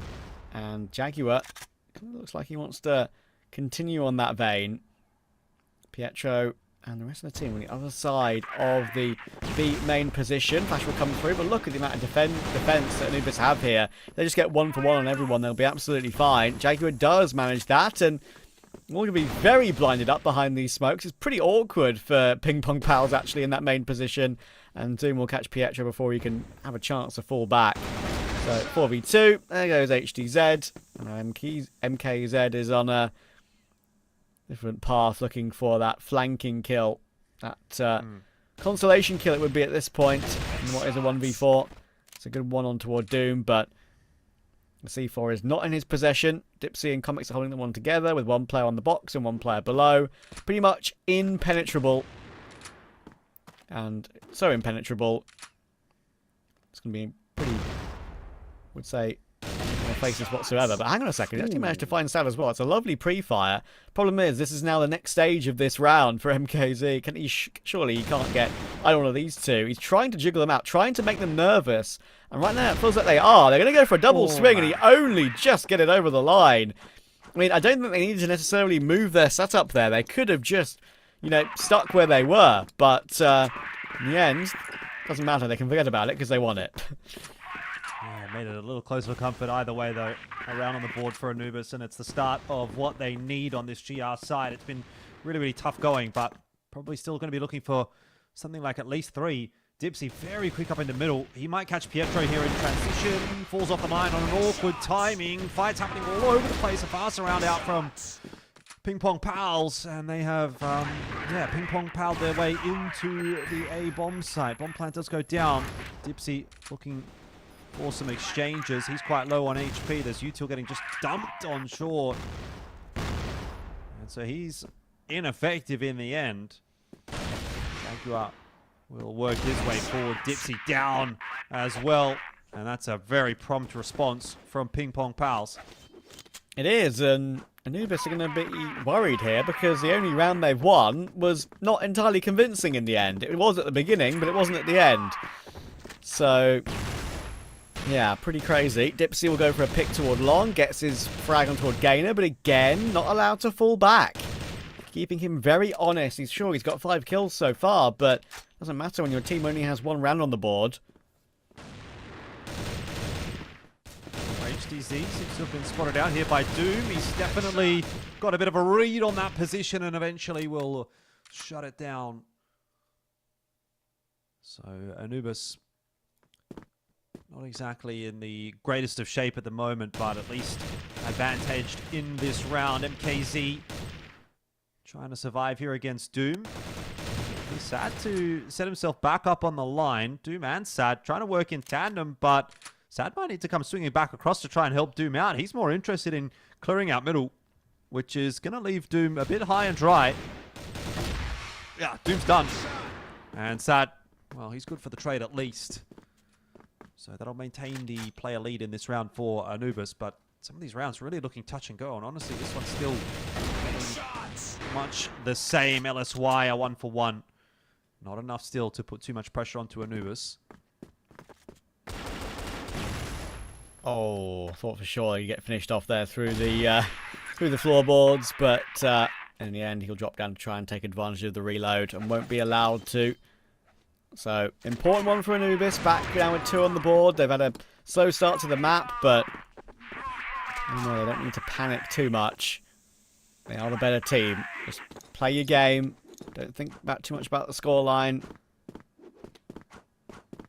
Should all be good, but again, PingPongPals pretty happy with their start. MKZ up to 6 early game. Leader in the server at the moment. Again, we've got control of long somewhat, with a couple of players already up towards short to try and maybe go for this split once again, which has been working to pretty decent effect.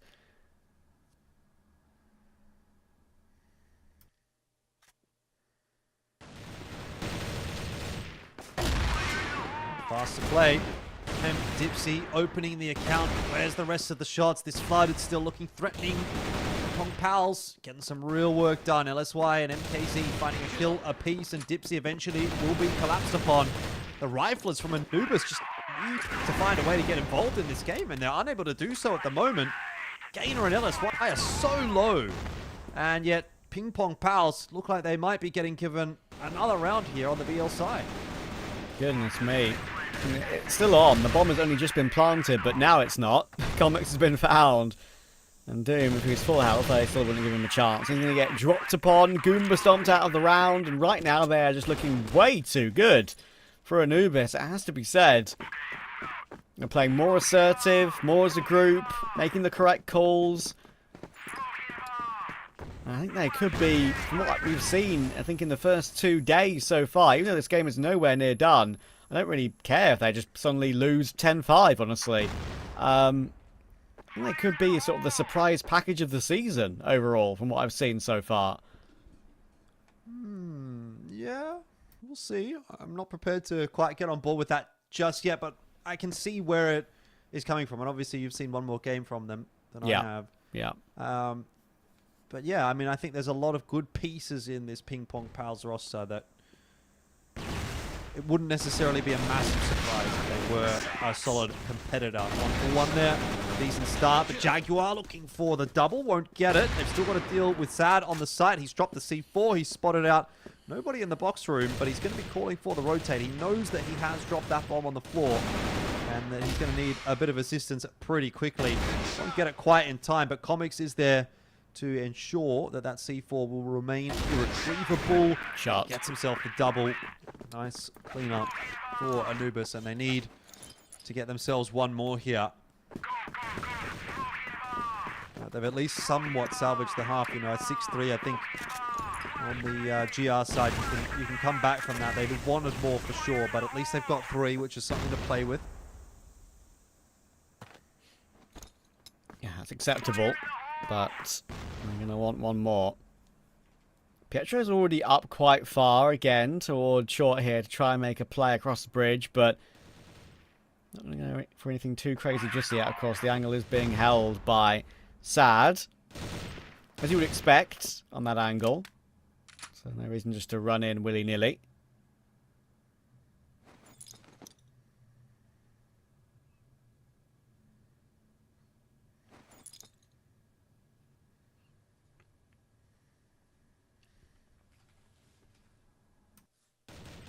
Patience of virtue at the moment for PingPongPals.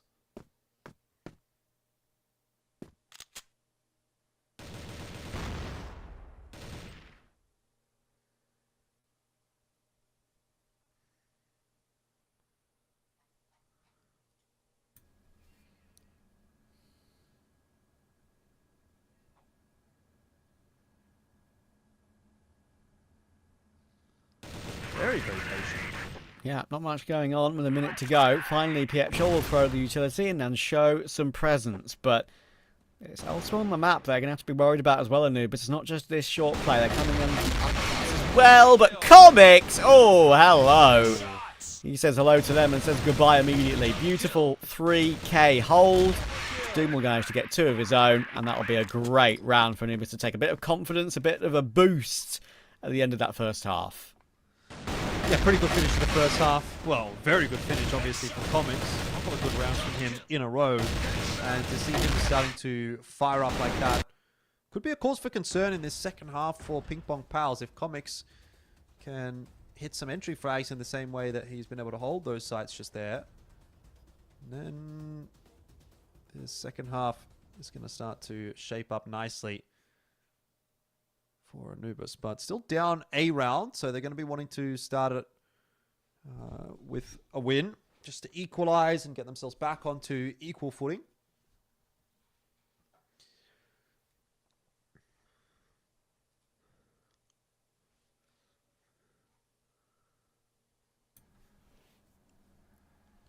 Again, kind of hoping to see that sort of decisive Wolfpack kind of play out from Anubis. Yeah. What has been their hallmark for the last season and a bit. Really improved tenfold.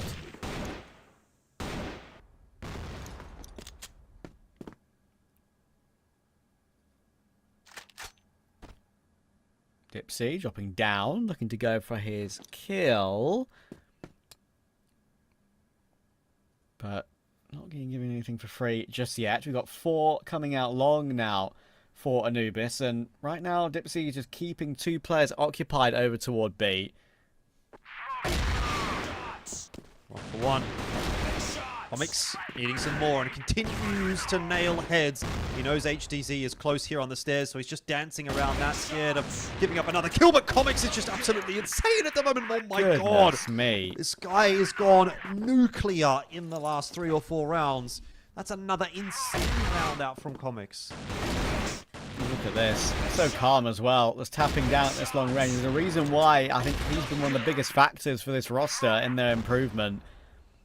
Just, I think he's, you know, he has these moments where he can pop off. He's quite stable. He's quite calm outside of the server as well, from what I can see. Like, you know, give it the good old whoop when he has a great play and wins the round. But I don't think you can ever worry about him being sort of an issue when it comes to his mood in the team. Gainer, he just leapt his way through to another kill there towards Sad. And suddenly, this following round has completely fallen apart. They were up long quite quickly, but PingPongPals had their number on this occasion. Yeah, I mean, we know that Gainer can do that sometimes as well, so again, not all too surprised by that one.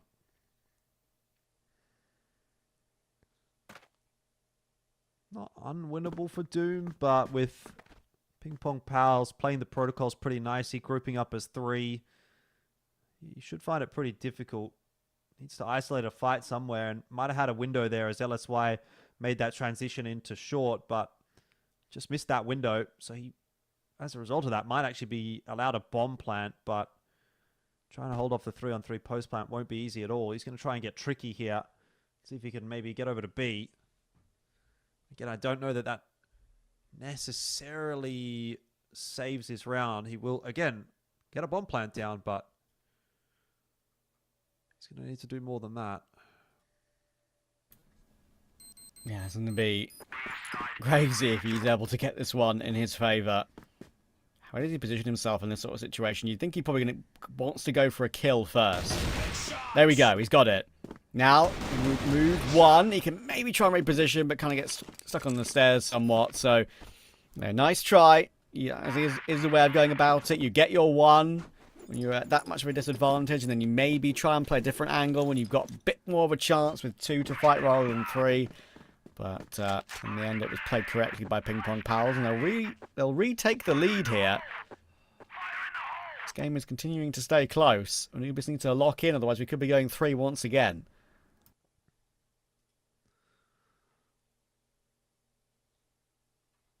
Yep, still a bit of work to be done. But it's BL's side.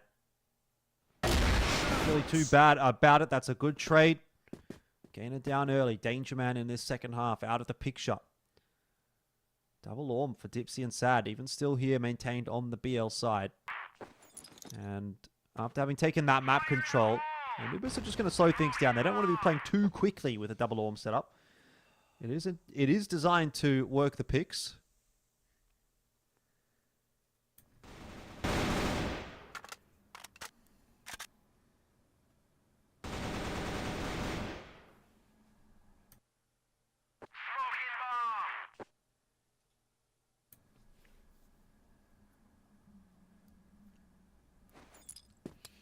v4.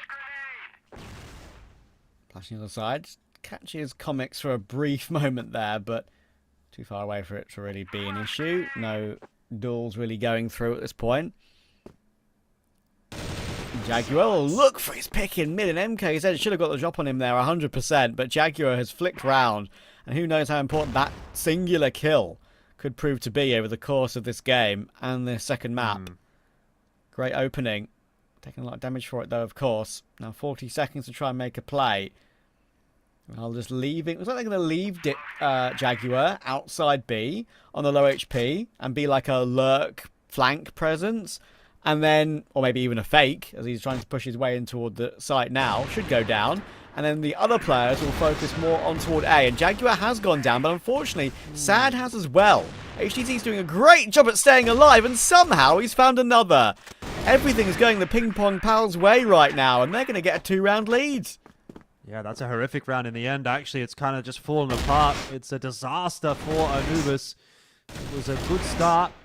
Jaguar, such a nice flick, but then just, you know, 1-by-1 fights all over the map. It was not cohesive enough from Anubis. The spacing wasn't there.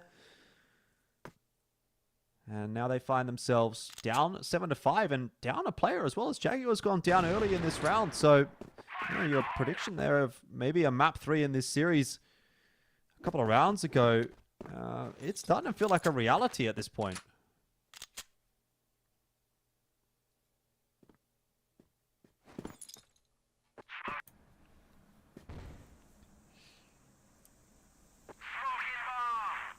I think PingPongPals will be very aware of what a good position they're in right now.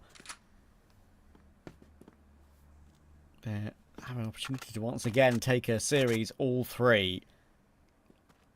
They've got another 5v4 here. 2 players on B though. And there's a very quick rotation for that third. SY will hold on. And surely there's just no way in. It's another good read from PingPongPals. There's no reason why they should lose this round at this point. Gainer's not even shown his hand yet, and he's just ready when necessary. He comes with a utility, but there's a quick 1-for-1. Gainer gets for the peak at exactly the time I thought he would. He was at 3rd insurance policy, and there's a big flank from MKZ. Wow, suddenly this is very much out of hand for Anubis, and they won't be content right now. Yeah, 8-5. I don't know how this has gone so horribly wrong for Anubis from map 1 to map 2. They're looking fantastic on map 1, and all of a sudden here on map 2, they don't look like they're even in the server at all. Especially not in the second half. This is looking like a foregone conclusion at the moment. HDZ will go down, but it's still a 3-on-4. And even if Anubis do manage to somehow pull this round back, there's a long way to go to win this map.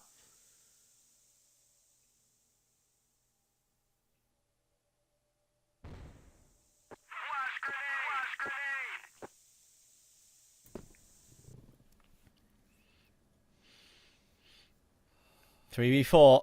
Gainer and LSY, of course, tagged low, but does that even matter at this point? They're all playing so well as a group. Pietro's going to go hunting. Should get taken down, you would think. He's being heard trampling forward, and there we go. Dipsy will get that kill. That will recover it. Now suddenly it's Anubis back in the advantage again, and that's a great kill to catch MKZ looking for that aggression, looking for that trade. Dipsy survives in what looks like it's a sliver of health. 2 or 1. Lucky boy. But, again, an important one that will close the gap 2-2 if they're able to get it over the line. When Gainer and LSY tagged a little bit from earlier on, what I mentioned, they might have to just try and bunker down on a site somewhere, either split 1-1 or go together. We'll see.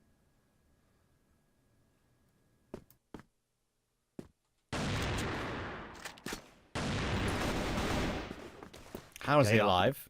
It's been spotted out. I don't know. Dipsy super low, but both Gainer and LSY also low. Anubis, 30 seconds on the clock here are going to slow it down. Dipsy's going to go looking for information over on B. I wonder if they're trying to get a little bit too tricky here. Do they still have time to go B, even if Dipsy gets in there? I'm not sure they do. I think they have to go A at this point, and Anubis are in real danger of just running into Gainer, getting double killed, and the round being over. This time is a huge factor now. Gainer spotted out, 10 seconds to go. He gets the first one. That's the C4 crossing in still, but 7 seconds. The bomb plant has to go down. Doom, he's not going to be able to get this one down. Surely not. He's got the plant. Oh, he gets the duel as well onto Gainer. How? I don't know. Anubis have tried to cook. They have really put themselves in a bad position in this round, but they might still just find a way to get through it. LSY will dig out Dipsy, and it's on to Doom, holding at the window position. LSY will find the head. Oh my word, Anubis, I can't believe it, man. I'm looking at that round, and they've just made all the wrong decisions in the 3-on-2. Oh my word. Ultimately, it's cost them.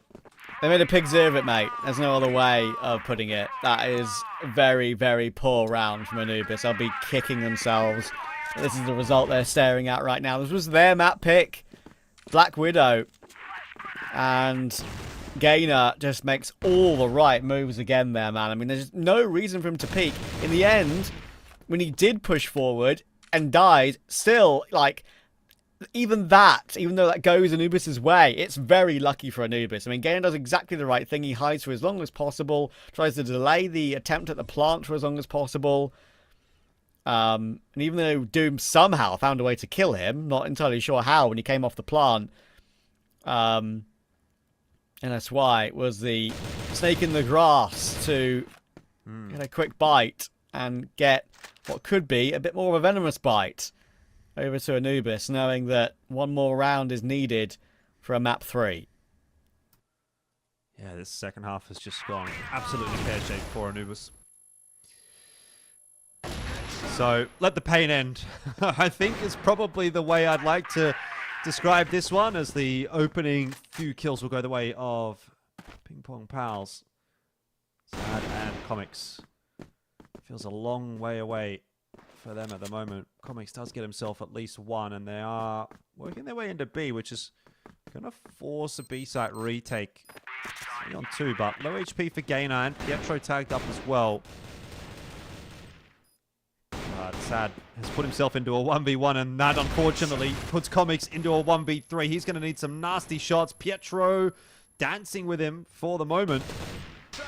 Oh! And through the box, the kill comes through as Comics will go down, and that is going to be that. PingPongPals just utterly decimate Anubis on map 2. Yeah, I mean, listen, I just the eye test from yesterday, man. I'm convinced this team's got something about them. They may have eventually, of course, gone down yesterday and lost in a pretty heartbreaking fashion, but again, they're here. They're putting maps on the board. They're putting rounds on the board. They have these X-Factor players that are delivering when it matters. LSY is clutching. Pietro's being reliable. You've got Gainer being an absolute nuisance, as we all know he can be, playing aggressive or playing smart whenever required. It's just another example of showing that this team is not going to be a pushover this season at all. Yeah. I mean, it's obviously early days for this team, but if you're already being able to push a team like Anubis to a scoreline like that, it is a positive sign. What I will say, though, in regard to Anubis, and maybe the analysts can touch on this as well, is that last season they were a real up and down team. You know, there was some weeks where I thought they were looking like potentially a team that could win the league, and then they'd come into the next week and they would look like they would just go completely missing in certain maps and certain games. So I think it is, obviously you have to give some pretty significant credit to PingPongPals, but I'm looking at that as well on the behalf of Anubis, and I'm thinking maybe this is the same problem kind of cropping up, maybe the same symptom cropping up for them, in that there's a level of inherent inconsistency for this team, and that is something that hopefully isn't going to plague them here in Season 2, but it seems like maybe it already is, even taking into account yesterday night's result as well. Either way, that's a conversation for the analysts, I suppose, when we do come back from the break. So we'll see you on the other side of that.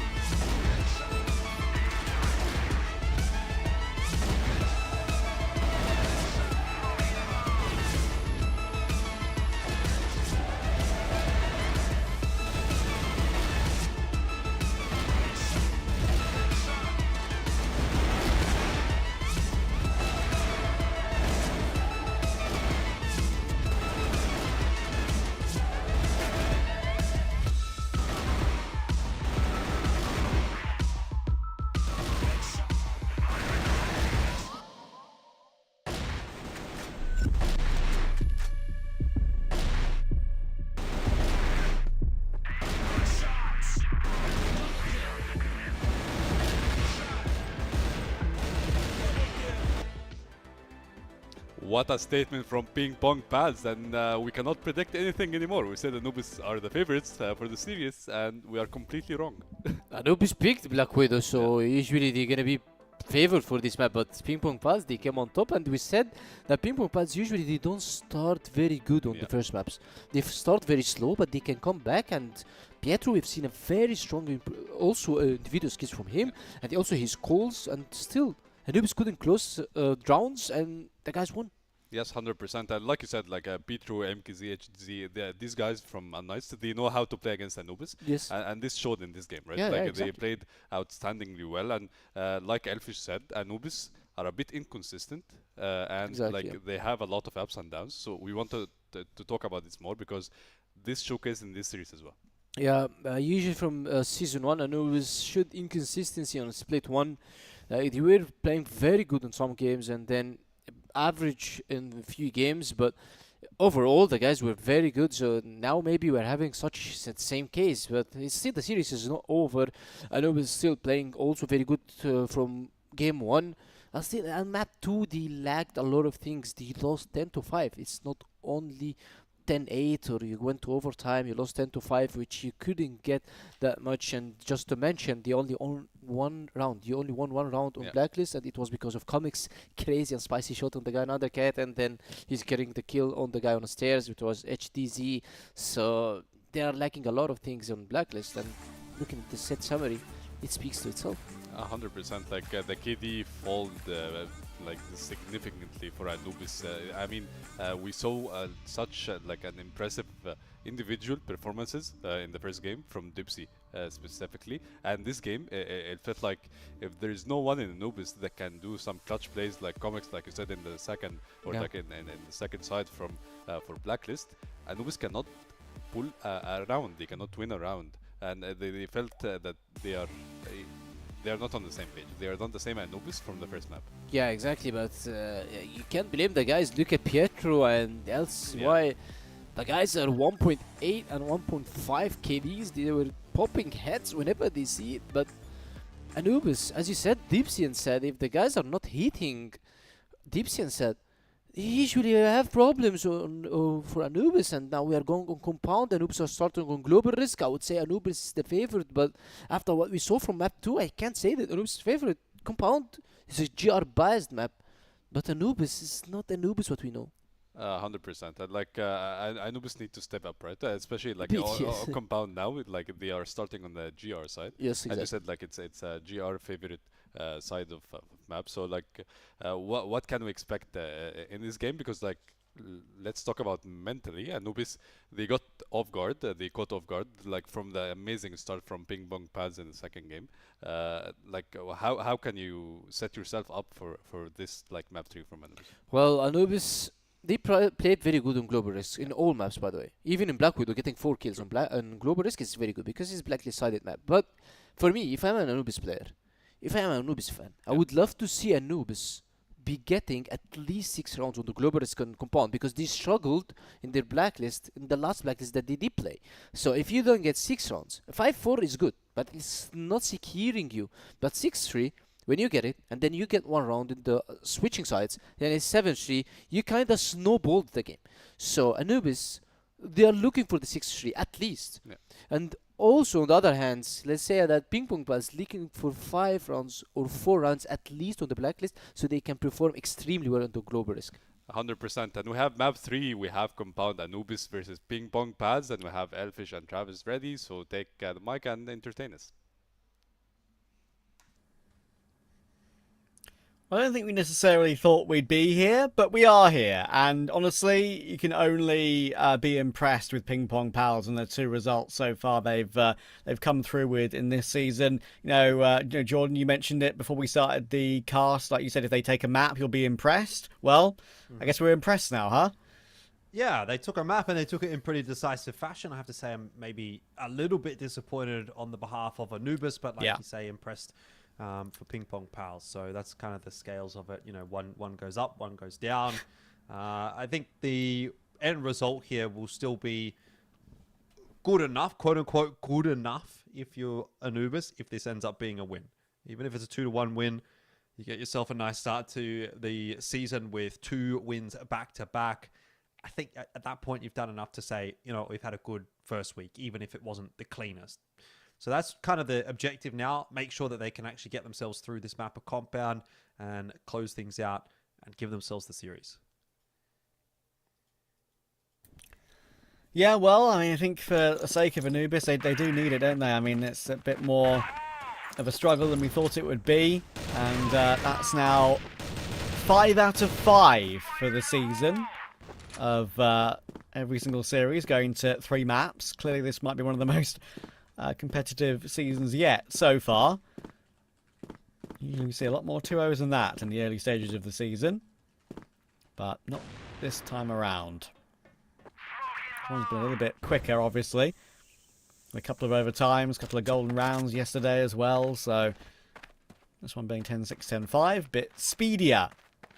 Will Compound be the same or any different?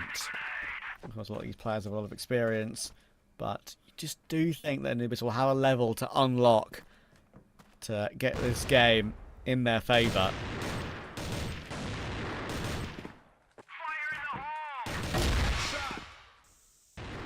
All right, Doom, to start the proceedings here for Anubis. And Sad watching the line, which will largely, you'd think, be irrelevant, but he still manages to find one onto MKZ, who was rotating past, trying to get towards that B bomb site. Now it is just HDZ, and this is a bit more like it from Anubis. A little bit of a return to form straight into map number 3. Good work from Doom to finish it off. And I'm sure they will have had a quick chat amongst themselves as well and said, okay, come on now, let's just try and lock back in. This should be a game in our favour. Dipsy goes aggressive there, finding 2 immediately. Remember how stunningly he performed on map 1. A little bit quieter on map 2. Didn't really have as much support, but now he needs a bit more support in this round because he's going to be going down. Comics look to swing, but immediately stopped. And their attempt at taking the outskirts of B aggressively, we denied straight away.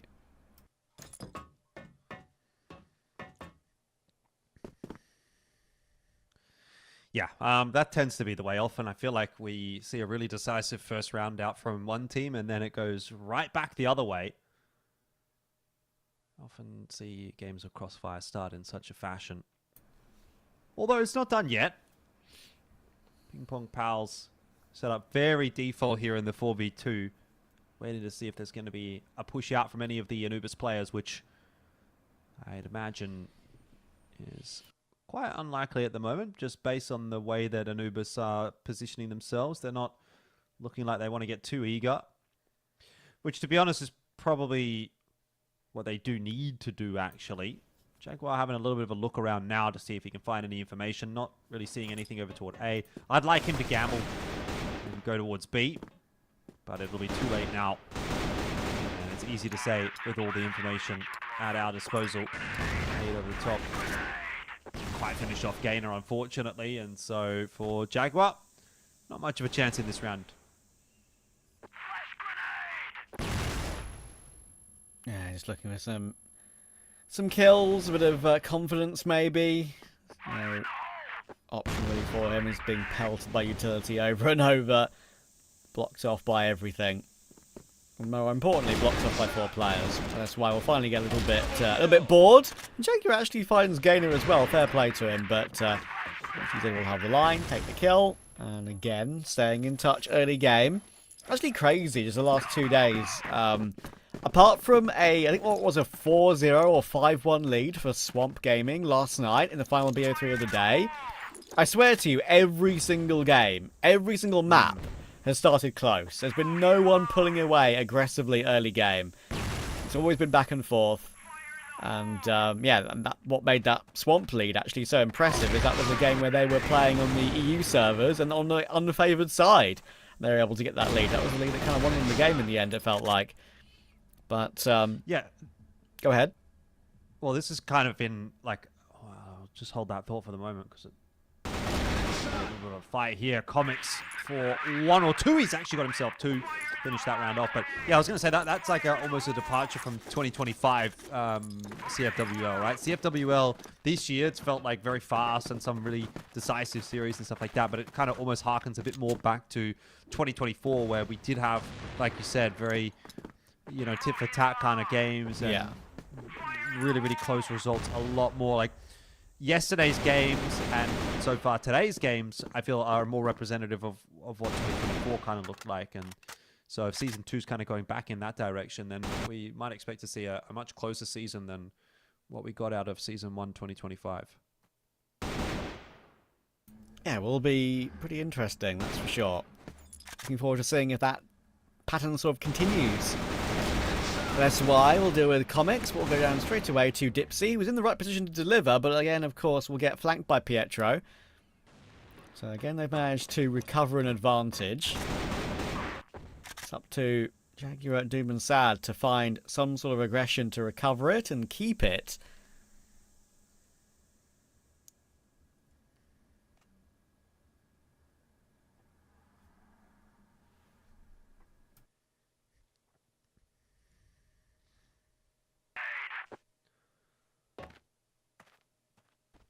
It might fall onto the shoulders of Sad to be the impact player for this round. Just falling off the line on, I'd say, the wrong timing. Had a chance there for a pick as they started to make their way into pillars. But it's kind of almost stuck himself in a corner here. And I feel as though this should end up being a one and done position. We'll get out of it okay. The spacing wasn't fantastic from PingPongPals. So now, this round starts to come into disrepute a little bit for PingPongPals. They'll exit the C4 back away from B. They've kept HDZ here just to keep those B players interested, but rotation is definitely going in the direction of A. Yeah, it will be a quick rotation though, and I think there you go. Doom has realised pretty quickly he's going to be in the play. He hasn't been seen. Maybe just saw like an arm in the peripheral vision there, but MKZ will get caught off guard. So plant will come through from Gainer, and Doom is not wanting to allow him to come off that plant, but he'll get punished for it. He has time, I think, just about. Yes, 1 second on the clock to get it down, and suddenly it's completely turned around because Jaguar is a very long way away. Sad can't really afford to go down alone here, but he's trying to put the pressure on either way, knowing he's got actually the now position at the back of the site where that bomb actually is, but Gainer will push him down. And now Jaguar 1v2 from heaven, both in front of him, and actually had the opportunity to line up there for a split second, but it will be another round for 3P. Yeah, I mean, this has definitely not been the easy day at the office that it originally looked like it might have been for Anubis.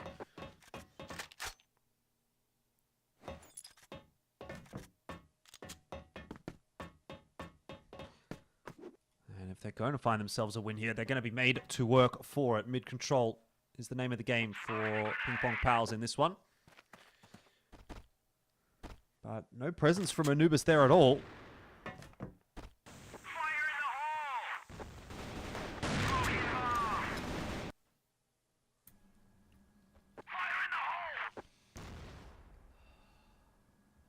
Comics.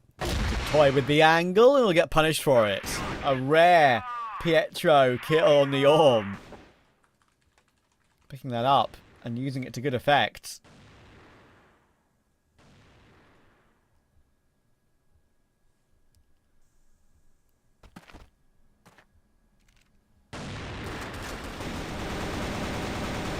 Matter of trying to get out into middle. They're going to have to go through a smoke. They do it on the reload. Jaguar there, aware they spammed away, but it won't matter. Jaguar, oh my word. That is probably the spray of the day. Gets himself 4. And MKZ has to just turn around and forget about this round. That position on the map, right, always lends itself to a couple of those stunning plays, right? If a player gets 2 and there are 2 more where that came from, more often than not, they will find the other 2, or at least get an extra 1, right? It just always feels incredibly comfortable in a way. Jaguar might want the ace here. Actually, he's picked up the Orm on low HP, giving maybe a bit more of a chance to get this ace. But MKZ, does he want to give it to him? I'm not so sure. Probably not. He'll try and force his way up. 25 seconds, going to need to peak at some point, and there we go. It will be all 5 for Jaguar. What a round. Probably play of this Season 2 so far. We'll be seeing that one in the highlight reels later. All headshots, the 4th being just a lovely control on the spray. And even finishing it off with that arm to make a beautiful 5. And Sad is going to put the pressure on in the following round after immediately as well. He's going to find himself 2 somehow. Still alive until HDZ flicks around and stops him from doing any more damage. Immediate 3v3, but look at the damage on 3P.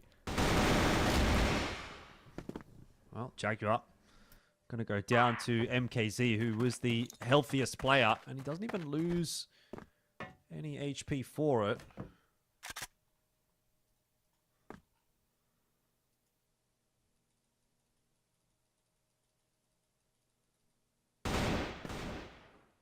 Oh, this is the problem, though. If MKZ goes down, then this round will swing back in the favor of Anubis. Dipsy, though, not bold enough to take that fight.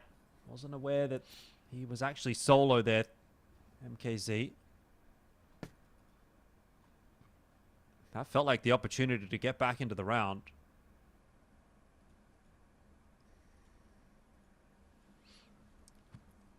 Still, though, you can't really count them out, I feel, with the health. Dipsy, if he switches back and looks in the right place at the right time, he's got a chance. There's one. Could be all 3. He had a chance at it. He really did. Unfortunately for Comics, he's a very, very long way away on this rotation. And HDZ, of course, with the Orm is set up.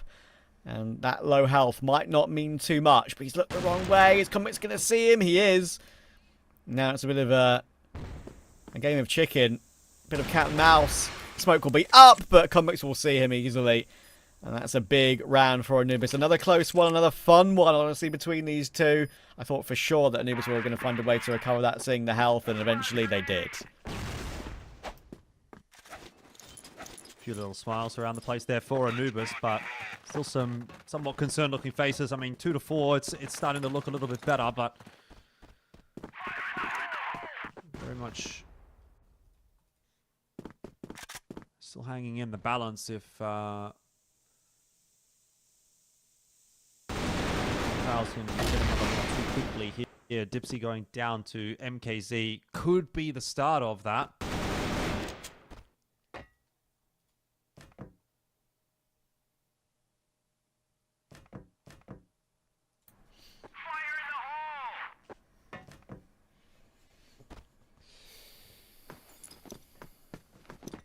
And again, I mean, Compound, it does tend to just be one of those maps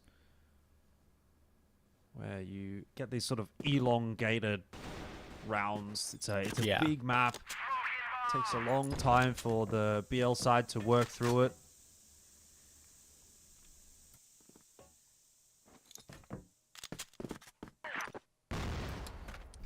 Smoke is nicely placed, having a bit of a gap on the right-hand side of it, perhaps we saw there. But Jaguar tries to play with his smoke. Get the information, then have to hop back away again. Look at all the damage being taken by Sad. I mean, they're so low now, and PingPongPals are going to swarm. Comic's pretty blind on the corner of the site. If he stays alive for too much longer, I will be surprised. But he's got help. He's got help. And Sad's going to get 2 of those in the meantime. Still around the site, still surviving. And wasting time for the Jaguar and Doom rotations to come all the way around. They are going to make the decision to go full on the big flank. And PingPongPals aren't deciding to go for the plant pretty quickly here. The bombs, of course, dropped on the side, relatively awkward to get to. So that's going to allow Jaguar and Doom to get presence on this big flank very quickly, and probably quicker than maybe they'd expect. The swing will come through now, but they've realised where one's coming from, and now LSY, unfortunately for him, he's stuck in the corner, and Doom will be able to take him down easily. Good decision from Anubis to go for that big flank, and the delay it took to get that bomb down was the main factor why it worked so comfortably.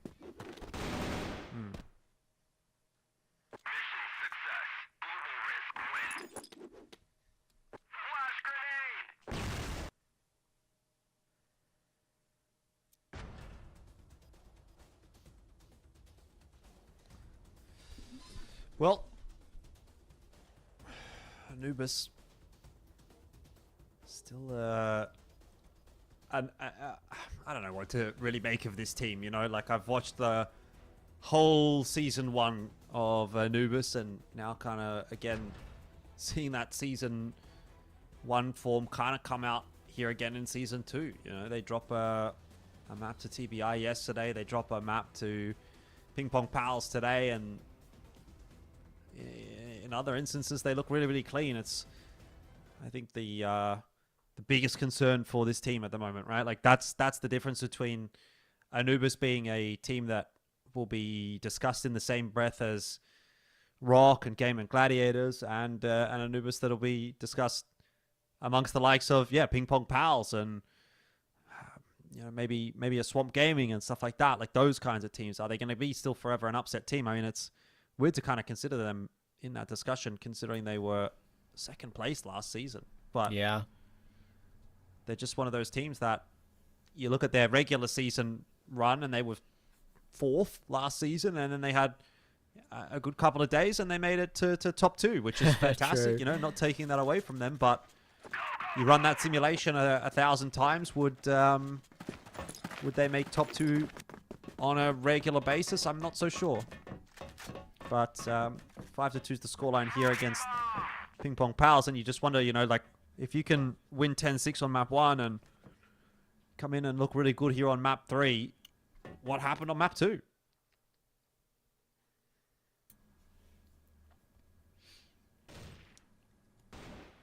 Gainer. And Pietro and Dipsy also going at it right now. Bit of an exchange of utility, and Dipsy will choose to fall back away, but not fully. They have a couple of players to try and hold this area of sort of B main a bit more aggressively. They're not willing to give it up at all at the moment.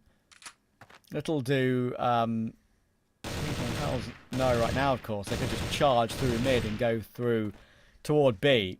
And now the timing has kind of been lost for Anubis. They're going to fall back and cover that just in case one player has decided to take a gamble.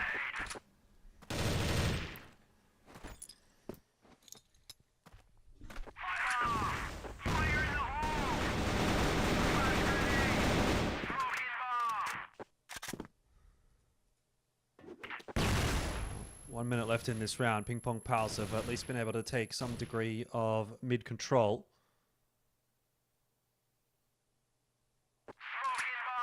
But beyond that, haven't got what they need, and what they need is some degree of site control.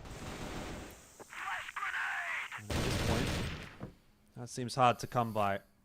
Doom somewhat giving away his position, but we'll just change it up slightly and the spam through. That's why he's got the A1S in hand. It's exactly why he's playing that position. Gets himself the kill on the entry there as that C4 is now dropped. Gainer, got no idea where to watch, but MKZ will help him out. And Gainer, spinning all around the place, eventually comes back into the fight and gets rid of Dipsy. This round, a wild one, and it looks like it might be going the way of PingPongPals. Sad has to turn away from the flash. Was spotted out in the meanwhile. Now double nade into his position. Yow. It's looking worse and worse. That is it. 6-3 in the first half. Yeah, I'm not sure how how Doom. I mean, Doom did okay here, right? But no, I think the maneuverability in this round from Doom really wasn't that bad. I mean, look where Jaguar was there as well. That was the main guy I was looking at to try and make a play, and I thought for sure he would have had one or maybe even two for free because he kind of toyed with Gainer pretty well, but then caught in the side. That was a difference maker. PingPongPals keep this game honest once again.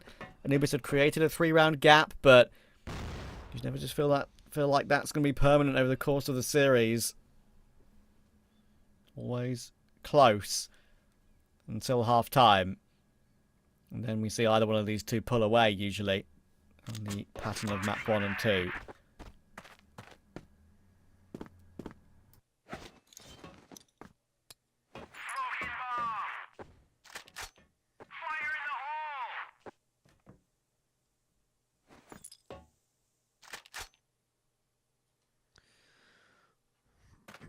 Oh, it's not 6-3. Yeah, I was lying. Getting a bit ahead of myself, aren't I? Don't worry, I actually didn't hear you. Maybe my mind blocks it out. It might be 6-3 though. Maybe I'm just seeing the future. True. I think it's just been that there's been a couple of like down times in this half, and it's felt like this half has taken a while to get through, but either way, Comics not quite able to repeat his heroics of that previous map and multi-frag. In fact, we're going to be a damn sight away from 6-3, as it looks like PingPongPals are going to make this one 5-4, and they're going to do so fairly convincingly as well. Jaguar is on his own and will be deleted by Gainer, so the map is wide open. Anybody's guess as to which way this one will go. Yeah, again, just a good take, all grouped up together. Good pack-based attack. Quick swig of the energy drink as a reward.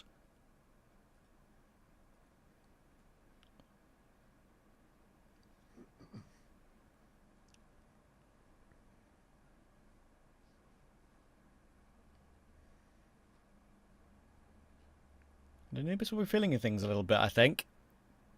Knowing they in their own mind will know what they're capable of, what they managed to do last season, albeit you could argue that you kind of mentioned maybe like a slightly fluky run. But it's only a fluke if it never happens again. If it happens again, you can say they're being consistent. But so that's what they need to prove, that it wasn't a kind of a lucky double win to get through to that grand final. And the reason why it feels extra legit is how they played in that grand final, to be fair, right? I mean, they brought it back from a 2-0 or a 0-2 deficit to a map 5 in that final. But, you've got to prove it over the course of a couple of seasons that you're truly one of the top dogs in the league.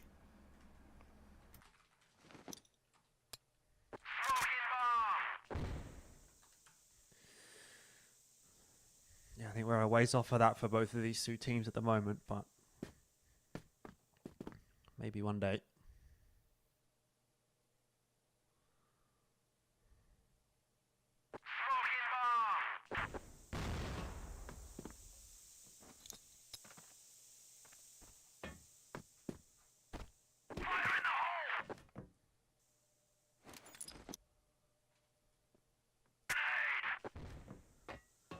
Now the slow approach from Anubis.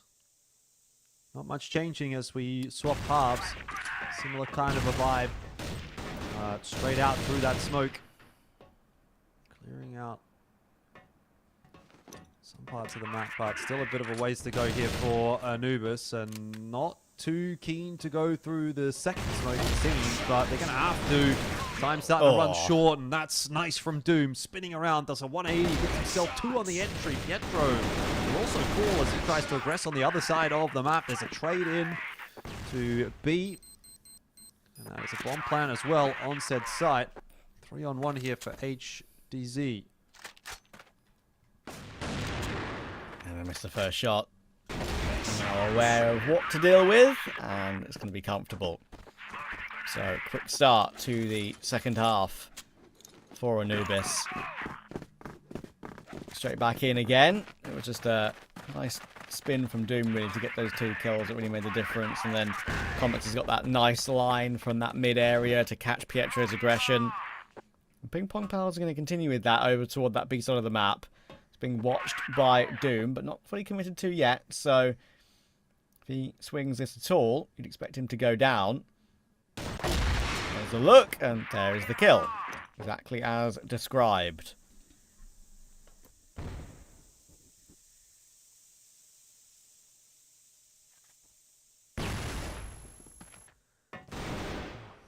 Big offensive through middle here from Anubis, and that's going to go right in the direction of MKZ if they push into A, but Anubis just up a bit of util and decide to chill out. Again, trying to hope for something from PingPongPals, but given the GR side have the 5-on-4 lead, they're not likely to be pushing too aggressively. HDZ just gets given a 1-by-1 fight, and maybe even one more here as Comics in for the swing is going to give him his 3rd. That is really solid from HDZ. And that is going to give some pause for thought to Anubis about going toward the A site in future.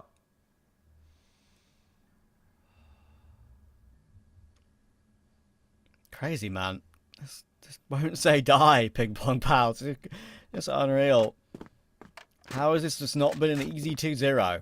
it boggles the mind, honestly. Why is this why in general is it's a close game? And it makes no sense. Let's see if Sad can do something insane. I very much doubt it. There have to be big mistakes from the PingPongPals players to allow him to make this one happen. And on the first attempt, he'll go straight down to Pietro. So, 5th round confirmed. Within one, once again. You just feel like this game's got plenty of legs.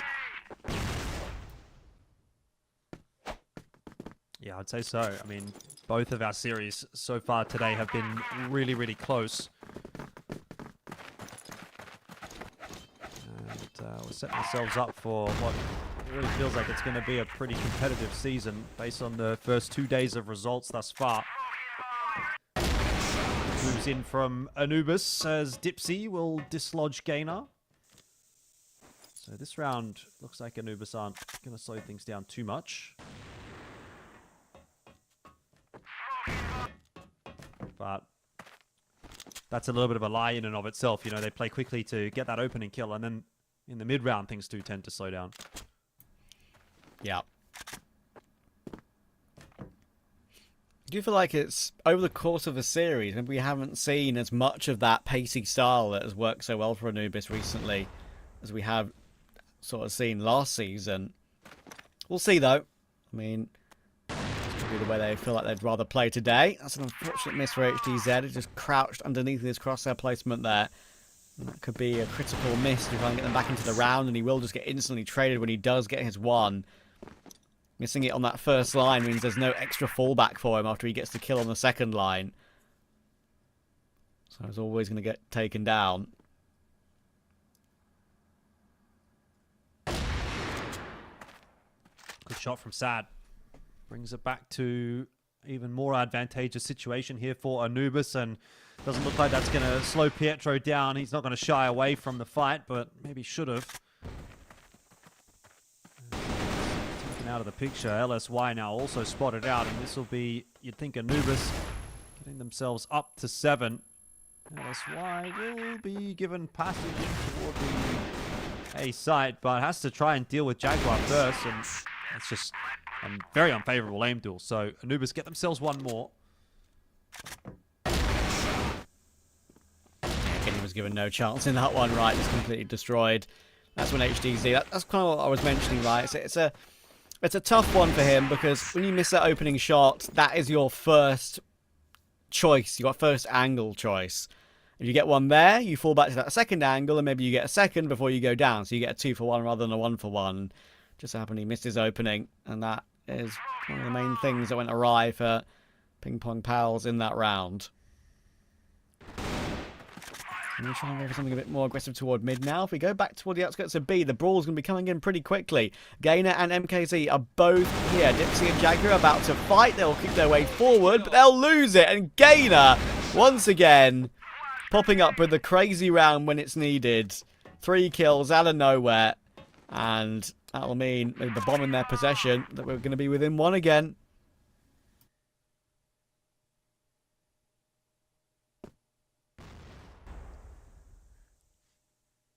Yeah, I can't imagine that Comics is going to be able to do too much here. C4 completely out of his control. Almost surprising that PingPongPals haven't already rotated all 4 players into that position. But I guess HDZ just set up here to watch for a potential flank coming around through from middle. And the other 3 ensuring that the C4 is well in their control. So Comics, I mean, if he's going to wait here, he's going to be waiting a while because there's a lot of util there that's going to get dumped from PingPongPals.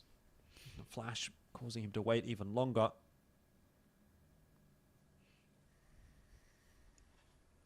Yeah, no real way in for Comics, I'm afraid. The moment might even just be using some of this time on the clock to discuss the next round. Give it a chat. Just wild sprays, hoping for the best, and won't get anything to go his way as they get a triple swing in play.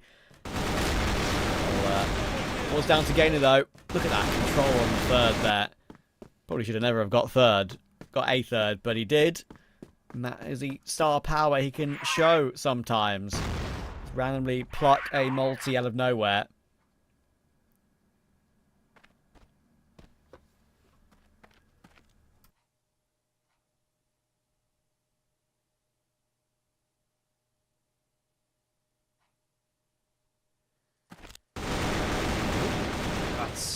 Interesting start to the round, and it'll be a very dead Dipsy at the hands of Gainer, but Sad, luckily, is putting in work. He gets himself 3.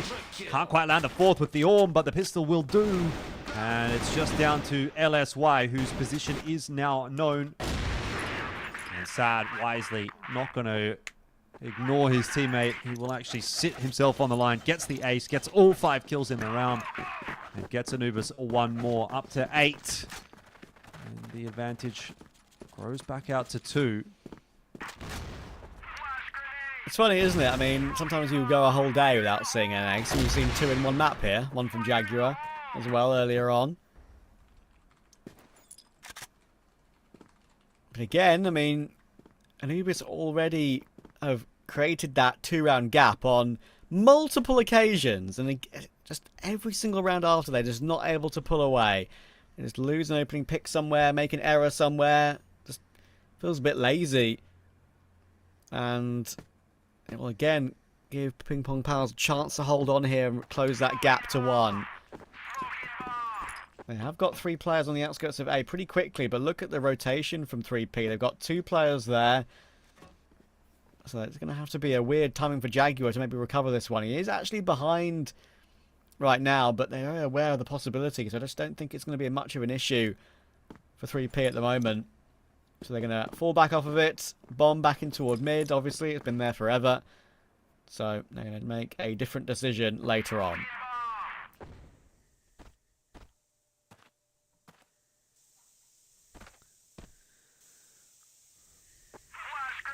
MKZ waiting behind this smoke. Looks like he's going to get his moment here. Anubis working their way forward. Flash turned away from nicely. And MKZ is able to get himself a couple. An assisting kill in there as well from Gainer is making this round look quite welcome for PingPongPals, who definitely not going down without a fight. Just a back and forth game of compound. His shot, and Gainer will get the kill to take him down. So, who breaks this streak? Who gets either this finally what would be a 3-round lead for Anubis to maybe clinch the game, or can PingPongPals finally just close it a little bit more and stay in contention? We've got a nice little angle being used here by HDZ, but this timer will run out because he's got to be worrying about his right-hand side. And there we go. It's a great pick. That is a really nice shot to hit. And finally an advantage when they're within 1 round. Can they make use of it?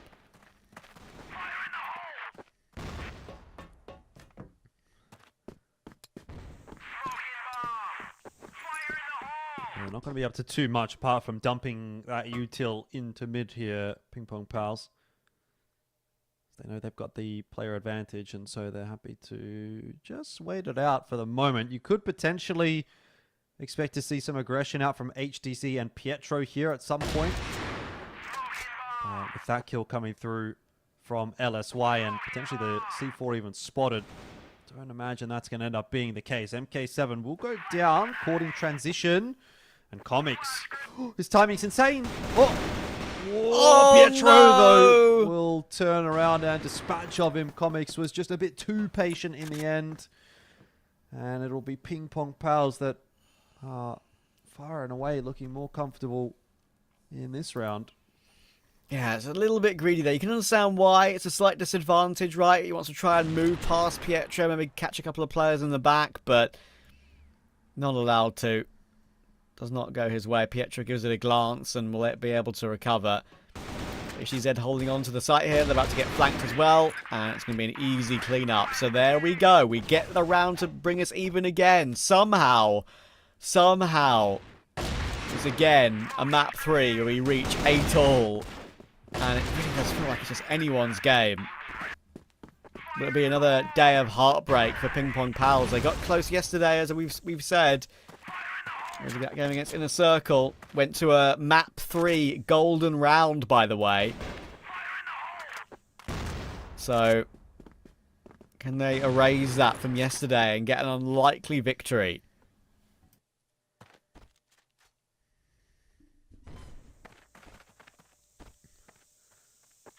And this is definitely on the cards now for PingPongPals. I think they're the team that have got the momentum at the moment, and they're feeling pretty good about this second half. HTC is 9-3 since the last reset, so he's been having a really good time.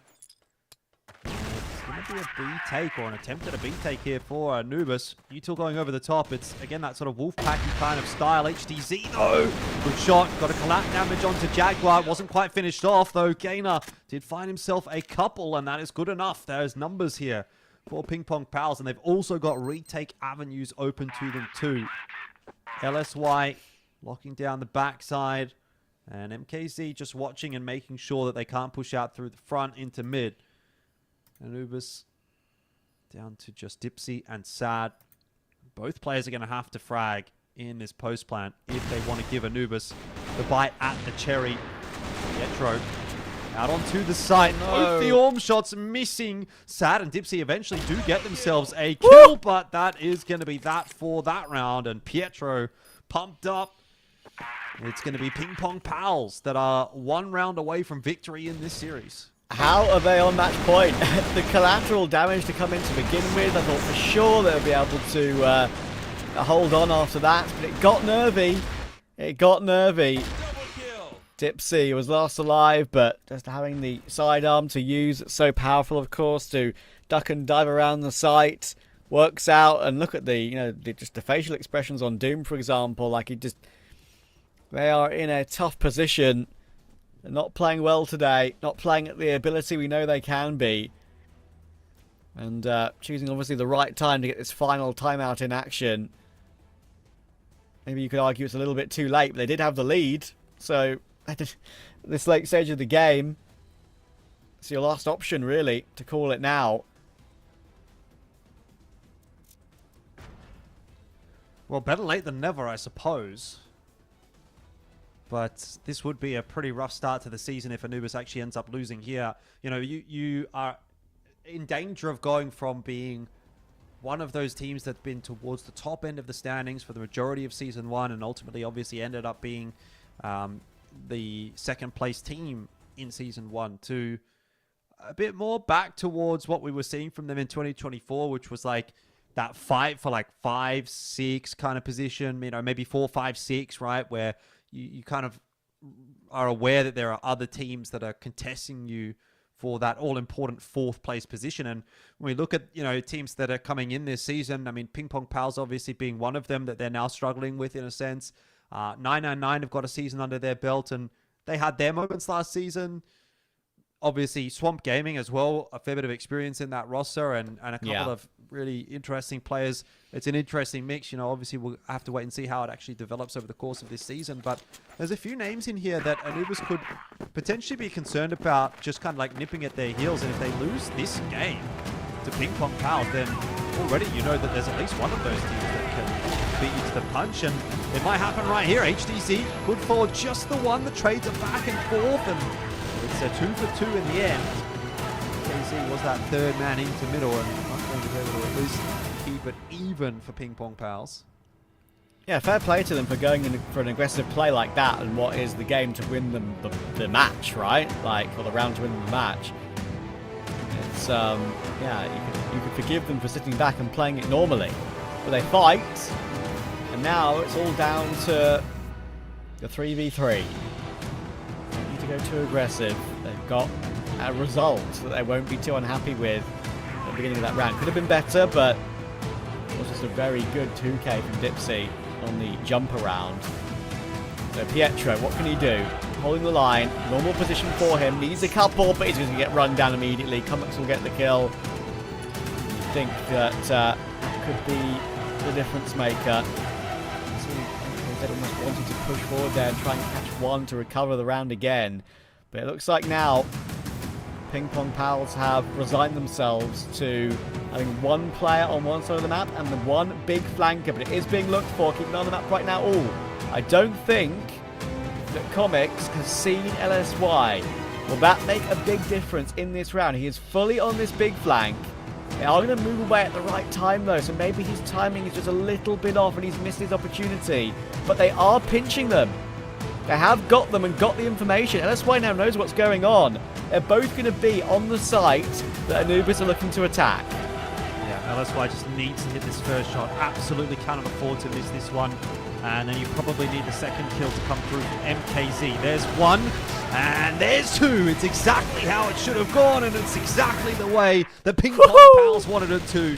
They are pumped up as they pick up their first win of the season, and it is against Anubis, who was a fairly scary prospect, I have to say, for PingPongPals today. I mean, particularly with the way that that first map ended up going, but at the end of the day, it is PingPongPals that will walk away with the victory here, and Anubis, same old really.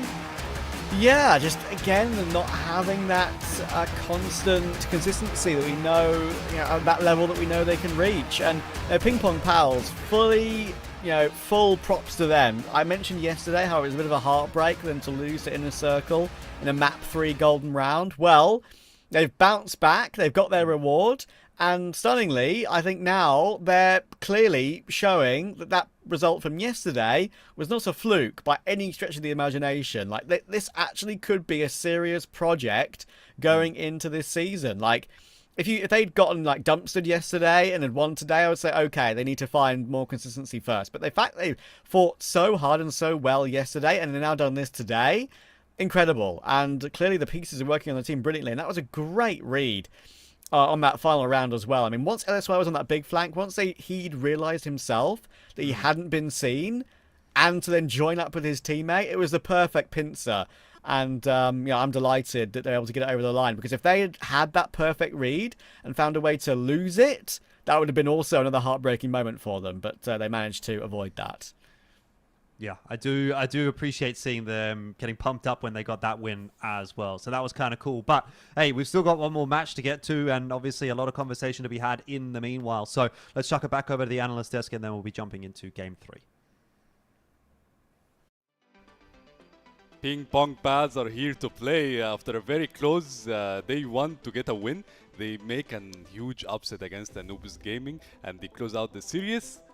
PingPongPals are here to compete. They're not here to be the underdog. Exactly. What can you say? These guys, they were about to be 2-0, and on the first, only one round that differentiated them and InnerCircle, and otherwise they would have been on first place right now. I mean, the guys played really well on Global Risk. I guess Anubis didn't show full potential, and I blame them on that if they did, because you're playing PingPongPals, you shouldn't underestimate anything. Or it's PingPongPals who were playing very good, because we didn't see the full potential from Anubis on the level that we've seen them playing on the playoffs. So now, PingPongPals are on the board, only second game after the CFOL, and they are already getting their first win. True, and to be honest, while I was watching the game, and I felt like Anubis kind of lost it and hit the Jaguar one before, clutch. Yes, the 4K or the ace. This ace, exactly, this ace. How can you lose after this ace? True, I felt like, okay, Anubis now, they will get get back into the action, they will get back to momentum. But this is not what we saw in game, and to be honest, after PingPongPals went to the blacklist side, we saw a lot of synergy between the players. They were more organized, very good trades everywhere on the map, and to be honest, from Anubis we saw a lot of pushes that might be unnecessary. Aggressive picks, aggressive picks, unnecessary aggressive picks. This is what we actually know about Anubis. The guys are doing aggressive picks, but it always pays off because the guys have very, very high individual skills and also big experience. But today versus this team, maybe they weren't lucky, maybe it wasn't their day, but definitely it is for PingPongPals. The guys outperforming an extraordinary performance from LSY today. The guy did very, very good, I guess. And also not to mention HDZ, he played very good. And he might be the series MVP. The guy speaks His trading skills, sniping shots is insanely good today. True, and like you said, these guys know how to play against Anubis, and this Yes. this was very obvious in the game, right? In terms of the read, especially in the last round, it's like they are in Anubis players' head, like they know how how they think, they know what they will do Yeah. exactly. So this gave them a lot of advantage in the game. And to be honest, PingPongPals, they are looking really good, and in terms of the competition, it feels like we cannot predict which team is going to be winner. Yeah, you can. Every team The league is so close. Yeah. competitive right now. Especially, I want to mention also one thing about PingPongPals. These guys yesterday, we've seen them playing Eagle Eye, Yeah. double ohm setup, and it worked out very well, by the way, versus InnerCircle, which they're gonna be playing in a while. So, these guys, when they play double ohm setup, they win. And today also in Compound, they played double ohm setup, and LSY delivered at the most, and they still win. So maybe we have two options: is the double ohm is now a meta, or the guys are very good in ohm because they are getting the peaks, they are doing the defending role at its finest. So PingPongPals, the guys are not coming here to enjoy, they are coming here to compete.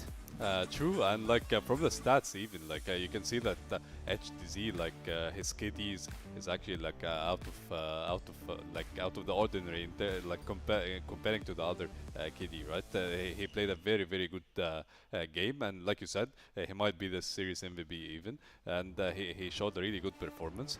Meanwhile, on the other side from Anubis, Comics, we saw that he made a lot of clutches in game 2 and 1. Yeah, in But game in two. game 3, we felt like he might not be there, like the game 2, game 1, Yeah. for example, and MVP MKZ. MKZ, definitely the extraordinary performance that he did in Global Risk Ankara.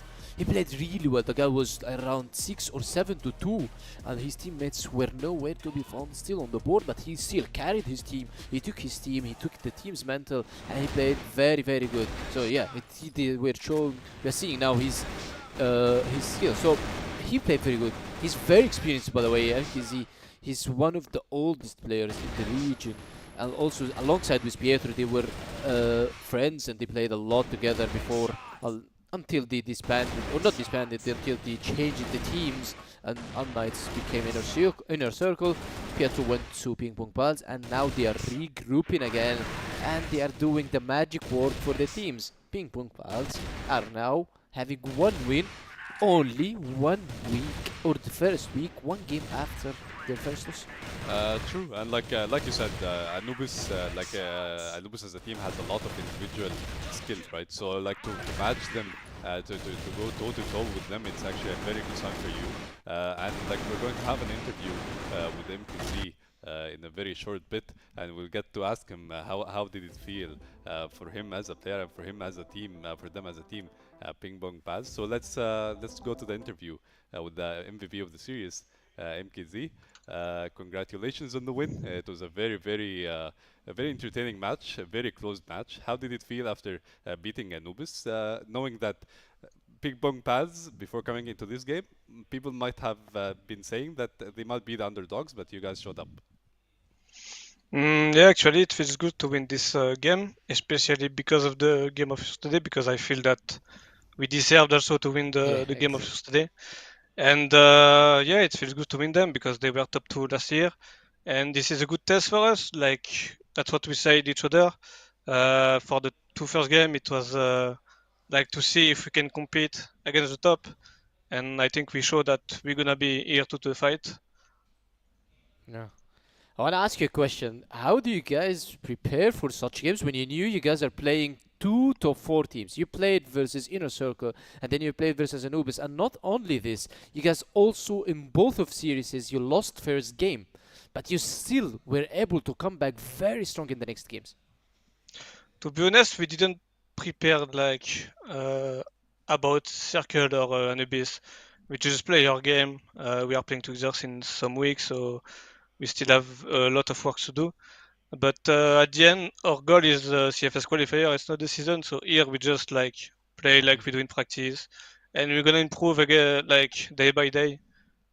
100%. And you guys are here to compete, like you said, MKZ, and you showed it in today's series and yesterday's Yesterday's as series as well.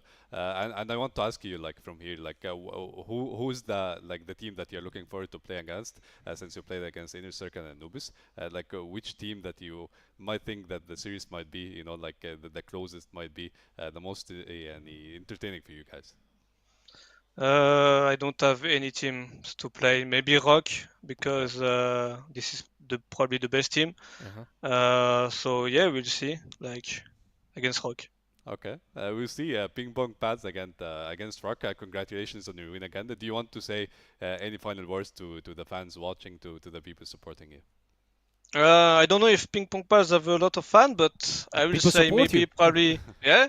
Thanks to PT fan actually, because I see that LSI have a lot of friends watching him. Yes. And actually, I want to big up LSI because he's new to the league and he's doing insane. I'm proud of Yes. him. I mean, we bring him to the league because we are trusting him, and he's doing pretty well. So, yeah, that's it. Once again, congrats, MKZ, and Thank best you, of luck thank in you. your next match. Thank you. Thank you. See you. See you. He mentioned LSY, by the way. I wanted to mention LSY. The guy's doing very good. He did a very good clutches. This guy, speechless over this guy. He's deadly on his clutches. He knows what is he doing. He have your ohm. He have your sniper. He have your rifle. He's clutching for you. He's getting rounds for you. And PingPongPals got their first win. Let's jump into the last series, The which last is series. TBI versus InnerCircle. Yeah, TBI versus InnerCircle, and like, will it be as close as, you know, like as the those last games, five the matches? 5 games, Yes, not only exactly. 1 or 2 games, it's Yeah. 5 games. InnerCircle versus TBI, TBI versus InnerCircles, they are meeting again. Yeah. It's very tough for TBI to play versus InnerCircle because historically, if we talk about it, TBI usually they struggled a lot in the matchups in the league. Only in 2024 they were able to get 2 draws versus InnerCircle, beating them on Ankara and Port. And one time they beat them on one map in the CFS qualifiers, which was Mexico. But other than that, InnerCircle always came on top. So it's only 2 draws for TBI, and the rest wins for InnerCircle, which is former Unnights roster. Yeah, and they were able to take out a win against PingPongPals as well yesterday, right? And like from the show, the PingPongPals show today, it means that like all the teams are on a really high level, right? Because beating Anubis, the runner-up from the last season, I mean, showing the roster in front of us, Jinzer, Alucard, Beck, Kiko, and Awesome. What do you think about this roster, and what do you think about the potential from InnerCircle? Well, the roster is very good, especially after the addition of Awesome. We've talked about it yesterday and how he performed very well, and not to mention the guy was the MVP, first time playing for InnerCircle, first time MVP. So what can you expect more from him, or what can you ask more from him? The guy delivered the best. He did the very good invites for you, clutches, fights, entries. He's very good player, and he's also a very good addition for InnerCircle for them to compete on top 1. The guys got first place in the first season, so they are asking for top 2 in order to go to the EWC and qualify for the CFS finals. Yeah, and let's say if they will be able to do it, because like their opponent in this game, specifically TBI, you said that like they might be not in the best spot right now as a team. Yeah, because usually they struggle a bit around the nights, but now we are talking about completely different roster which we are seeing right now. Yeah. Nox in the prodigy of Egyptians right now. Hunt, the Egyptian prodigy as well. The guy is switching from rifle to sniper, and he was the best player yesterday in TBI Esports. He's the guy who's leading, initiating, taking the fights, getting the picks. He's doing everything for his teammate. King, Booker, the good historical players of TBI, they're holding their positions in TBI, and one of the best European players. FaZe. If I'm gonna be talking about FaZe achievements, then we need to stop playing the game for like 2-3 hours. He's the best in EU. He's the best in sniping skills, and he's switching to rifle. He's still goated, bro. He is still goated. And to be honest, like we cannot predict what will happen in the match, right? Like now, like Yes.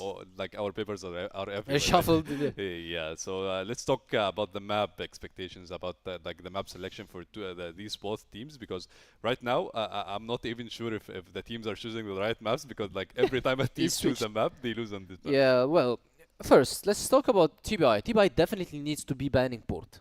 Port is not TBI's map right now. We've seen a very poor performance from them on Blacklist, and if you can't play on Blacklist very well in Port, then you will get stomped every time. On the other hand, I don't want to see InnerCircle on sub-base versus TBI because TBI would be having the upper hand. So if I'm talking about an InnerCircle player or a fan, then I don't want to be sub-base. New Mexico is definitely going to be banned by both teams because they both shuffled and they both have new roster and they both have new coaches. So they're not going to be playing New Mexico. So we are hovered around Eagle Eye Compound, and Ankara. Definitely Ankara can be one of them, but it's going to be a big problem for InnerCircle if I see them playing Compound versus TBI, because what can you see from TBI in Compound is always they are playing very good, very precise on this map.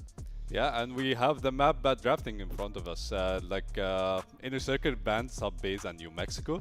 TBI banned Black Widow and Port, and we have Eagle Eye. Eagle Eye, Compound, and Ankara. okay. Eagle Eye, yesterday, if you're an InnerCircle fan right now, you should be worried because the performance from these guys on Eagle Eye yesterday was not the best at all.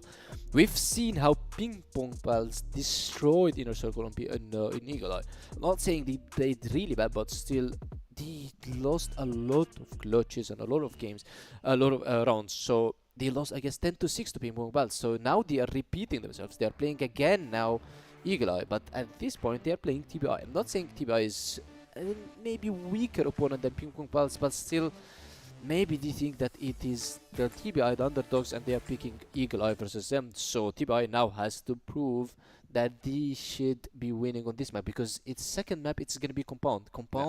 TBI's map, and I'm pretty sure that if we went to the Compound, I guess it can be very good for them. Yeah, let's see if it will happen. The casters will have the mic soon to entertain us, take us into reaction. One more best of three today. Of course, two teams we've already seen a little bit of so far this season. InnerCircle with a bit of a different lineup, obviously, entering the CrossFire space now, taking the Unknights roster. And TBI, of course, making some changes as well. We've got some, as you could say, some German infiltration. Is that the right word? Infiltration? I think that's right, yeah. Into these two rosters. And, I think, Jordan, obviously you weren't here yesterday. What are your thoughts on these two teams and these changes they've made? Well, look, I think just on the surface of it, obviously InnerCircle is a much heavier favourite in this matchup for my Unknights roster. The addition of Awesome coming in. I think we've had a lot of positive things to say about Awesome in the past when he was on GV Esports. In my opinion, obviously, InnerCircle is a far stronger team than what GV have been in more recent times. And then you look over on the other side of the coin and you see TBI here with FaZe coming through as well, again, and a former member of GV. So, ex-teammates playing against one another, going sort of their separate ways and moving into different teams. I would say I think Awesome has probably come out better for it. I'm not as big of a fan of TBI as what I am of InnerCircle, but yeah, that is something that can very much change over the course of this season, and we'll see what kind of an impact someone like FaZe can have to a team like TBI, which, to be honest, I think one of the big issues, I guess, for a TBI is that, they're still quite fresh in terms of their experience level in CFWL, and even if they could go any further. So having someone like FaZe come into this roster and being able to say, this is what we've done in the past as a team that has done extremely well at this level and has gone and played internationally, that's something that can hopefully trickle down here for TBI. You probably don't need the same kind of conversation when it's Awesome here for InnerCircle. I don't know that, these guys here for InnerCircle are going to need quite that much of direction necessarily. I think he just comes in here to try and do what he can as an individual, and hopefully he's going to be able to be at his best, because Awesome at his best is a real sight to behold, and I'm quite excited to see what he's going to be able to do here in this InnerCircle roster. Although, in saying that, the start for InnerCircle yesterday, getting taken to 3 maps by PingPongPals, less than ideal, but again, we've seen PingPongPals just pick themselves up a win against Anubis, so maybe they're starting to put a good name forward for themselves, and that is having some knock-on effects as to how we sort of rate the rest of the teams as well. Yeah, absolutely. And I think one of the main things for TBI yesterday is the fact that they actually performed acceptably, right? I mean, if you look at last season, they went 1-13 overall. And I think if I'm reading that correctly, they went 7-26 in maps, right? So, honestly, a pretty abhorrent showing. And they shouldn't even be here. That's the main point, right? Because GV were dissolved, and 4 of those players went their separate ways and are involved in different teams in the CFWL. TBI got that spot in this league again due to the fact they dissolved. We needed a 3rd team from relegation. TBI were in that position. They lost to Swamp 3-0 in the final. They probably shouldn't be here. But they are here. They've taken that slot. And so far, they're performing a little bit better than what we kind of expected from them. Noxon is this new talent as well that's come through. That yesterday, I'd seen him make some really good individual plays. And, maybe not consistency. Maybe not there yet. But I think his ability to pop up for important multi-kills when necessary is something to keep an eye on in this series. So we'll see how it goes for them. But if InnerCircle, I'll say the same thing here as I did for Anubis, honestly. If InnerCircle don't win this game in a clean 2-0, I would be surprised, and I think they would be disappointed. Yeah, most definitely. I would tend to agree with you. I'd be looking for the 2-0 for InnerCircle here, but it hasn't started too well, as Booker will dispatch of Beck, and FaZe gets himself a nice shot in on Kiko as well. Alucard at least able to draw one back, and Awesome on the late lurk in through middle for another.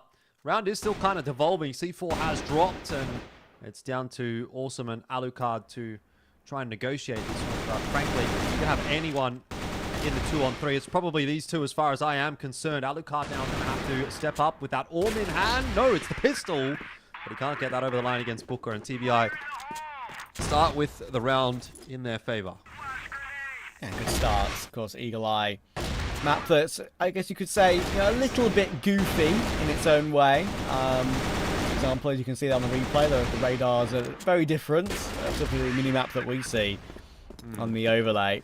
Obviously a bit of a better look at the map when we have our version of it. And, I think InnerCircle yesterday got caught off a little bit by the PingPongPals in this map. There were a couple of big clutches that went the opponent's way. This is a good start to this round, though. Noxon and Hunt will respond, however. It was awesome to start off, and FaZe once again will show up. And that's obviously been a bit of a hallmark for this team, to have FaZe on the Orm as a secondary alongside Hunt. And maybe that will give them a bit more firepower to work with this season and make them a bit more of a harder team to deal with. Alucard is going to push forward. He's going to be stuck in the open. He'll get double swung, and that is a good start for TBI continuing. Yeah. All right. Well, let's remove any expectation of this season, because it seems like it's going to be a tough one to call. Eagle Eye, of course, the map choice of InnerCircle as well. So wanting to see them get off to a good start here in the series, but so far not really the case. Beck struggling to get involved. Maybe a little bit of a slower approach is at hand here for InnerCircle. First couple of rounds they tried to go relatively quickly through the map and hasn't worked out for them, so they're going to change things up here and take a bit more of a methodical approach and see if they can let Alucard have a little bit of a look with that Orm and see if he can find a pick. Hasn't obviously eventuated, and now those riflers are going to have to get a bit of a move on. Good opening. Awesome will deal with King on the aggression, and that's kind of, I think, the main reason why InnerCircle have sort of made this change, right? I think it goes without saying that Awesome over Pietro, while you might not have as much experience, even though Awesome's obviously been around for a long time, you have a bit more firepower, right? That's the main choice, to try and push forward and get this roster into a more deep playoff run every single season and maybe contend for the title at some point. Seeing what Anubis did last season, maybe they inspired them to try and make a change to make that sort of result happen for them. Alucard will miss that shot, and he gets punished by Hunt. Goodness gracious. TBI starting hot in this game, and InnerCircle kind of having a few whiffs which are costing them. Yeah, I mean, I guess the thing about this TBI roster, and it's maybe not necessarily this exact roster, and also lean into what we saw from them last season, but I think, the core still kind of persists, and that conversation can still be had, is that it was definitely obvious that they could shoot well and they had a good level that they could hit, but it very rarely actually popped up. You'd usually get it for maybe like half a map at best if you're TBI. Yeah. But when they're on, they're definitely able to contend with some of the solid teams, and obviously IC Esports is one of those teams. So it's not altogether too surprising to see TBI at least pushing them so far. We're going to get the tack time out here, and they're going to have a little bit of a conversation about what is going wrong. It's early days, but you don't want to let this one snowball too much further out.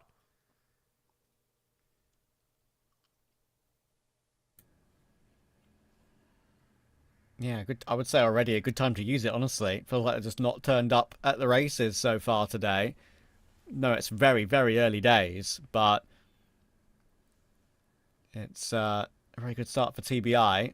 If you were a player and you were in this position, would you prefer to have an early day game and get your match over as soon as possible? Feel like you've woken up, prepared, and got ready and got it done, or would you be in that other group of people who might prefer to take it slow throughout the day and have your match as the late match of the day? I think typically in the past, when I was a bit younger, I probably would have been more keen to have it later in the evening or in the afternoon. But nowadays, I definitely appreciate being able to kind of wake up and do my work and get it over and done with. So I think I'd probably lean toward the former at this stage, try and get it over and done with. I wouldn't want to wait all day, in that nervous anticipation, I suppose. Yeah, exactly. I think that's probably there are some players, of course, that have famously in the past complained in other esports about matches starting particularly early. Yeah. But yeah, I think these days, for people like us maybe who are maybe getting on a tiny bit more, yeah, I think we prefer the kind of the morning games, get your work done in the morning. And yeah, I'm not going to pretend that my sleeping schedule is perfect, but I'm sure you can say the same with the current work days that you're going to be having soon. But yeah, I think kind of obviously for me, when I was younger, like you say, I was a bit more of a night owl. Didn't feel too bad about staying up until 2 a.m. every single night, and then just waking up and sleeping until 12. Usually, if I have the opportunity to do that, I still will, obviously. But it's now when I've got work in the morning, cast in the morning, that doesn't bother me at all. So we'll see how little bounce back can come through now for InnerCircle after the pause. Yeah, they're going to have to hope it comes back pretty quick smart. Because it's not exactly been the start that they would have wanted it to have been. And you can see the confidence that TBI are going to play with. Hunt really getting aggressive here. Has pushed so far into BL territory. But if he keeps going, he's going to run into Awesome. Just overcooks it a little bit. I know they've got a few rounds to play with and he's feeling confident. But that definitely felt like it was a little bit too much. He could have been happy with the position that he found himself in there and just paused up for a little bit.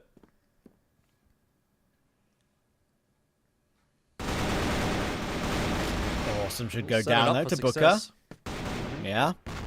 And in the end, you need a bit more than that though to recover this round. They've got a good positioning outside the B site, but have to get past King. Noxon is also here to try and deal with Alucard, and it's a good pounce. He goes for his face, and Alucard will swing. Good little protocol there from InnerCircle to make sure you have that second player over to watch for that flank, and Booker will get found straight away. So, pause has worked to good effect. It has reset InnerCircle, and they all get their first round on the board today. Yeah, I don't know if it was necessarily so much IC Esports doing anything different or better, but more so TBI kind of made a bit more of an extreme change themselves and ultimately walked into the setup that IC Esports had. So still kind of want to see a little bit more out from IC Esports, a few confident rounds here on this BL side before I'm going to start to be convinced. But yeah, at least nice to see them get one on the board.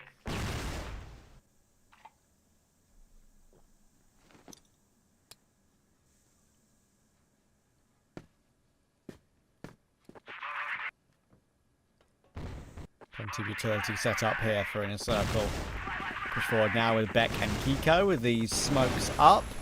There are 2 players in front of them, and this is just a perfect play. I mean, the setup here for TBI, you could argue it wasn't awful because they had lots of players in position, but just the way the InnerCircle entry kind of gave TBI no chance whatsoever. Just great utility all around, and Noxin and FaZe is going to be under a lot of pressure to be able to recover this one. It's pretty much impossible in a 2v4, and there we go. So, good call from InnerCircle. It works out, and the gap has already been closed to 1.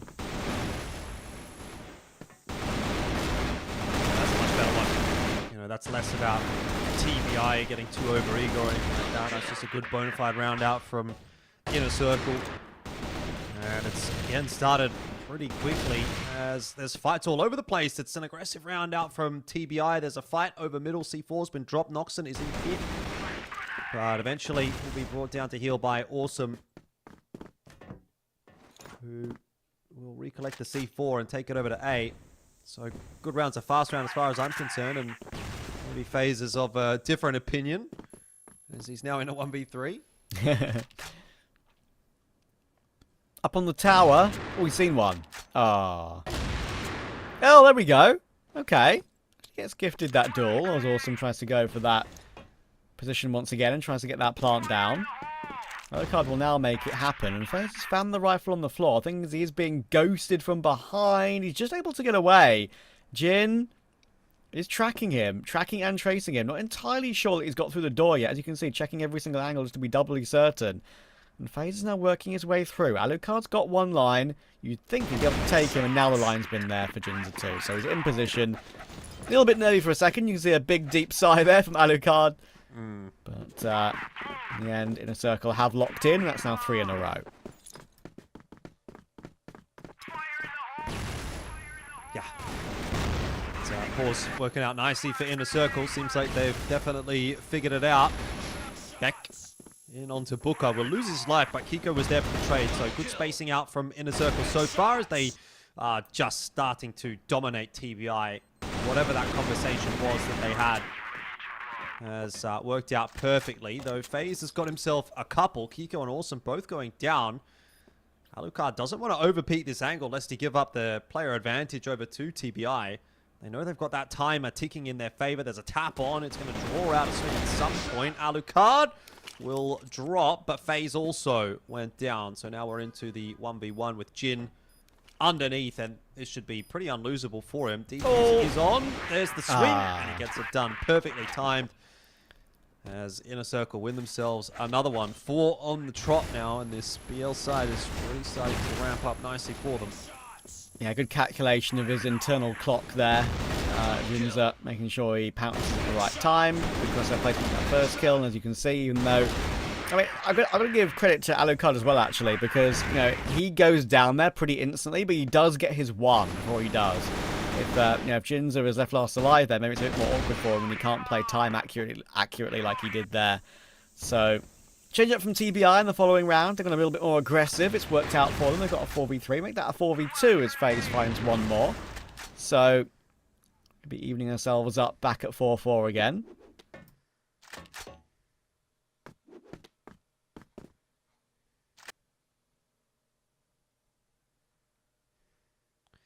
Seems that way. But let's not count our chickens before they hatch. Never counted a chicken before. It's true. Well, I guess in this circumstance, you'd be counting an egg, not a chicken. True. So maybe you have counted an egg before. I think I probably have. But Jin, for this duel, we'll get the opener on to King. And there's a lot of time actually here for PQ and Jin to work with. So I'm not going to say this one is over and done with just yet. Kiko kind of waiting for one of these TBI players to go hunting for a bit of info, and he's going to get that in the form of Booker. That should be a kill. Where is it? He's let him go past. Yeah, it was a trigger discipline type situation. He was hoping to get more. Wasn't ever really going to be able to, but has brought it into the 2v1. All he needs to do is win another aim duel, maybe get over to another site, get the bomb plan down, and then round is definitely opened back up. Hunt is going to allow him across. Has been seen Kiko just going to have to force the plant down now. You make it sound so easy. He's completed a couple of these tasks already, but now he's been spotted jumping down Hunt. Oh, misses a shot though. Kiko still dancing around, still alive by the skin of his teeth. Unfortunately, it's going to be at that upper angle from FaZe using the tower. Get away from that, Kiko, as he'll go down from range, and there we go. FaZe missed a couple of attempts, and you can see the wiggle of the mouse might give you an indication about what he feels about that one taking a little bit of an extra time. Too much time than it should have taken, but in the end, TBI will figure it out. Kiko had a chance, but just couldn't find the clean duel.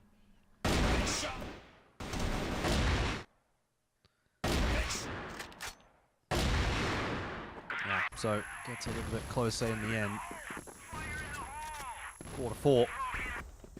Doesn't tell us a huge amount about which way this map is going to go. King waiting for his time to strike, will get it, but instantly traded back down by Awesome. There's players all over the place. There's still one more here that IC have to clear out, and in fact the rotations have come through pretty quickly as well, so Beck will slow it down. Alucard in on the flank could be the difference maker.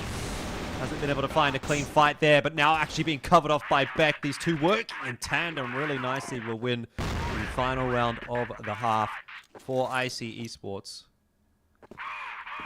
Yeah, InnerCircle, great bounce back after that opening round.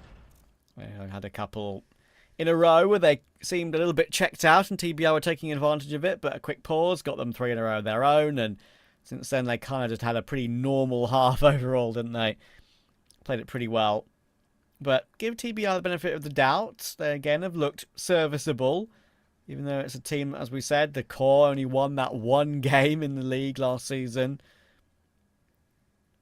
Looking like these changes have made them a little bit more competitive, as you say. When they're on, like you mentioned, they can truly be a competitor to even the best teams in the league. There's always historically been a team that might have might lose map 1, get really close in map 2, maybe would win it, and then go to map 3 and just lose at the last.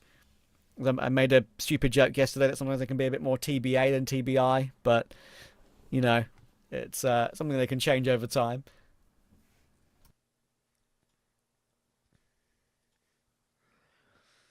Yeah, I mean, this is a matchup that's still pretty close at this stage, which is definitely better than what we would have expected for TBI. I mean, I think last season you look at this matchup, you say, okay, well, it should be a pretty one-sided game, but 5-4 is anything but.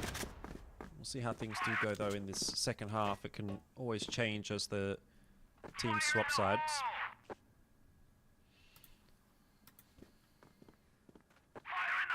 Double Orm going to be the option of choice for IC early on. So Jin going to be taking that secondary sniper role here for IC Esports here on Eagle Eye. And a little bit of presence being shown by Kiko as well, as he kind of pushes his way out of B. Has a look for info, doesn't see too much, and IC Esports expecting something toward A or middle as a result.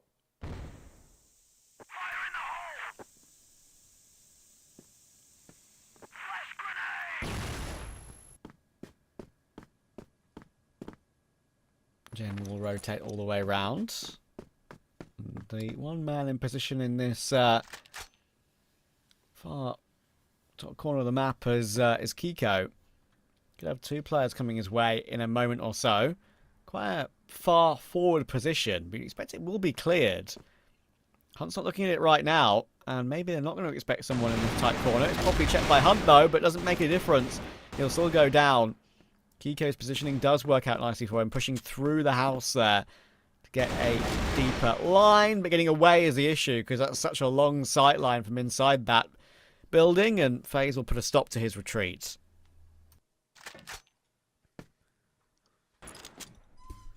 Rotation going over toward the A bomb site, but there's still multiple members of IC Esports there. Alucard making short work of King. Big flank coming through here from FaZe. It's being watched for by Jin, though. In the end, he'll go down and Beck gets in behind the last 2 remaining TBI members. IC reading that one a little too easily.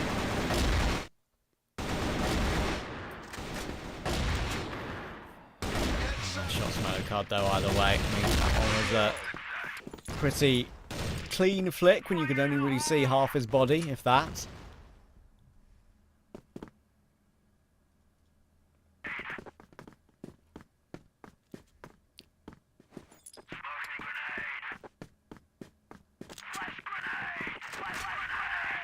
Fast round out this time from TBI. They're going to just dump their util in toward the A bomb side. Alucard can't see much at the moment. Luckily, doesn't need to eventually. Gets that shot in onto Nox, and Awesome's there to help him out as well. And Bay's trying to find some entries in through for a middle. He'll be good for one. One is definitely not enough, though, as he's lost pretty much everybody else on his team. And that round falling by the wayside. Pretty quick smart for TBI. We're starting to speed things up a little bit here in the second half as IC Esports looking very comfortable on the GR side. Yeah, that GR side has often been really where they do some of their best work in the scene in general, right? I mean, we've got the aggressive plays that can come through from some of these players when absolutely necessary. I think Alucard historically has always been a guy that can do amazing work on either side, and in particular, like, I think the thing that characterizes Alucard for me is he can pop off. Like, we've seen great moments from him in the history of the league. But he's also just good to be that unassuming player that gets these important kills over the course of a series. Like, it can be one kill that turns it from a 2v3 to a 2v2 or whatever. It can be a late round kill in a clutch, even if it's a singular kill rather than like a 1vx or whatever. So, yeah, I think we've just got this ability, especially with the experience, you know, Beck and this team that has been together as this core four for a long time now. Yeah, to just be a nuisance for everyone in the league, and that's why they've been a consistent playoff team in seasons gone by. Yeah, 30 seconds left on that tack timeout, and TBI are going to have to find the recipe to success pretty quickly here. So there is still a lot of work to be done on this map. I mean, to be fair, it is IC Esports' map pick, so TBI won't be feeling terrible about losing it if they do ultimately go in that direction, but it's more so about whether or not you can make it competitive, because if this second half just blows out, IC Esports run into the second map with a lot of momentum. We're into round number 12. TBI just still sitting there on 4, again looking to go quickly and again looking to go toward the A bomb side. IC Esports this time have not got the defense set up over there. They're just going to have Alucard playing retake. He is happy with the 1 kill, backing off. That's good. Good protocols from IC Esports.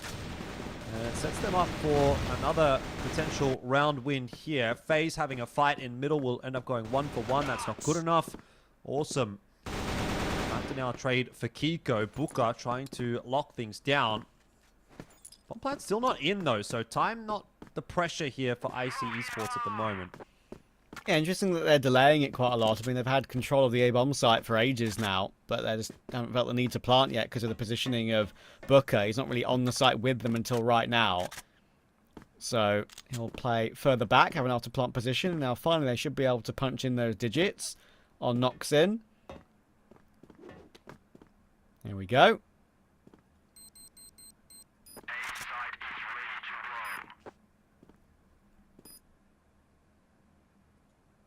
I agree with you, actually, that I do like InnerCircle going for a bit more of a patient retake after getting the opening kill. Sure, they had to be forced into duels elsewhere, but now they have a chance in a 3v3.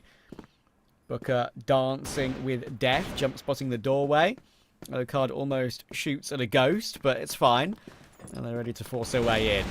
Time is getting low. That is the biggest issue, and Booker will try and hold the line. He gets 1, and now the clock on that bomb is getting very, very low. They're not anywhere really near it yet. They just have to have Jinza hold it, but he should just get killed in the side. It's getting very close in the end, to be fair.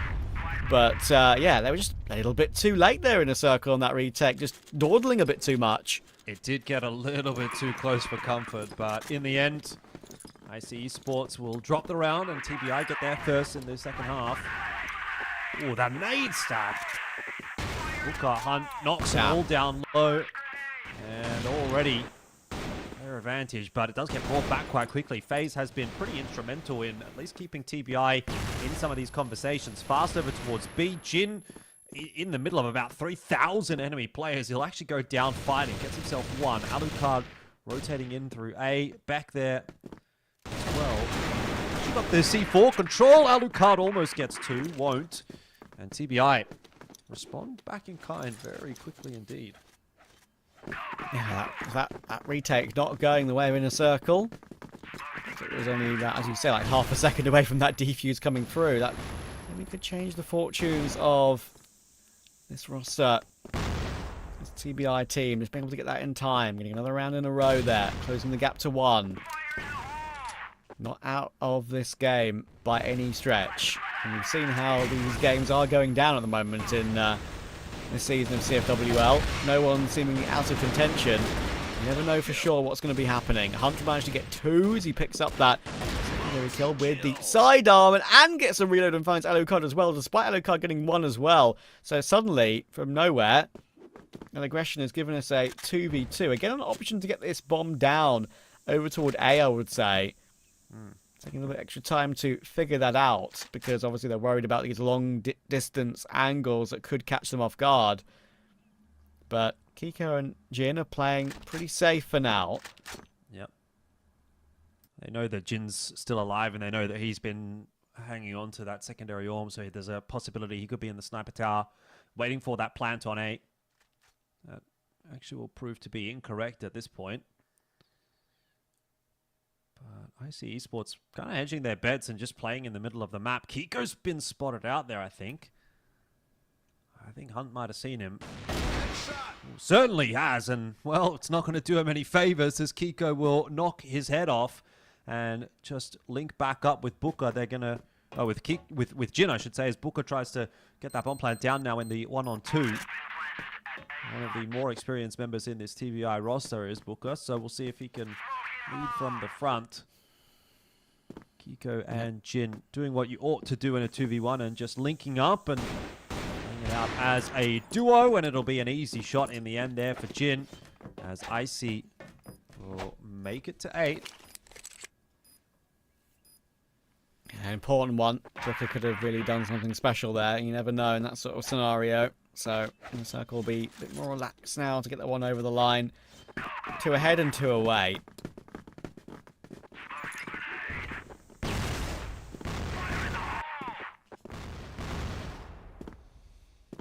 Oh, leg spotted on that secondary orb. Jin will hop back away. Beck will take his place. And Noxen's forced his way up. Bit of a quiet game, really, for him so far. TBI have kind of just had everyone across the board have a couple of rounds and a couple of kills here and there. As you can see, since the restart, everyone's within 2 and 3 at the moment. It's a push, and Beck will hold the line. It actually does well to find the one, considering Noxen was right in his face. Awesome's found Booker as well, and Jin and Awesome will team up together to easily deal with the TBI push. Bomb in the possession of Awesome. FaZe a long way away. Yeah. 4-on-1. Not looking too likely here for FaZe. Will be given a bit of chip damage by that grenade. It gives you the idea that IC had a pretty good indication as to where he was.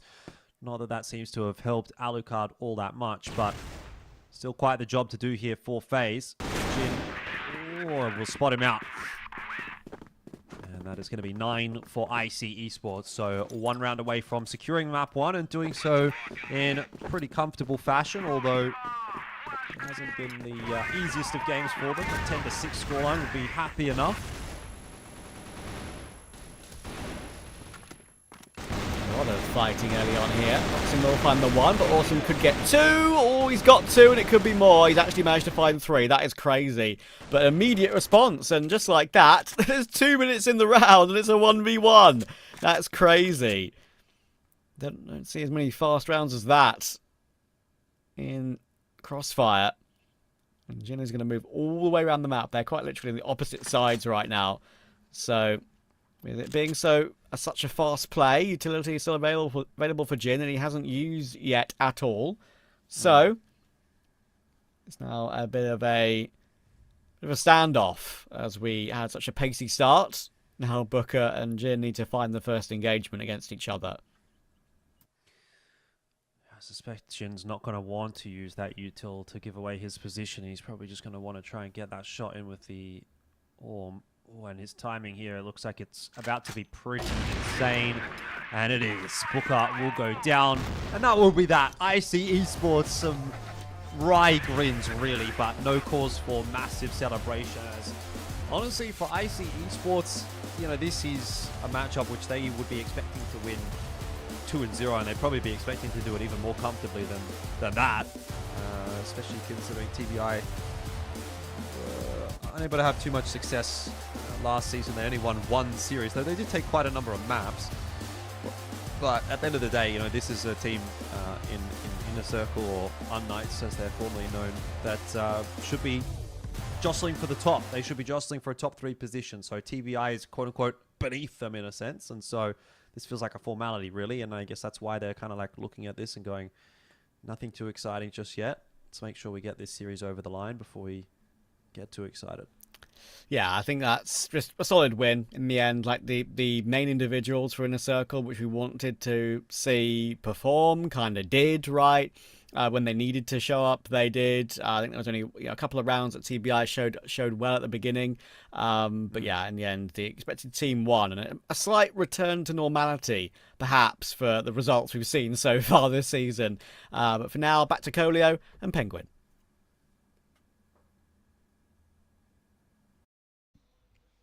InnerCircle managed to win their map selection, like the first map selection win of the day. There's something wrong. Yeah. There's something wrong Yeah. in this desk right now. Okay, TBI, same problem, same issues that they have. They start very strong, 3-0, Yeah. and once they start getting close of stomping or winning the map, they cannot believe that they can easily win. So they crumble and they fall. Yeah, 100%. Like you can see that the discipline from IC, right? Yeah. Like from the players, and like you said, TBI started a very good start, opposite to what we would expect, right? And IC managed to get their papers together. They managed to get the momentum back by doing like some, let's say, individual plays from their team. Yeah, exactly. Especially that when we've seen how TBI played very strong, very good in the first 3 rounds, and they got 3-0. They started like pushing, which we've seen like, one guy pushing from mid doors, Hunter, he pushed from A houses. They started to play more aggressive. It's good, it's not bad, but once it failed, they should have prepared a backup plan for it. Okay guys, we're gonna be continue to play aggressive, because what made them win the first 3 rounds, that they played very aggressive. They stopped IC from taking the controls, and IC struggled in taking the controls. But what after if our aggressiveness and the aggro peak and the aggression that we show to the enemy team is not working? We should be having a backup plan. Either we're gonna be trying to stall the game, play defensively, or have just some coordinated, scripted rounds for this. Yeah, and in terms of coordination, like when the two teams face each other in terms of the coordination, IC got the upper hand, kind of. Yes. And but for now, like, what can we expect from TBI in the second map? Like, what are the answers? What are the missing pieces from TBI that can bring back to the teams? Okay, now Unknights picked Eagle Eye, which I said that historically we didn't see that good performance from InnerCircle's former Unknights, of course. InnerCircle on Eagle Eye. We've seen them playing PingPongPals, but InnerCircle showed some weakness points. But I guess after watching this map, they sit with their coach, they fix their mistakes, they just do the usual. Now they're gonna be playing Compound, and they definitely watched how TBI played Compound yesterday versus Anubis, one of the best teams in the West League, and how good they played. They beat them 10-6. It wasn't even a close map for TBI. It was just a good chilling map for them. So now it's the question: is ICT is gonna be ready for this map, or TBI will perform very well on this map? Looking at the KDs of the guys, FaZe, man, extraordinary, 1.7. On the other hand, still awesome. Yeah. The best transfer that ever happened season 2. I guess he's still showing why this guy picked by the InnerCircle also. Yeah, and it feels like the FaZe, the KDs, like it shows that he's the one who's doing the plays. He's the one that made them reach the 6 points rounds in the game. But map 2 is ready, so let's see if IC will bring the first 2-0 in the season. Elfish and Travis, you have the mic.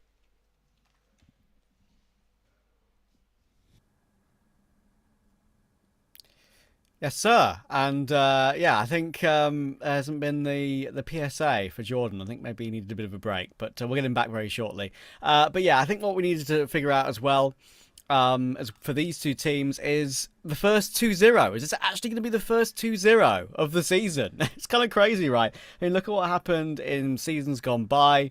PingPongPals and InnerCircle, Anubis, TBI, 999 Swamp in the day one all went 2-1.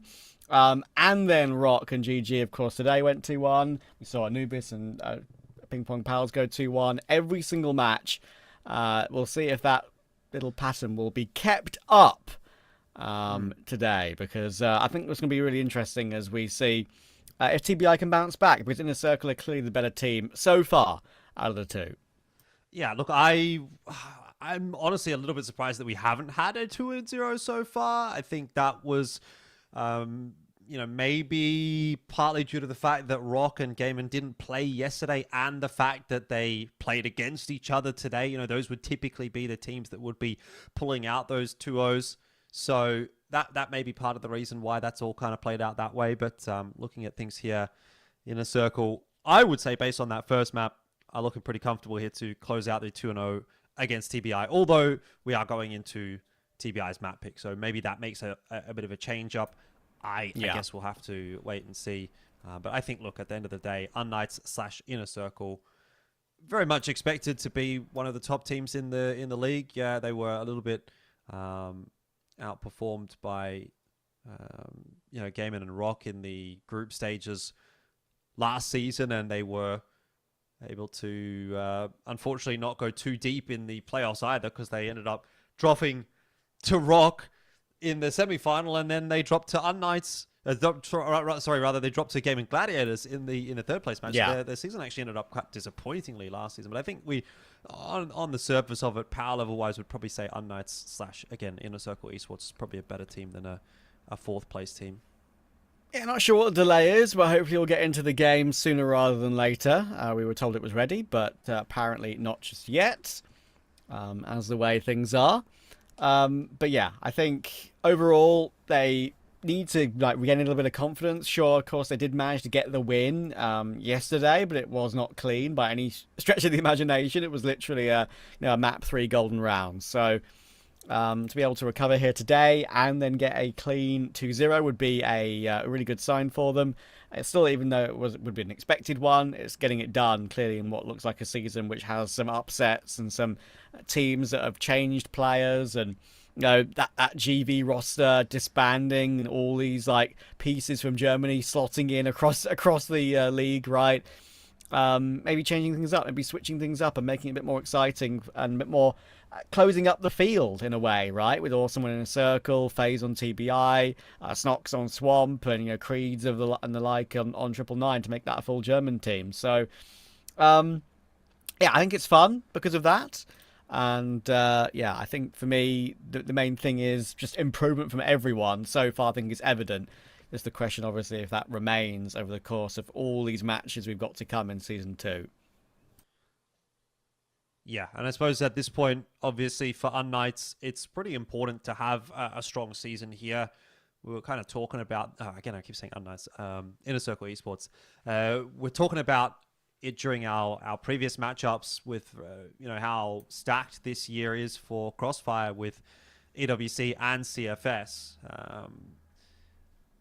If you're in the position that InnerCircle Esports is after having had a rougher run in the last season, you're actually only guaranteed, not guaranteed, but at this stage, assuming all the points stay as they are, which they won't because there'll be multiple seasons yet still to play, but just where we're sitting at this point in time, this team, InnerCircle Esports, is not attending EWC based on the current standings. So if they want to attend EWC, and not just get through to CFS at the end of the year, which it looks like they would be able to do at the moment.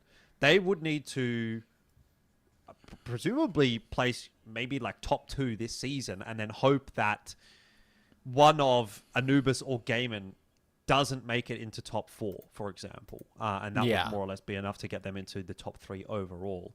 I don't know if Season 2... No, just looking at it quickly here, Season 2 doesn't give any more points than Season 1 does. Typically, sometimes when you have like a season ranking standings type thing that spans over, a year-long type deal, like later seasons might be weighted heavier just so you have a little bit more recency bias leading into those tournaments that it qualifies you for. But CFWL Season 1 and Season 2 give you the same amount of points. So right now, ROC's on 150. If they win again, they'll be at 300, for example. Anubis at 125.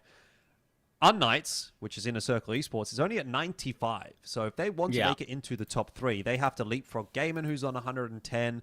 They have to hope that they, like I said, maybe make second place, gain themselves 125 points, and Gaimin takes 4th, for example. In which case, then you would leapfrog Gaimin and take that 3rd spot. So they've actually kind of cooked themselves a little bit by taking only the 4th place in Season 1, unless they have a really good season here. So thinking about that is, I don't know if it's something that's going to be in the back of their minds right now, but it probably should be, because when we're talking about EWC, that's a $2 million tournament. Okay, that's a lot of money. That's a lot of money. It's going to be almost as big as CFS. I don't think anything's ever really going to beat CFS at the end of the day. Like, CFS is always the biggest tournament. It's the most prestigious. It's the most important tournament at the end of the year that Smilegate put on. So that will ultimately be the goal. But like, hey, you're not going to be mad about going to EWC and having a crack at essentially what will be like a mid-year CFS, if that makes sense. It's 16 teams. It's 5 teams from China, as we know now that one of those teams qualified through from ACL, which was Baisha. So that will guarantee a 5th slot for China.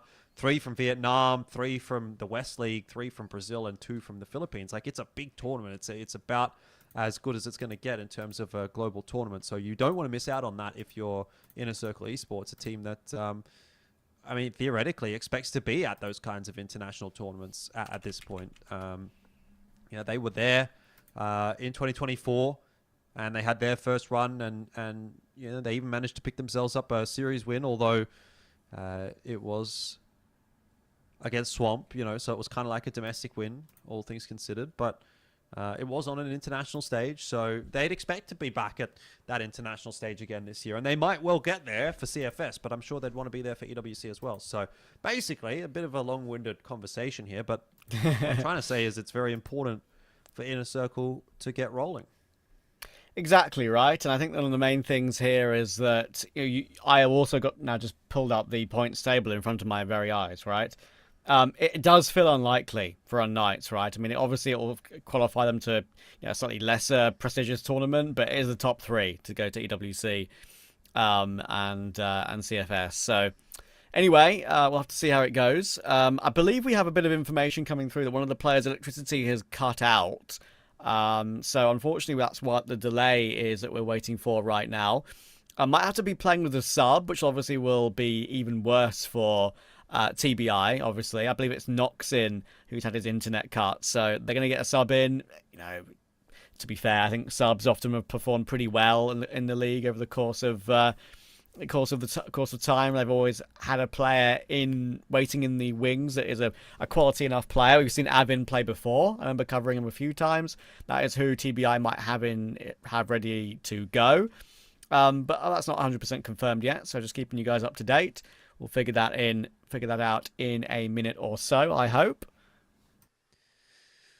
Yeah, it does obviously take a little bit of time to get, you have to first of all make sure that the player is around, get them online. It looks like Noxon is coming back, apparently. So, yeah, it's fun times. Here as we're just jumping back and forth between players. Yeah, you said yesterday you had some issues with electricity as well, or something like that. Yeah, it was a bit of a few tech issues, yeah, but it only really lasted about 15, 30 minutes, if that. It may actually only be 15 minutes. So, yeah, it can happen. It can happen with this sort of stuff.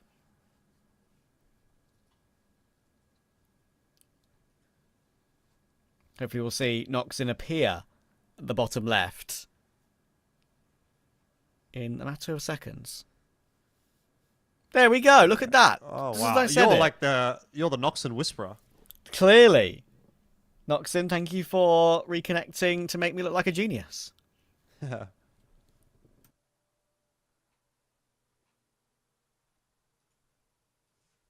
Well, that's going to hopefully be him into the server pretty quick smart as well. Obviously, taking a little bit longer than we would have hoped. So we're going to go for a short break here, and then we'll be back when we're ready to go. Yeah, I hope so. Yeah, I think we should probably go to a bit of a proper break, though. Production, Shiv, I know you're listening to me. I think we should probably go for a little bit of a break to give us a chance to recover. We've been kind of talking about nothing for the last however long. So we need to...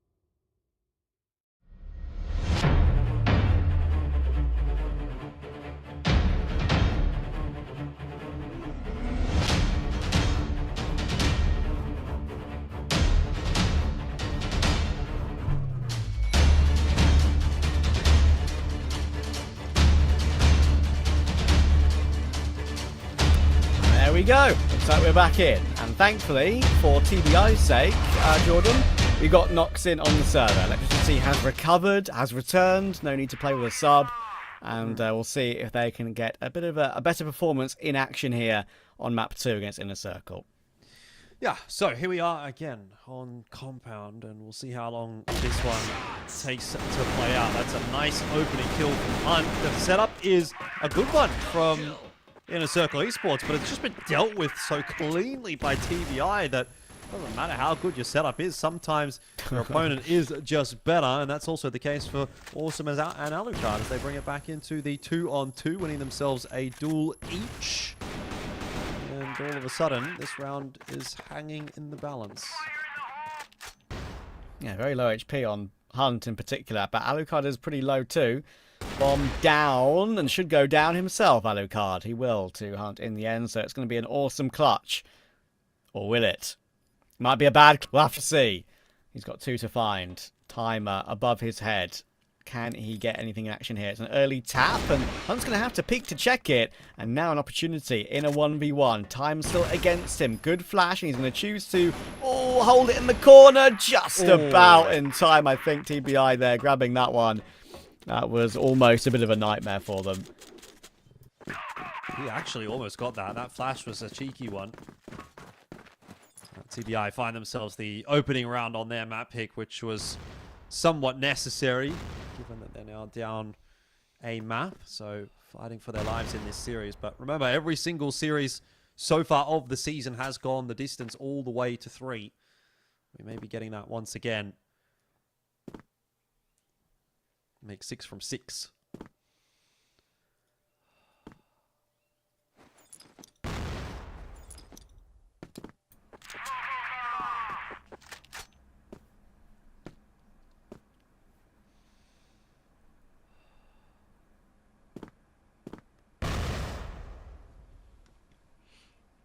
Early utility exchange. TBI will wander their way up mid now. Looking to track in a little bit more.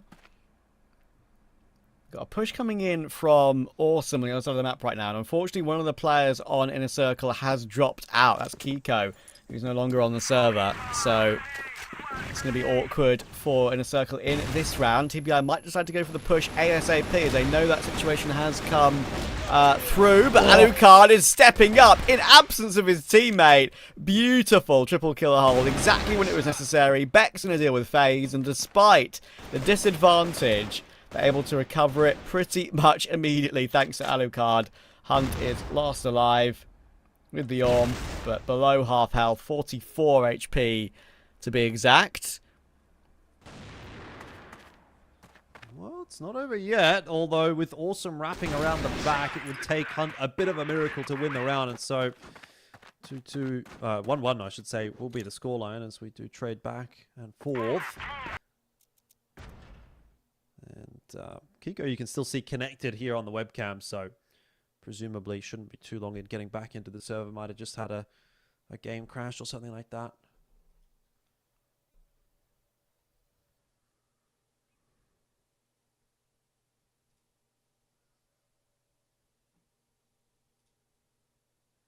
Hopefully he'll rejoin pretty quickly. You can see him figuring it out. And that just shows you like what InnerCircle have in their back pocket, right? Like even in a situation like that, when you go down 4v5,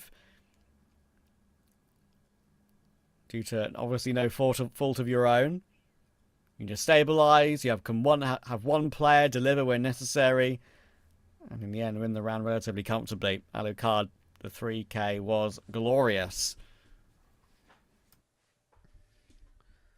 Yeah, I mean, that's the kind of star power you get out of Alucard. And he has always been someone that has been, I would say, a focal point of this team. Maybe what was required by these guys was a little bit more of, star power in the rifling department. Because look, it's not to say that any of these guys are like pushovers necessarily, but do you have that same X-factor rifling player that the top two teams do in ROC and Gaimin? Maybe not quite to the same extent, so bringing in Awesome does kind of bolster that a little bit if he's on his day. I mean, he can be that guy, but you hope for InnerCircle that that's not necessarily required in this matchup, that they can get it done at their B game, really.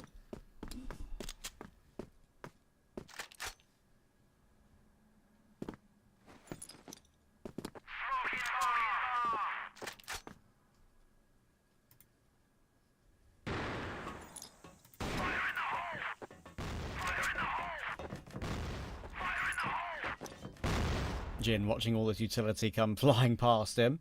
We'll avoid all of it.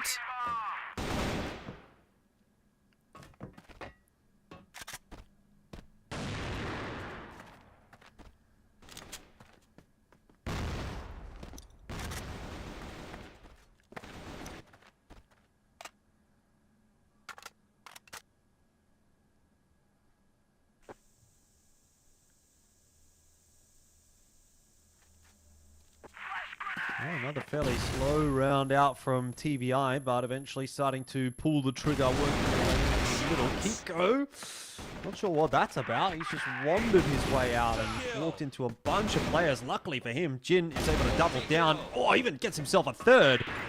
And, well, on the topic of star rifling power, that's a bit more like it there from Jin. That's exactly what you want to be seeing. Yeah, great individual step up once again. Those taps were fast. Insta headshots. Booker, well, he's booking it. Goodness me. Straight into the fight there. And we'll get his reward of a quick 1-for-1. And King finds Alucard in the meantime while that madness was going down. So quick advantage for TBI here. 4v3. and make that 4v2. Good entry from King once again on the rifle. Kiko needs probably 2 kills here, maybe even all 3, but he's so blind. Surely he'll get faced, but somehow he's standing tall and still alive in this position. Noxon has not been able to remove him just yet, and finally he'll get run down by King. But Awesome is still ready, and he's in the right spot. Go for a peek now, a little bit of a jiggle, but awkwardly he tries to pull out some util. Now his position has been revealed. He's lost the element of surprise, I'm afraid. And King, even though that nade will do some damage, I just don't see now with 2 players in position like this how he's able to tap down both. It's still possible though. He'll try and push while one player is occupied with the plant, but it won't work out for him. Noxon will find the kill and TBI's blushes will be spared.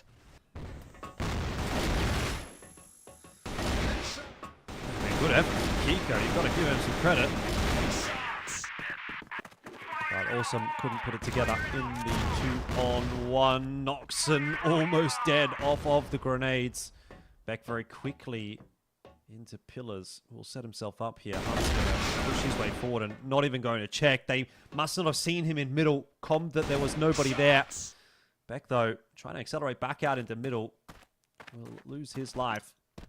Needed a bit more help there, I'd say. If you're going to make that push, you need someone else kind of like holding middle or holding pillars to give you an avenue back out of the site.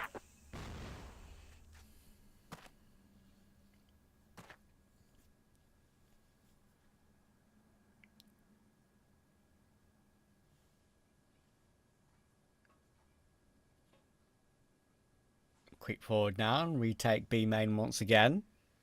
And 2 players there on this occasion for InnerCircle, but they're going to move away.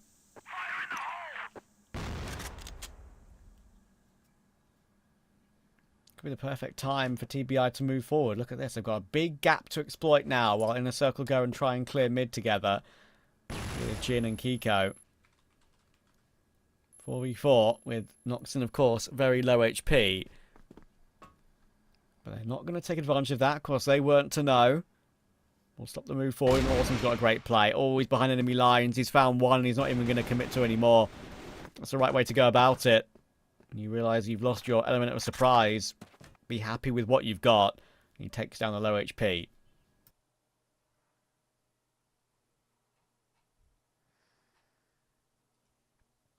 Awesome. I think he's seen FaZe there. He's definitely now seen Booker. Oh, but he's kind of made a bit of a meal of it. The timing didn't work out for him. He, I think, got spotted in turn. At least it's information. And with 24 seconds left on the clock, TBI are kind of between a rock and a hard place. They have to make a decision. Smoke's going to go down. Jin fighting hard. Gets himself one for FaZe. And King goes down now as well. That's the C4 dropped. And Booker just kind of baiting in the back there will ultimately fall as well. Another really nice round out from him. Out from Jin, I should say.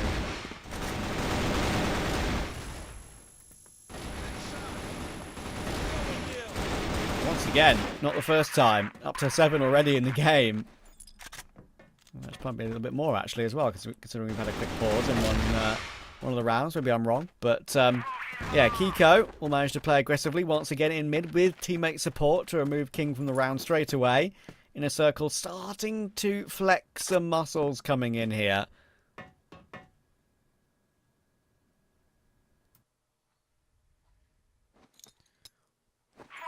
Yeah, but it's not been clean. It's not been clean as a whistle.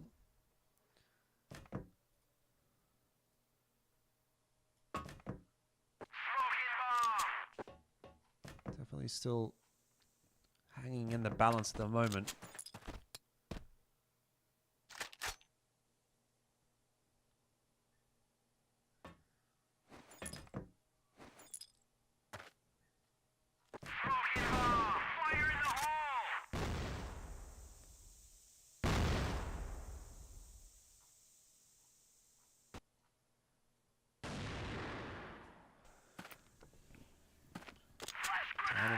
Here we go. TBI going to try and bust their way out onto A, and it'll work out nicely with Alucard going down. Beck as well will fall. 2 clean entries is exactly what TBI needs to get them back in the conversation, and this could now set us up for a 3-3. Yeah, the damage was pretty crazy there. Little Jiggle headshot Alucard. That gave him kind of no chance to deliver any damage. Booker will now get the bomb planted, and it's going to be a tough retake. They're going to try and attempt to have one player come through on the big flank here. That's going to be Jin. Can he be the difference maker once again? Can Awesome and Kiko sell a bit more of a fake and distract the site holders? Already a great headshot. That could be the way in, actually, because that's taken FaZe out of the round. Noxon's found Awesome, though, and that should relax things ever so slightly. Kiko will find one more, but where is Jin? Is he going to get taken down? He is. He's been found properly. Kiko trying to make something happen, but not allowed to. And TBI will hold on to the site with some nice entries aiding that site originally. Around every corner, though, there seems to be a threat here for TBI. These rifles really stepping up here on compound. All it needs is Alucard to kind of start having a day, and InnerCircle could run away with this half. Awesome hasn't been spotted out, but I think he's heard this push coming through. He's got Beck there to help him out, but it's not enough to keep Awesome alive. Kiko, meanwhile, does get FaZe trying to charge in through middle. TBI throwing another one of these faster plays into the mix. Alucard will go down. So back to 3-on-3.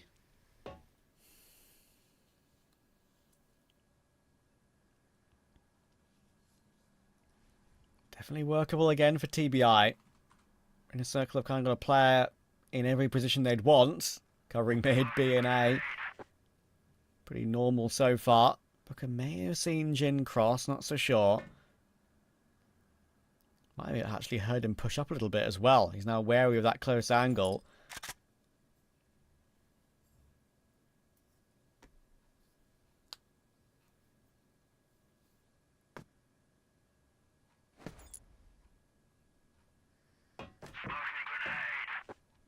Oh, looks like Jin's going to go searching. He wants information for his team, and he's about to find all of it. He's about to find 3 players right in front of him, and while Kiko looks at nothing in mid, unfortunately, there's going to be a lot of players he's going to have to worry about elsewhere. He has repositioned to a good area, and of course he's going to have some quick support from Beck as well.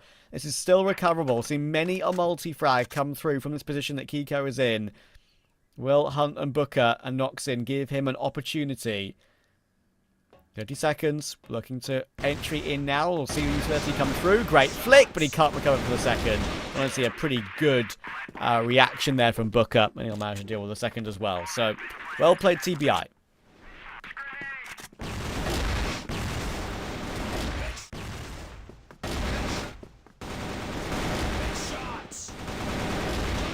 Starting to slip by the wayside a little bit here for InnerCircle. I wonder if there's an attack timeout coming into play shortly if they lose this next round.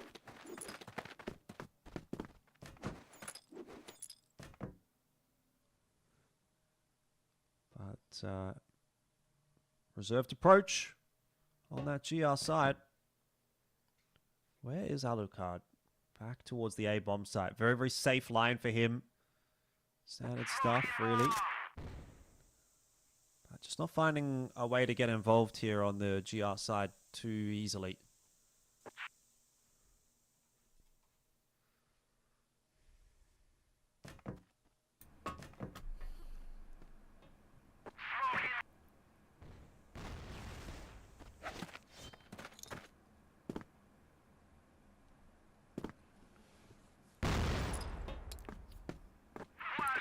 Smoke for Alucard. Give him some space to work with. Seen many a play from him from this sort of position. Many multis. Multis of multis from Alucard in the area of the map for sure. It looks like TBI are going to continue to put pressure in toward mid. They're about to have a couple of players holding the line, but Beck's going to be in a bit of trouble maybe here. You have many players to face. King is very blind and chooses to shoot and just hope in case he gets faced. But Beck, he's looking the wrong way. He'll get taken down, playing anti-flash perhaps there on a bad timing, and Hunt will stop Awesome from coming in on the flank. TBI are playing well at the moment here. They're doing some good work. Alucard tries to do some of his magic like we all know he can, but it's only a 1-for-1. They've got a free A-bomb site, and it's going to be very hard to lose it from here.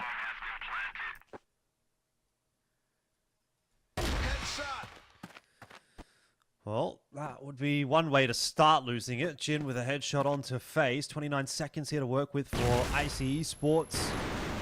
Hiko and Jin as a duo trying to make it happen. This grenade could really do some work, but Hunt, his gun has been spotted. Now the nade over the top is going to give a tickle to Nox, and it won't be enough to finish him off. They've got 15 seconds to find these last 2 remaining players, and they are just not moving quickly enough. Jin going to have to ignore that angle. And with 7 seconds left on the clock, Hiko cannot win it anymore. Noxon will get the job done. And if only that grenade had done a little bit more, it would have been a different story. But that's another one for TBI.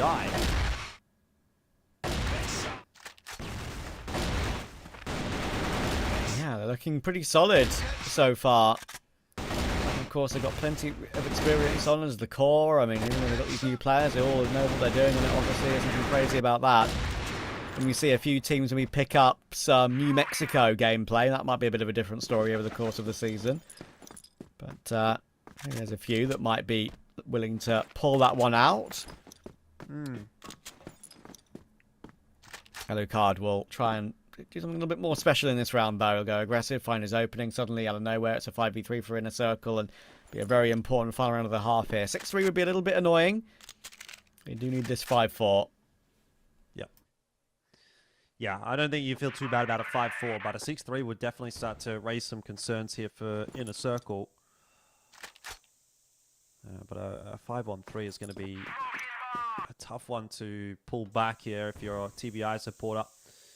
Smoke down in their face as well. Might cost them a little bit more time.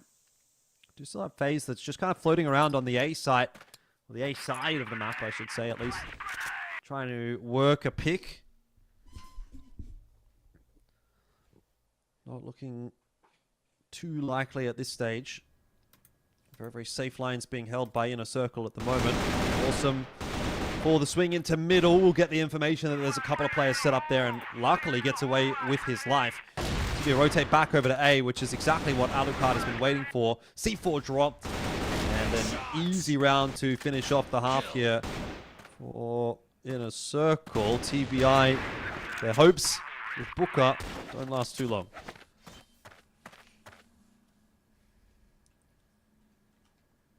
And they get the 5-4 they needed. TBI will be pretty happy with their half, though, staying competitive.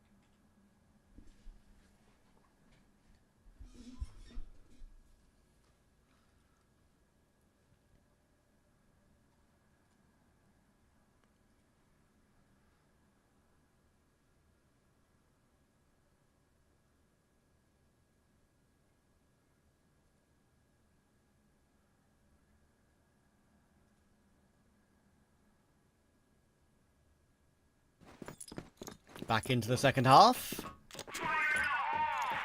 TBI have an opportunity to try and make something happen in this series. See if this old TBI formula is still available to them, right? A team that can play it pretty close, but always have these heartbreaking losses and always start well and then end poorly, that sort of thing.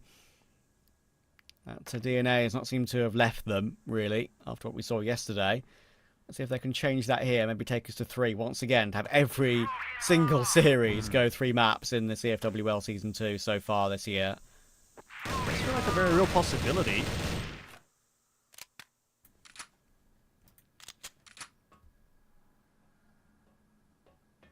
We'll see how this second half does play out. You know, give it a couple of rounds. InnerCircle may feel a little bit more comfortable over on the Blacklist side, but you got to remember this map pick of Compound is the choice of TBI, and And it's also the map that they took off of Anubis yesterday. So if it's going to happen anywhere, it'll be happening here. There's a push out into middle. It's somewhat being watched for. Beck has seen Hunt, and Alucard is going to grab himself the kill onto Nox, and he's looking for more. Doesn't see too much else, but decent enough start to the half here for InnerCircle. Hunt's position now known as well with that jump spot coming through and the nades to follow. That's mid control taken by InnerCircle.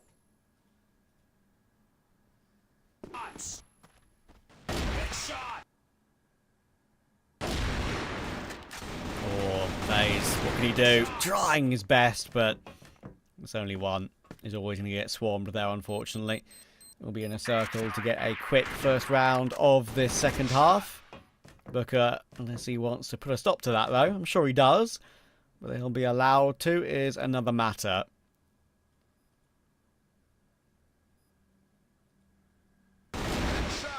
Ooh, been given another kill.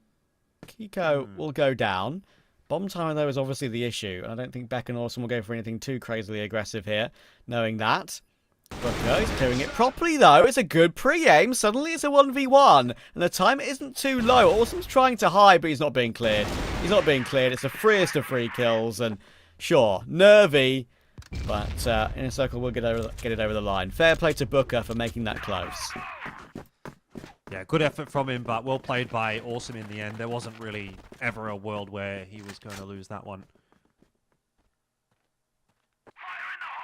So 5-5 the scoreline, but still early days here in the map. Oh, and Alucard deletes Hunt. Seen Alucard maybe a little bit of a slower start on the GR side, but BL side, 2 opening picks in the first 2 rounds.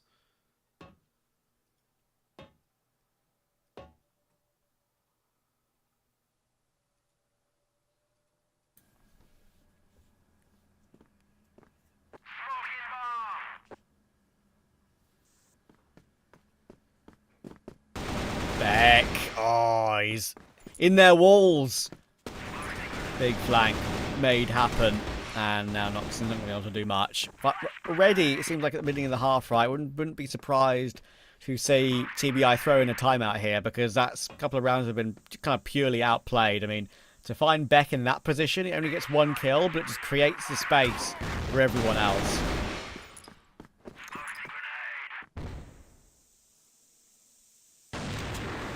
Not much of a chance in this one again for FaZe. InnerCircle starting to look a little bit more comfortable as they move into that BL side. Nate will finish FaZe off. 6-5 will be the scoreline here as InnerCircle do pull ahead again. But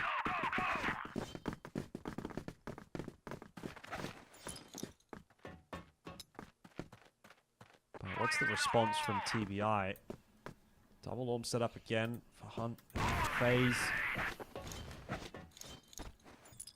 InnerCircle are not the kind of team that's known for anything super aggressive early in rounds, so you're not really seeing TBI play around that. We're not seeing, you know, a big nade stack in through mid from the GR side or anything like that. They recognize that it's probably unlikely to get too much success against InnerCircle.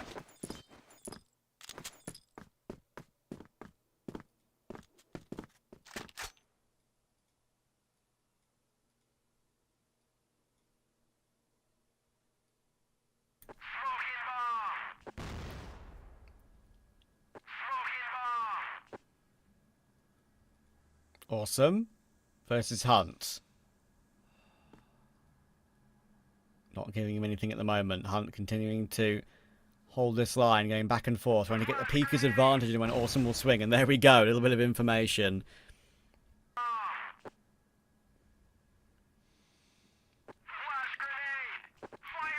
Oh, goodness. The back and forth will still be continuing, but for not much longer, they will fall away.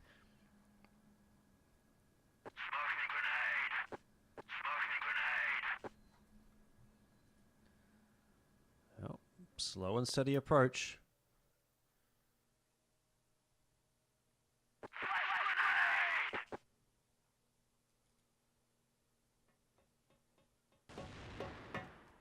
And it is just King holding onto this B side at the moment, so he should almost definitely be getting traded down, but somehow he gets 3. Oh my god. Ah, 4 even. 4.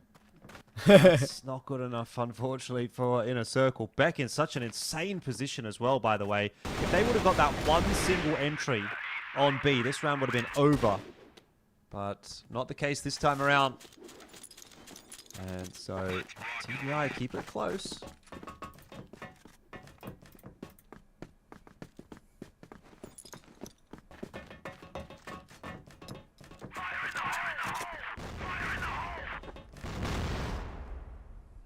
Oh, Jin's going a bit aggressive here. Bit of a faster play. He's up toward King's position. Surely King can't deliver a ridiculous hold once again.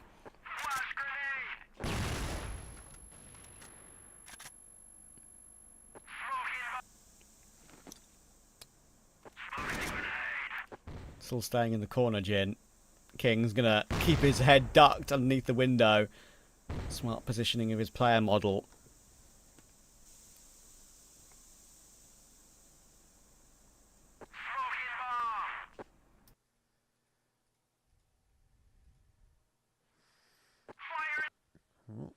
Still creeping around. Jin's going to go have a little bit of a look, but backing off for the moment. Nade over the top. It's a smoke actually into the B bomb site just to obscure some of that vision.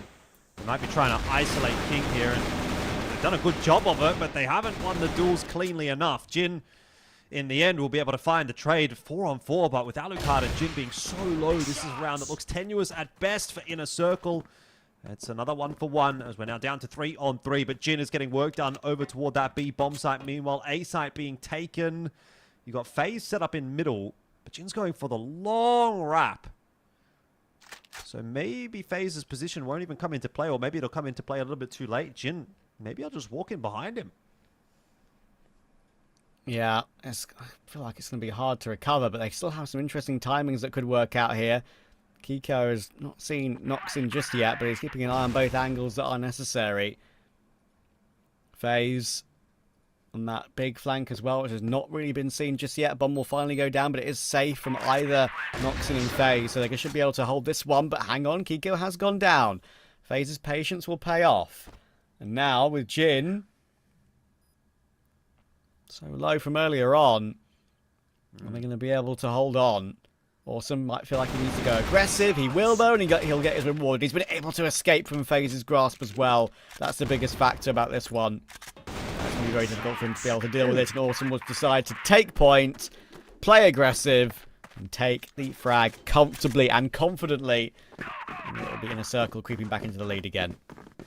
Yep, quick drive-by from Awesome. 7-6. Yeah, still not conclusive just yet. Hunt also will get himself the opening kill in this round as Alucard does go down. Looked like it was going to be potentially a bit of a faster round out from InnerCircle, and may still be, but not quick enough to catch the players exiting from middle.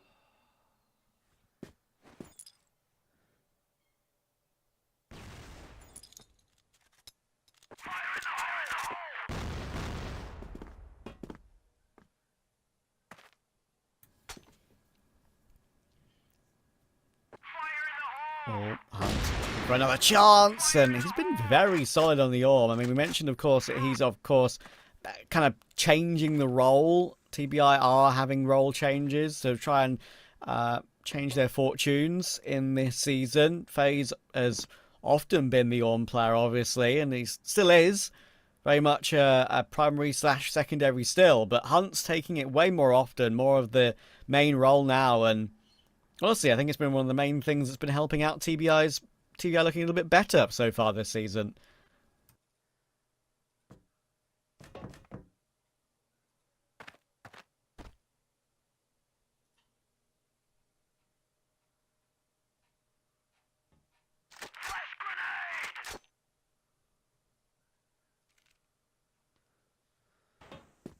It's not done yet, though. Kiko's been able to pull that one back onto Hunt, and with 45 seconds, there's still time to work here for InnerCircle. Kiko, wide swing, though, into the AWP line is not going to work out. Then a one-man push of Jin. I spoke too soon. It was definitely over. We'll be going to 7-7. Tech unable to get it done, of course. So another close map, it would seem.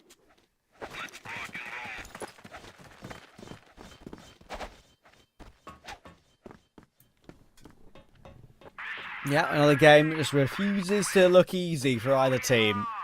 Not sure what's happening in the CFWL this season, honestly. Like, where are the dominant teams? Where are they? Where's their form? Why are they not winning in clean fashion? I mean, obviously I'll give ROC and GG a pass as they were playing each other, but yeah, everything else is just looking very inconsistent and hard to gauge where anyone is at. Long, long days for the players and everyone else involved, obviously. Yeah, attack timeout here for InnerCircle. They recognize that these next few rounds could be pivotal.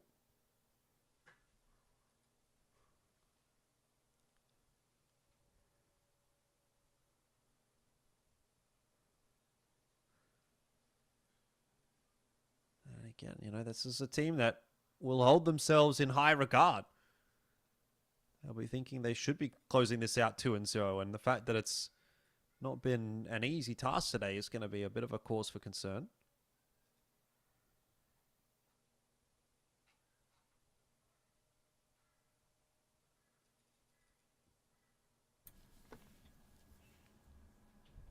Yeah, it's a good time to chuck in the pause, I will say. It's late in the game, obviously.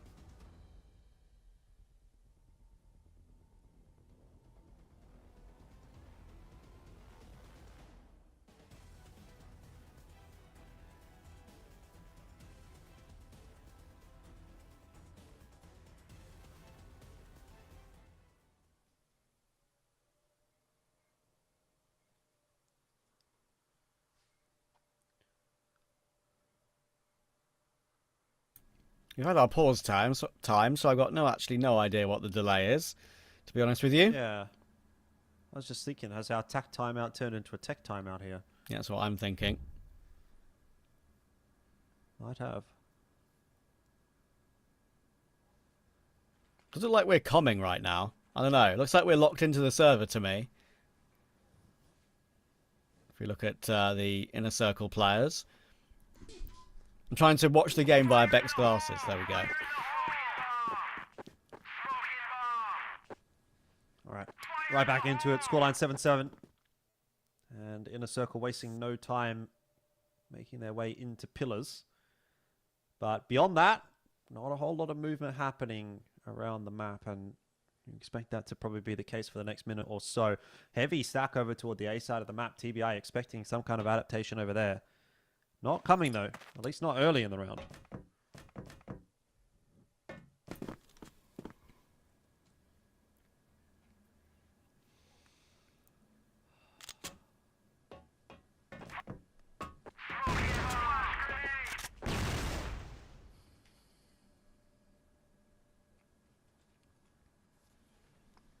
Rotating back over toward mid once again, and 3 actually over toward the A side of the map this time for InnerCircle. For TBI, I should say.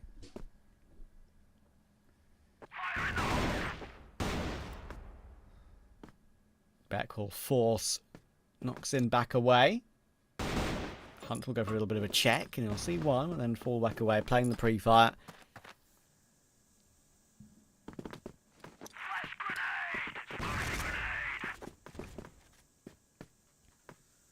Now they're going to finally make a move. through toward the outskirts of A with 50 seconds left. We're going to need to have Alucard to be the player to pick up the C4, though, likely. But actually, look, we're just making presence known. We're just having a couple of players trampling in, taking some shots, and we're immediately rotating away. And trying to make it a quick rotation, too, to catch TBI off guard here. Booker is on the line. But again, we're focusing mostly on, I would say, King here, because he's the one holding that position. Somehow, Alucard will go down to Booker. Pretty crazy.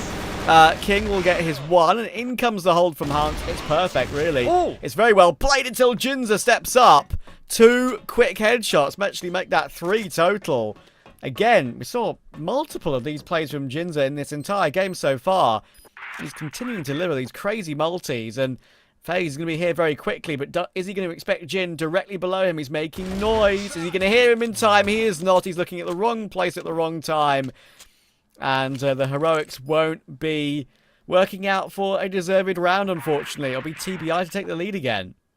Yeah, it's a super fast flank from FaZe. You're never really expecting him there, and you can see he actually just found an insane timing because Jin was sort of half looking for it, but just got timed, didn't turn at the right moment, and so gives that round up. TBI go up 8-7.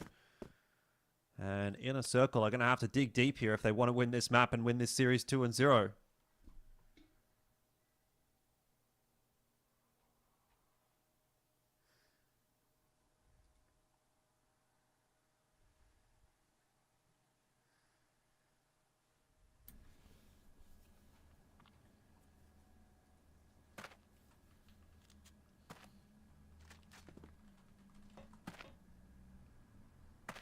InnerCircle struggling a little bit in the last few rounds with having these great moments from TBI. Now, even we saw obviously incredible play from Jin, but it was the hold from the combination of the hold from King and Hunt that went really well for TBI in that round.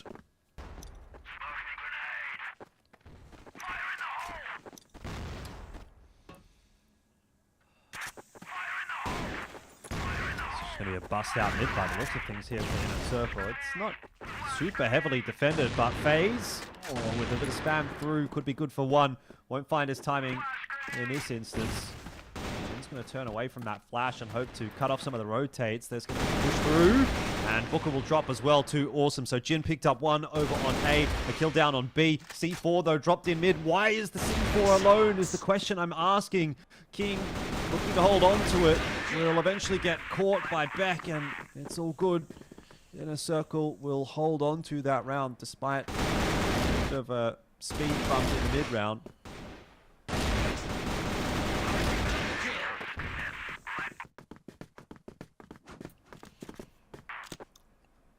Yeah, that's a good recovery in the end, considering the manic situation there that kind of went down. But we're in this position again for TBI, where they've got really, really close in the game. But the question remains, are they going to be able to actually close it out or not?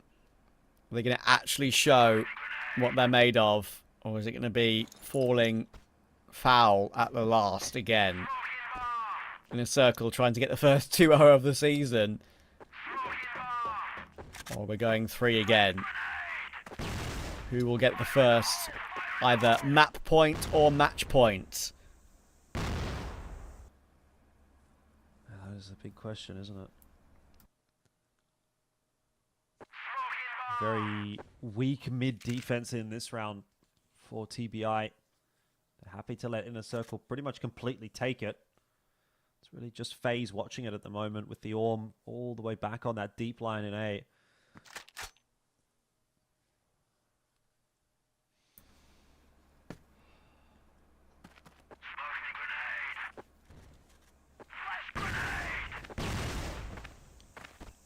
Oh, flashes over the top, and mid control is indeed going to be taken by InnerCircle. Going to go around the world, potentially toward A, but Noxon lining up a couple, and it's really important that Awesome survives there, because that was where the C4 was located. This round is just fallen apart. InnerCircle, a blind push, and they give up that 9th round to TBI, so there's a very good chance that we're going to a map 3 now. Yeah, it's either that map 3 or overtime.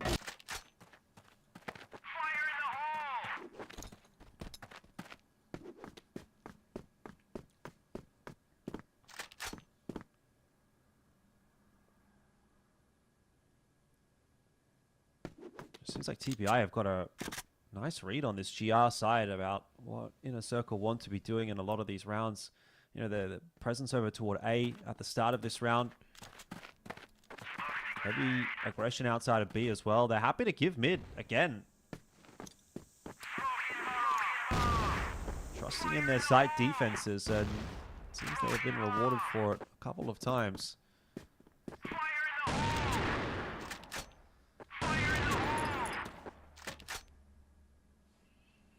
Yeah, and I think InnerCircle will...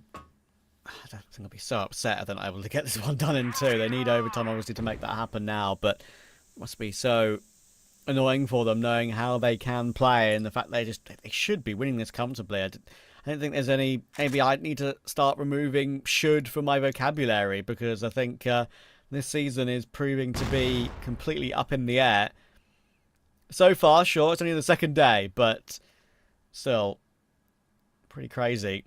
In comes the play for InnerCircle. Minutes to go, and they're going to make their push. King is once again in position. He's got support from Booker, and surely they're going to be able to hold the line. Thankfully, it's a quick trade from Beck, but can they get past Booker? He's in the corner, should only get 1, but he's got 2. How has he managed that? Hunt in the open, though, struggling to get that trade on Jin, and once again, Jin has been so good at finding so many of those, but... they're going to reset now. FaZe has managed to find Alucard, and it will mean that Jinza needs a crazy play to deny this map 3. TBI have made it happen again. I mean, listen, they always seem to find a way to make a game close. It's whether they get it over the line or not. They might win a map 2, they might get close in map 3, but they might not win the series. But this is the first step. The first step to have another opportunity. Jin will get 1, but he's obviously going to be killed by Noxin. And TBI, with a big celebration there from Hunt and King calling the shots, will get their map 3.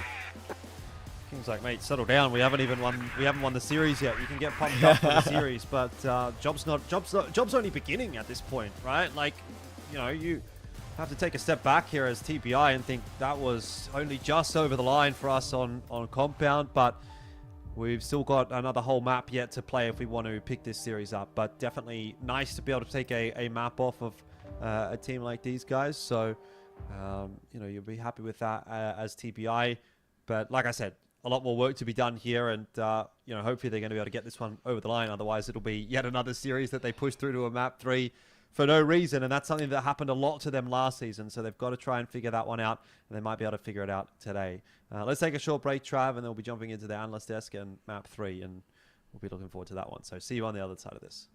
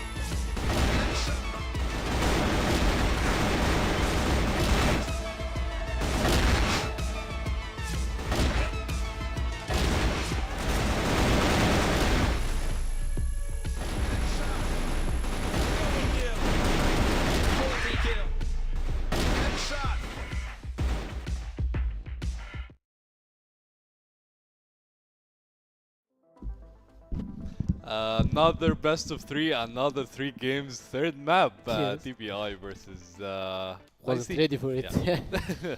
So, finally, TBI be able to close Compound, and we said that Compound Yeah. is one of their best maps, True. but especially that TBI is usually getting the rounds on their blacklist and struggling on their global risk, and that's what we said, and that's what we happened.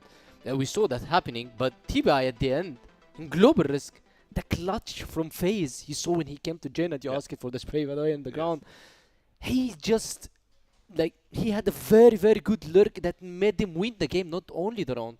So I guess for TBI, they only need to be ready for Ankara and to believe that they can end the game, because usually I know that TBI is not that good in Ankara. They struggle in Ankara, Yeah. and also InnerCircle is very good in Ankara. But TBI now they have the moment. I told you about this in ROC versus GG. Whoever is winning second map is usually having the momentum. True. So I guess now TBI is having the momentum, so they have everything on the table to win.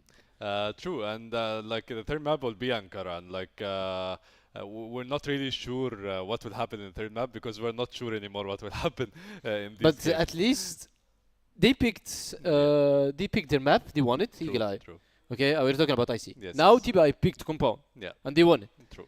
So now the decider. Yeah. Even if you guess, it doesn't matter now, because at least there are today some teams won their picked maps. Yeah, and like for the last map or the last game, like you said, TBI on the global risk, they managed to do a lot of reads, and that what gave them the advantage when they were 7-6 behind in terms of the Yes. score. That gave them the advantage, and that brought them back with the momentum, and that what gave them let's say the lead that could have finished the game with.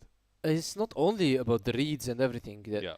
We saw IC taking the tactical pose, Mhm. but then they didn't do what we expected doing Yeah. from them, because usually what you expecting after the tactical pose is getting countering the enemy team, but we Yeah. didn't see it. Seems still the same place, same roles for the team. They played the same style. They tried to play very slow still. In the end, TBI didn't change anything, and they paid off very very well. Definitely Booker and FaZe, they had a very good map together combined. On the other hand, Jin, we've seen a lot of good kills from Jin, but he couldn't end the rounds. The round that he clutched when they pushed for him from main and from Belong, and he killed 3 people, and also when he was blacklisted and killed 3 people in main, but FaZe in the end killed him. He played very well, extremely good. He's one of the players that got at least 3 rounds for InnerCircle in this game. Yeah, and like if you're in InnerCircle's shoes, like you got to game 3 with PingPongPals, and now you're in game 3 against TBI. What's like the plan going into the game? What do you think of, especially that you're playing on Ankara now, and we know that InnerCircle are going to start right on the blacklist. InnerCircle is going to be on the global risk. Okay. TBI is going to No, be starting yes. on the blacklist. Yeah. So TBI is starting on the favored side. Yeah. And TBI showed dominance in season 1 on the blacklist side versus Knights, which is the former roster of this. So they played very good. They got 6 rounds in blacklist, but still couldn't close the game on their global risk. So that's why I'm telling you, TBI is usually playing very good in blacklist right now, Yeah. and their global risk should be the side that they need to be focusing on. So now they're gonna be starting blacklist. So if they get the much rounds that they needed, and they show us the same performance and strong individual performance on the global risk, that means that TBI can be the winners now. Regarding that they are going for the map 3, already InnerCircle experienced this yesterday, and they have everything ready. Like they prepared themselves for such things, so they should be ready and prepared by yesterday's game, because yesterday's game went to the golden round. I So mean- there is no more pressure than golden round. True, and like you said, TBI are starting on the blacklist side, so they need to have a really good start, right? They need to have a really good push to give them the advantage, right, before going to the global risk. Exactly. And like you said, they need to Show dominance in global risk, and Yeah. they need to be really ready for the individual skills. Yeah. InnerCircle are very good in Ankara, a very strong team. They're probably one of the best teams that playing Ankara right now. Okay, they struggled a bit in the past matches on Ankara, but still, people was struggling to beat them on Ankara. Yeah, I mean true, but like map 3 for the last time of the day, and That's for the last time of the day as well. Let's toss it over to the casters. Elvish and Travis, you have the mic. How are we here again? How have we had 2 days in a row that have got every single game gone to 3 maps? Am I a curse? Jordan, you've pinned that tag upon me a couple of times saying that whenever we work together we have these long-ass days. Well, here we go again, mate. Yeah, I actually do think it's you. I'm pretty sure every time I've ever worked with you, it's been the most cursed day of Crossfire ever. But here we are, yeah, but like you say, for a map 3. And again, I think for InnerCircle, probably a pretty disappointing result there. Again, we've sort of highlighted very consistently a top 4 team, in some instances have been even higher than that in previous seasons. They would be looking at TBI, who finished at the bottom of the ladder last season, and thinking this is going to be a pretty easy one for us. But wasn't the case there on Compound, and now, you know, you have to give that credit over to TBI. It was their map choice. It's the map that they've been able to win now twice in week 1. But will it again be all for naught, as it was for the vast majority last season, in that they can win themselves a map, but they very rarely win themselves some series or do these roster changes that they've made, you know, bringing in particular someone like FaZe, make a big difference? Well, we'll find out here as we do go into Ankara, and it is going to be InnerCircle on GR side. Got King with the XM. We're going to make the entries, and he has been unceremoniously decapitated by Jin as he tries to work his way up into that A-bomb side, and InnerCircle looking quite solid for this A-hole. Honestly, Jin has been so solid, man. I mean, how many multi-kills has he been able to find? Even ones that haven't necessarily won the round for his team. He's always good for a couple, it feels like. And I feel like historically I wouldn't even pick him out as one of the main men for this InnerCircle and obviously formerly Unknight's project. I think he's just a reliable factor, but he's going the extra mile today, it feels like. Booker will obviously not be able to clutch. He'll get rounded on by Awesome, and that'll be InnerCircle starting off this map 3 comfortably. Yeah, very comfortably, actually. It's probably the most decisive round we've seen in the last couple of maps. Super comfy one.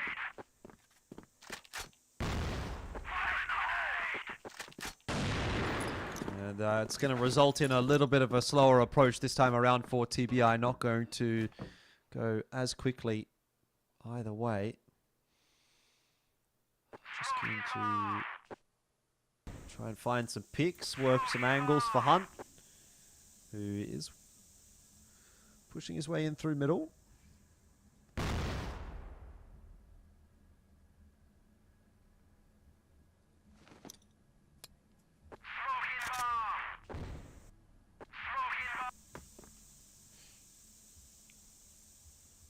FaZe waiting for that smoke to fade. Also maybe we'll go for a little bit of a peek or almost an arm scene. Will FaZe see him through the corner of that smoke? Will that name be visible? Not yet. Awesome will manage to stay alive. That flash will come through to blind them up, and Noxin and FaZe will bear the brunt of that. Actually probably fully flash for the full amount of time, but Beck still got that player from behind to cover, and he's got now a lineup to come through. He manages to get himself some damage as well, and Awesome tries to pounce on the timing that Beck peaks as well, but it's not going to work. He won't be allowed to get away. FaZe will run him down. Good realization there from FaZe that Beck was on that full retreat. Okar might be forced to drop down. Oh, he's so fast on those, isn't he? Always makes those look so incredibly easy. Jin once again will tap King out of the round, and suddenly it switched back into an advantage for InnerCircle.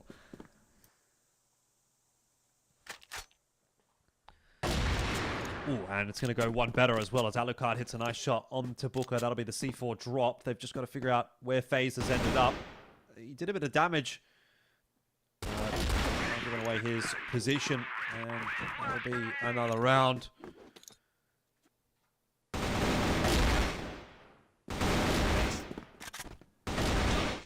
Good recovery considering. That's the shot from Alucard I was talking about. Honestly, very impressive.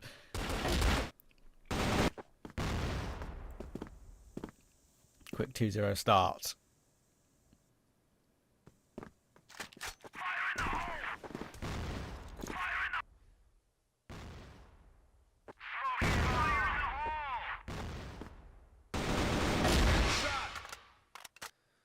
Oh, another good start here for InnerCircle. Seems like on map 3. They've decided to lock in. Maybe they weren't too pleased with themselves.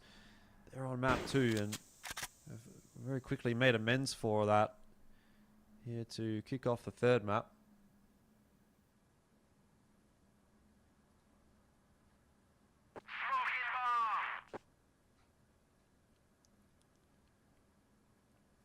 Timing. Half a duel will come through. And TBI trying to find a gap right now to exploit, but there's not really many left, I would say, at the moment. And he's been covered by InnerCircle, but that is one that's possible. That's a good timing again on Beck. Actually getting caught a couple of rounds in a row now, Beck, on that angle. But when you've got Kiko there to deliver, that is a lovely double spray down. Alucard now doesn't need to show too much of himself on the site. He knows where one player is. And in the 4v2, it should be a lot more comfortable. Yep, you got that wrap coming in from behind as well. Awesome. Kind of just pinning them into this B bomb site. And if they take too long, he's going to wrap in around behind them. Noxon, a bit of a cursory glance back toward Hotel. FaZe has worked his way out into middle, and I wonder if Noxon is going to follow him. Now that FaZe has gone down, though, you'd imagine that's not going to end up being the case, and Awesom's timing should be a good one. Does win his duel. That's another one for InnerCircle.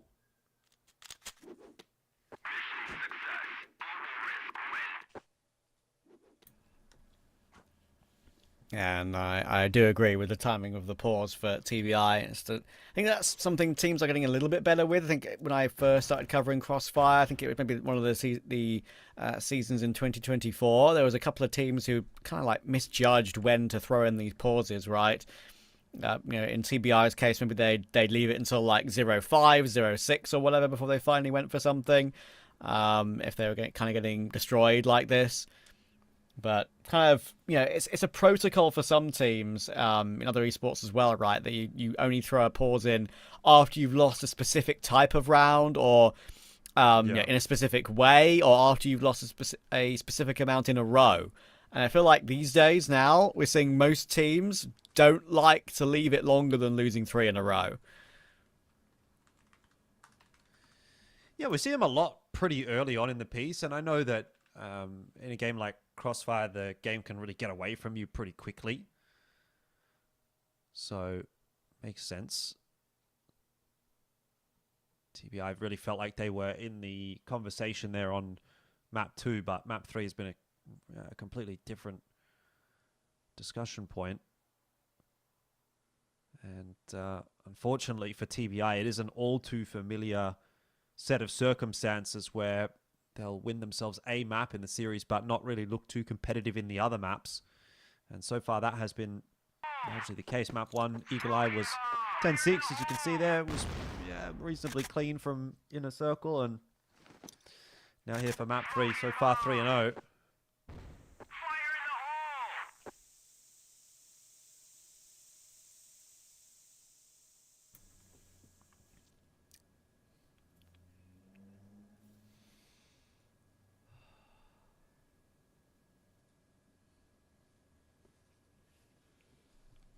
Will that help them?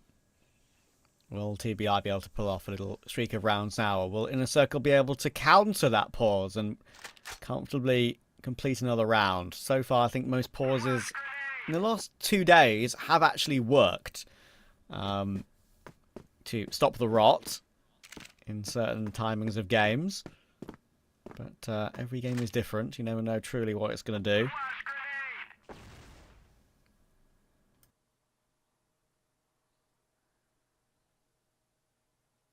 Awesome, are you ready?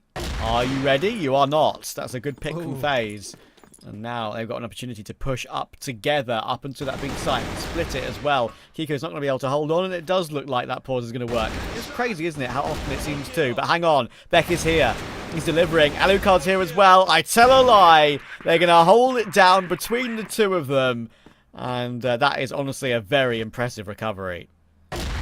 Yeah, it's a rough spot to be played there for Awesome if you're going to take the fight against the Orm. It's just not a favourable angle at all. It's a bit of an off angle. He's hoping to catch a rifler off guard there, but if an Orm is clearing the line methodically, he's pretty much a dead man every time. But job done by the rest of the lads as All good. 4-0 for InnerCircle, and it's a bit more like what we had expected out of the rest of this series, to be quite honest with you. So far, that has been a little bit lacking for InnerCircle, but they're starting to wake up, it seems.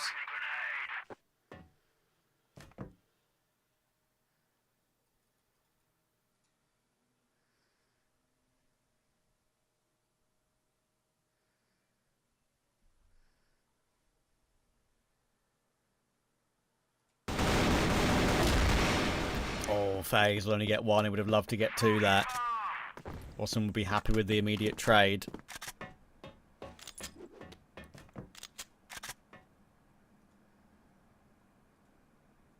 A full rotation around. We've got one lurk over toward the A side of the map right now in Hunt, right? But obviously he's got the Orm, so just going for a straight up pick alone will feel a little bit more uncomfortable for him perhaps.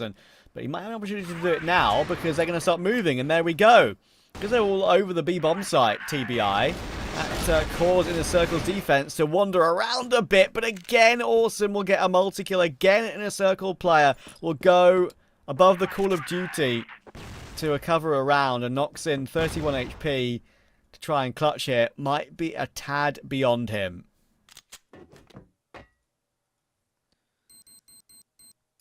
Someone's gone down.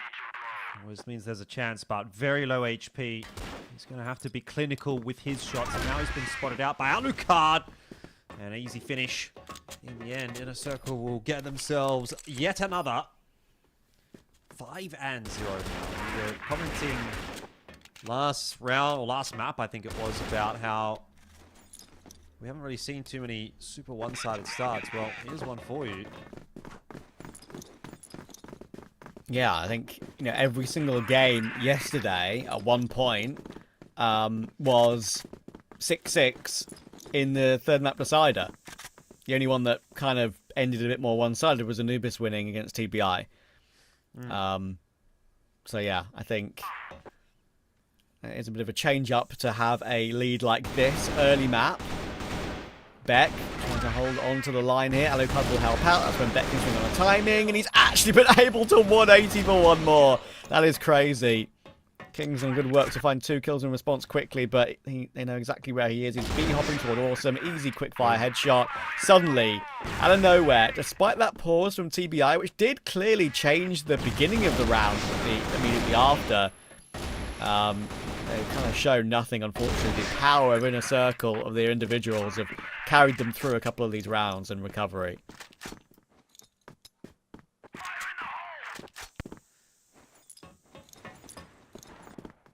Yeah, I think they're going to have to start being a little bit more aware of that quick wrap in from Awesome. He's been very keen to go for the quick flank. Seen it a few times in a row now.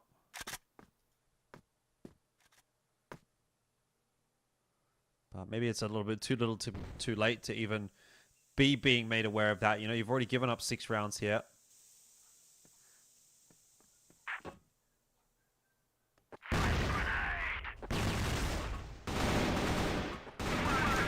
Jin trying to hold on.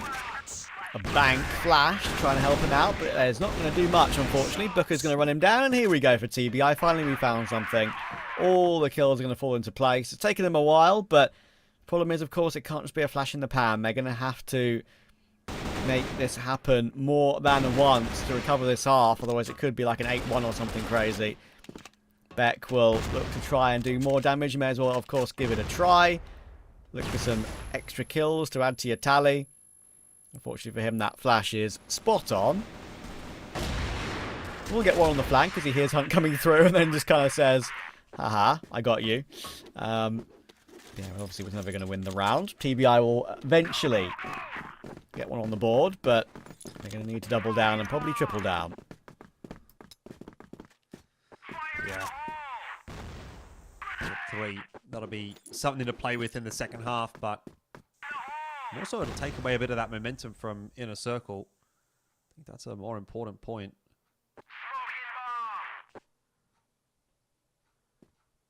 Because right here, if InnerCircle pull it straight back and continue the momentum, should end up still being a pretty quick map. I mean, Awesome Keen again to make a push. You can kind of sense that smoke starting to fade outside of B. He thought about it, but he's going to re-smoke it himself. Smoke goes down on the A side of the map as well, so InnerCircle just playing control at this point. TBI waiting. Jin, good for one, gets the info. Awesome's on the fast flank once again, just absolutely sending it out of B, but he's not going to be required because Kiko is able to get himself a triple. You don't know exactly where FaZe is, but he will be found out eventually, and indeed, that fast flank will actually be required. Another one for InnerCircle. Yeah, this one's feeling nice, isn't it, for them? Finally, a bit of more of a comfort result, and as I kind of mentioned earlier, kind of the only one of the season so far anyway. They could easily still recover to a relatively close game, but Jin's looking for 8 on the half for his team. He sees Noxin trying to play closer to the smoke, and he's just going to continue tapping them. There is no working your way through this utility. If Jinza is on the other side of it, he's managed to hold down the line for 3. Kiko's here on the rotation. It's very, very easy for InnerCircle. Booker is below half health, and will get run down by Beck. That is a free half for InnerCircle, and finally some dominance to go with their name value. Yeah, I'll wrap it up. I'm pretty much convinced at this point that this one is done and dusted. TBI are going to have some real difficulty bringing this one back. I'm sure they're going to try, of course, but I'm not sure how much that's really going to help them. InnerCircle looking far too good on Ankara, and you just wonder where has this been all series? Where was this yesterday as well? Maybe Jin trying to calm the boys down a little bit. It's not over yet, but a very deflated looking TBI who worked pretty hard to get here. Had to win 10-8 on their map pick of Compound, but maybe it was all for naught once again.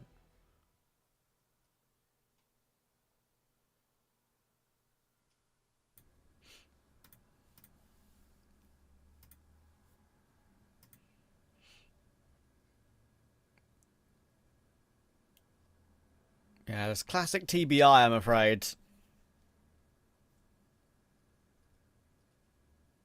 Always seem to have a similar pattern. It's kind of funny, right, how certain rosters, even though you might change some pieces, like adding Nox in and having FaZe into the action as well, like the DNA has not been changed of the roster. Like, it's still got these issues where they might get close, they might take a map, but they're never able to finish off a series. Let's see, though. I mean, they've got a long way to come back. Hunt will manage to start off the round. It'll get run down by Awesome. And then Alucard will get a quick hold on toward FaZe, trying to swing that angle. So an early 4v3.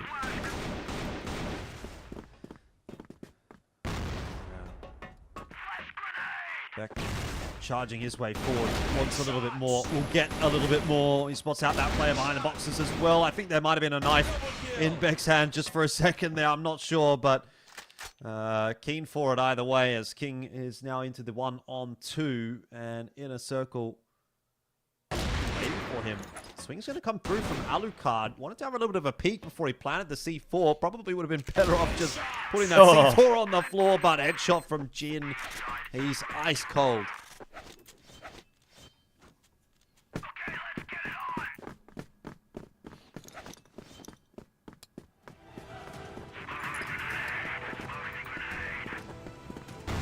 InnerCircle looking to get the most comfortable win of the season so far for any team in the league. Sure, again, got a three mapper here, but we're going to keep, after 2 days of play, we're actually going to keep our record up of having every single game be a 3-mapper, but it's going to be a speedy 3-map by the looks of it. Hunt's trying to go super giga aggressive, and why not when you're 9-1 down? Try and go for something a bit crazy, try and push the boat out when there's not really much else to play for. It's just, you'll never see this comeback happen. It happens like maybe once out of 1,000 times, if that. I don't have much faith, unfortunately, for TBI. That, though, is at least going to be another round for them.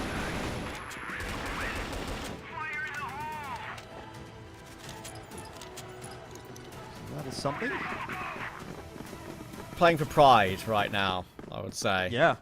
Just trying to get a couple more rounds on the board here. Make the win-loss ratio look a little better. Anything, really. Better than nothing at this point.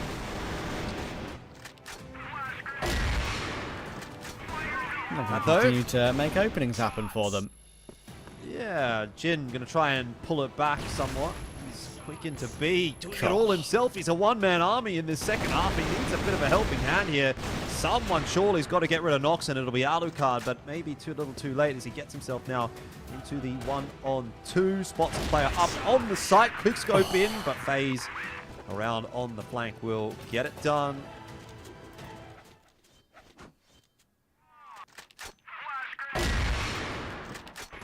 Yeah, a great attempt from Alucard once again. I mean, it always feels so dangerous in these situations, right? To actually able to get one and then push him to the site and find another, but time was delayed enough to allow FaZe to come in from behind. But now InnerCircle have got themselves an opening in this one. Jin and Alucard have had a bit of a masterclass, I think it's fair to say, in this deciding map. Over the course of the series, they're pretty damn good as well, to be fair to them.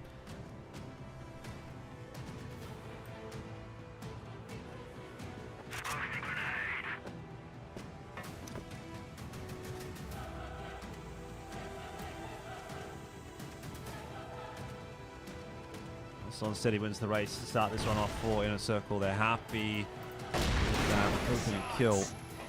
Going to get themselves a 1-for-1. Awesome grabbing FaZe after he was able to drop Kiko. Keeps the numbers pretty healthy here for InnerCircle.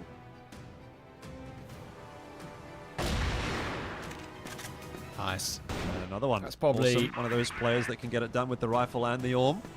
Indeed. That's probably going to be enough, right? 4v2. King and Noxin trying to recover this one. They've got one on either side of the map, but it looks like InnerCircle might just try and go in between the two of them. Straight up to flank either side. They could actually get pincered a little bit, but I don't think King's going to be there in time. Noxin might get a bit shocked about what he's about to see. He'll get one, but Alucard will be there on the instant trade, as you'd expect. What can King do with this Orm? 3 players to find. Bomb will be planted over toward A. Alucard will fake it just in case he's around and about, but Jin now realizes he's got himself locked behind this smoke. He can't see a thing. Can King? And as soon as he'll get anywhere near the corner, it'll get found by Jin. And that was a very convincing third map there from InnerCircle. Probably shouldn't have gone to 3. They'll think that, I'm sure. But in the end, they got the job done as they would have hoped. Yeah, I mean, certainly based on the way that that third map played out, you could have definitely said something to the effect of InnerCircle being the better team in this matchup. But I don't know that they necessarily showed it on map 2, that's for sure. Map 1 and map 3, both pretty comfortable. Sometimes that's just the way the cookie crumbles. But look, a decent enough start to the season for InnerCircle. 2-1 yesterday, 2-1 today. But they get wins, importantly, in both of those matchups. So for this week at least, they will take a 2-0 record forward. They don't have to play again tomorrow. Everyone pretty much plays twice a week. So yeah, at this point, pretty happy for InnerCircle. Unfortunately for TBI, on the other side of the coin, couple of losses, so not a great start for them.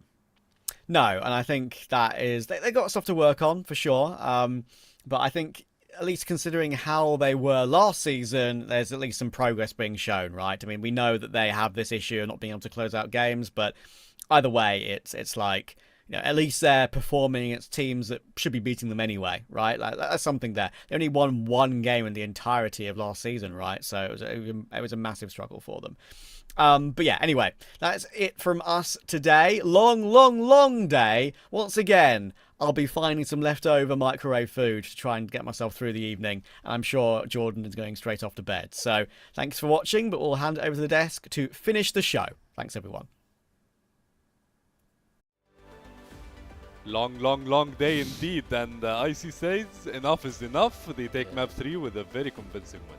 Yeah, convincing win for them, and as Trav mentioned, and he highlighted multiple times, that still TBI is struggling in closing games. Yeah. He said we got enough of getting 1 maps, so we want to close games. But this time TBI is always very close. They play compound perfectly good. If all maps is like as good as Compound for TBI, they would be winning more games. But for InnerCircle, these guys, win is a win. 2-1, 2-0, still a win. They got the 2-0, they won 2 teams, and now they're on top of the table, and they deserve the win. Indeed. And what do you think shifted between game 2 and 3 for IC to be very, very clean and on The the thing third is, TBI couldn't play Ankara at all. map? That's my opinion, and I said it before the Ankara starts, that TBI is struggling very much in Ankara. Then if you're struggling in Ankara and you can't be processing through this map, then you gotta be playing other maps and stop, for example, banning Black Widow. Maybe it turns out more better for you, because in Ankara things are not going well, and this is actually normal for all teams. Sometimes you play this map very, very good, and you just can't play this map at all. So if TBI decides to change this map with other map, it will be better for them. But on the other hand as well, they played InnerCircle, one of the best teams playing Ankara, with Kevin, their coach. This is one of the best coaches in West League, and he's the one who knows the meta, and he knows how to play this map, how to shift rotations, how to blindly stack. So it's tough decision for TBI to be choosing Ankara versus InnerCircle, to be honest. I mean, true, but like if you are as a team, if you cannot play a certain map, then like what's preventing you from practicing this map? What's preventing you from Probably they getting don't have better at it? Probably they don't have the map pool for them. For example, they don't play New Mexico, because Okay. definitely they are still new roster, so it's tough to go through New Mexico. Yeah. So that's a one map, so that's a ban. And you don't play as well Black Widow, which is one of the oldest maps. Then you will need to play Black Widow for you, because you only have 2 bans. You ban Black Widow, you ban New Mexico, so you are forced to play Ankara. And I'm pretty sure that TBI is going to be banning maybe Ankara next, and they will never play Compound. I'm saying it from now, but no team will be playing TBI in Compound, because right now TBI is even way better than ROC in Compound. They play very good, they play in a very good style, in a very aggressive style, and they have everything for them to win in Compound. So teams will be start banning Compound for them.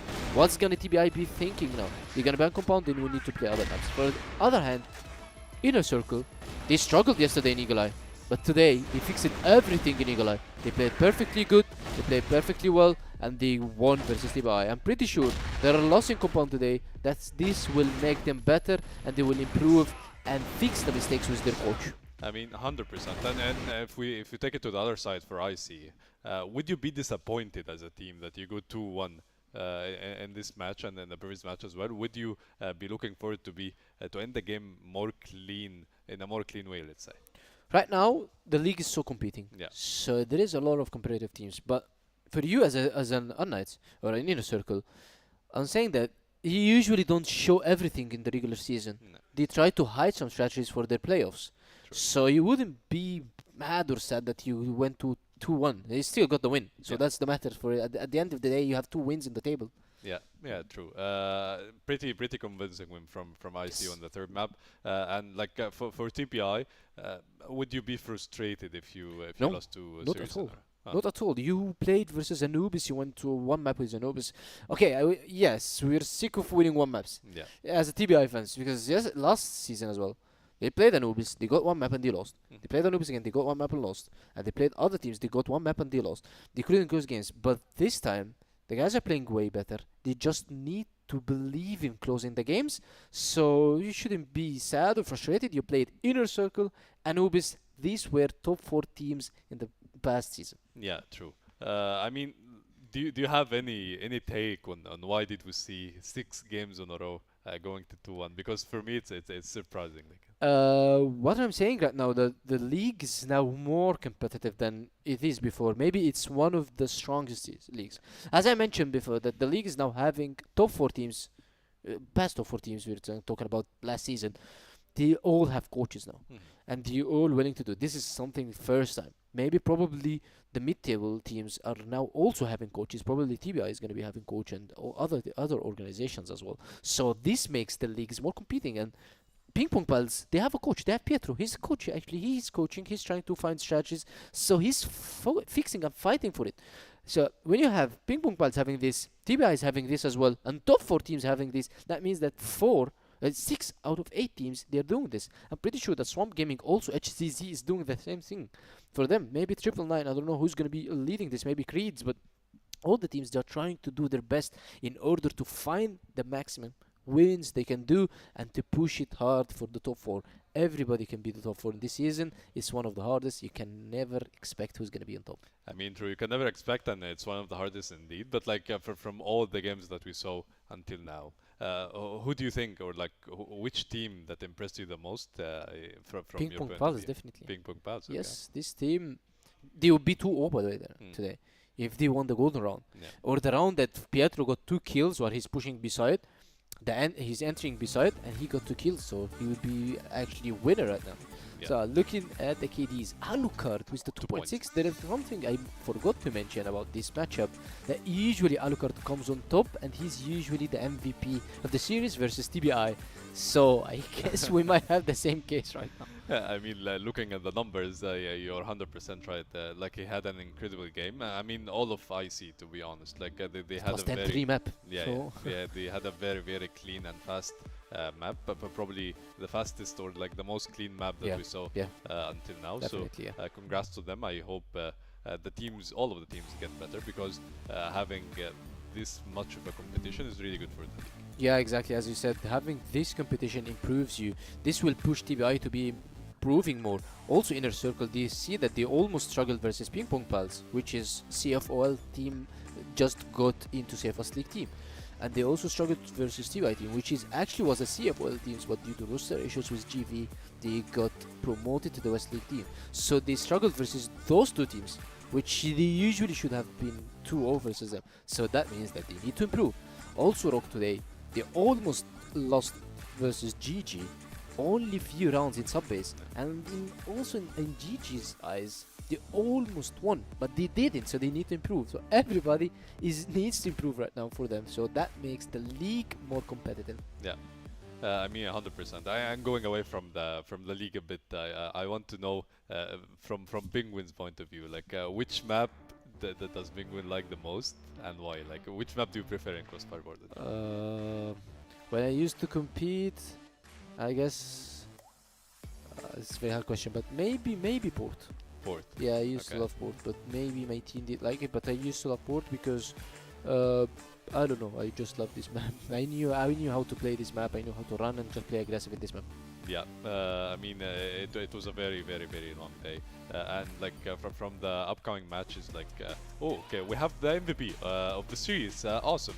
What do you think about the numbers? What do you think about? Oh yeah, awesome again. He's the MVP. Second game for for InnerCircle team, and he's the MVP. He was the MVP yesterday, and I talked with him. I tried to talk with him in the interview, and he delivered the most for his teammates, and he made the most clutchable rounds for his teammates. So it's a very good addition. I guess this is one of the most successful transfers that happened in the West League. We've seen a lot. We've seen Pietro, we've seen Gainer to PingPongPals, Pietro to PingPongPals, we've seen Face to TBI Esports, we've seen Creeds to 999, Snox to Swamp Gaming. All these changes, only Awesome have signed his mark on these transfers. Yeah, and we have that interview. I mean, we usually have it with the MVP, right? We wanted to have it with Awesome, but we have it with Alucard as well, which had a very incredible game. Yeah, Alucard also one of the best snipers in the MENA region, and he's Yeah. always performing and delivering. And I said he's usually ready for TVI. Yeah, and let's go to the interview with Alucard, one of the stars of Team IC. Congratulations on the win. And Thank you. All of the matches until now in Season 2 went to 6 or like went to map 3. What's your take on that? Why do you think all the games are very close? I think it's obvious because we didn't really have much time to prepare for season 2 because we changed one player, so we had to, and we also got a new coach, so we didn't really have time to do all the maps 100%. So I think Exactly. that's why it's going to map 3 always. Exactly. Yeah. I want to ask you a special question for Alucard. You know that there is 20 CFS guns coming into the next week. What do you think about these guns, and will we see TRG on your hands or no? Well, I don't really have experience with TRG, but I heard everyone is saying it's faster. So if it gives me advantage, I will of course use it. Definitely. Yeah, it would be really fun to watch. And I have a question for you, Of course. Alucard. Like the next match is versus 999, right? Yeah. What's your expectation about this matchup in specific? To be honest, I think it's gonna be an easy match. Okay. We already have the two best Germans, so it wouldn't be a problem to play any other Germans. Okay, indeed. Definitely he's talking about Jin and Awesome. They are definitely delivering for the team, so 100%. I mean, it was a very clean game three. It was, yeah, by the end of the day, you at least got the win. It doesn't matter if it's 2-0 or 2-1. So congratulations on the win, and I Thank hope you. you the best of luck in your next match. Thank you. Alec. Thank you. Bye. Bye. okay, I'm very Okay. interested to watch these Yeah. guys playing with TRG, Yes, by the way. 100%. Definitely the guns is gonna be changing a lot of things. I'm gonna be seeing new CrossFire in the next week. Let's take a look at the standings Yeah. right now. InnerCircle are on the top due to round Yep. difference that they took from TBI. They won a 10-3 clean game. 7 rounds for them makes a 10 round difference with 2 sets. Also Swamp Gaming is gonna be second because they have 4 round differences more than ROC Esports, which they are in third. Okay, for 3P, they won 1 game and they lost 1 game. Also Anubis, they won 1 game and they lost 1 game. And it's GG, 999, TBI, they still haven't found their W in the West League so far, but it's just the first week. Yeah, It's just the first 2 days, It's not the just first week. yes. The first week will be completed tomorrow, but it will be very interesting matches indeed for tomorrow as well. And like we saw very interesting match today, which is GG versus Rock. So it's too early to judge GG, and Yes. we will see them on the top for sure. And we hope that 999 and TBI get their first win as well. It was a very incredible first day. Do you have any last words, Penguin? Nothing. Oh, 18 second day. maps, 18 maps in 2 days. I don't have Yeah. any words. 100%, and it's gonna be even more interesting tomorrow, and that was it for tonight. It was a very long night, and yesterday as well. So we would rather have a rest, and we can see you guys tomorrow.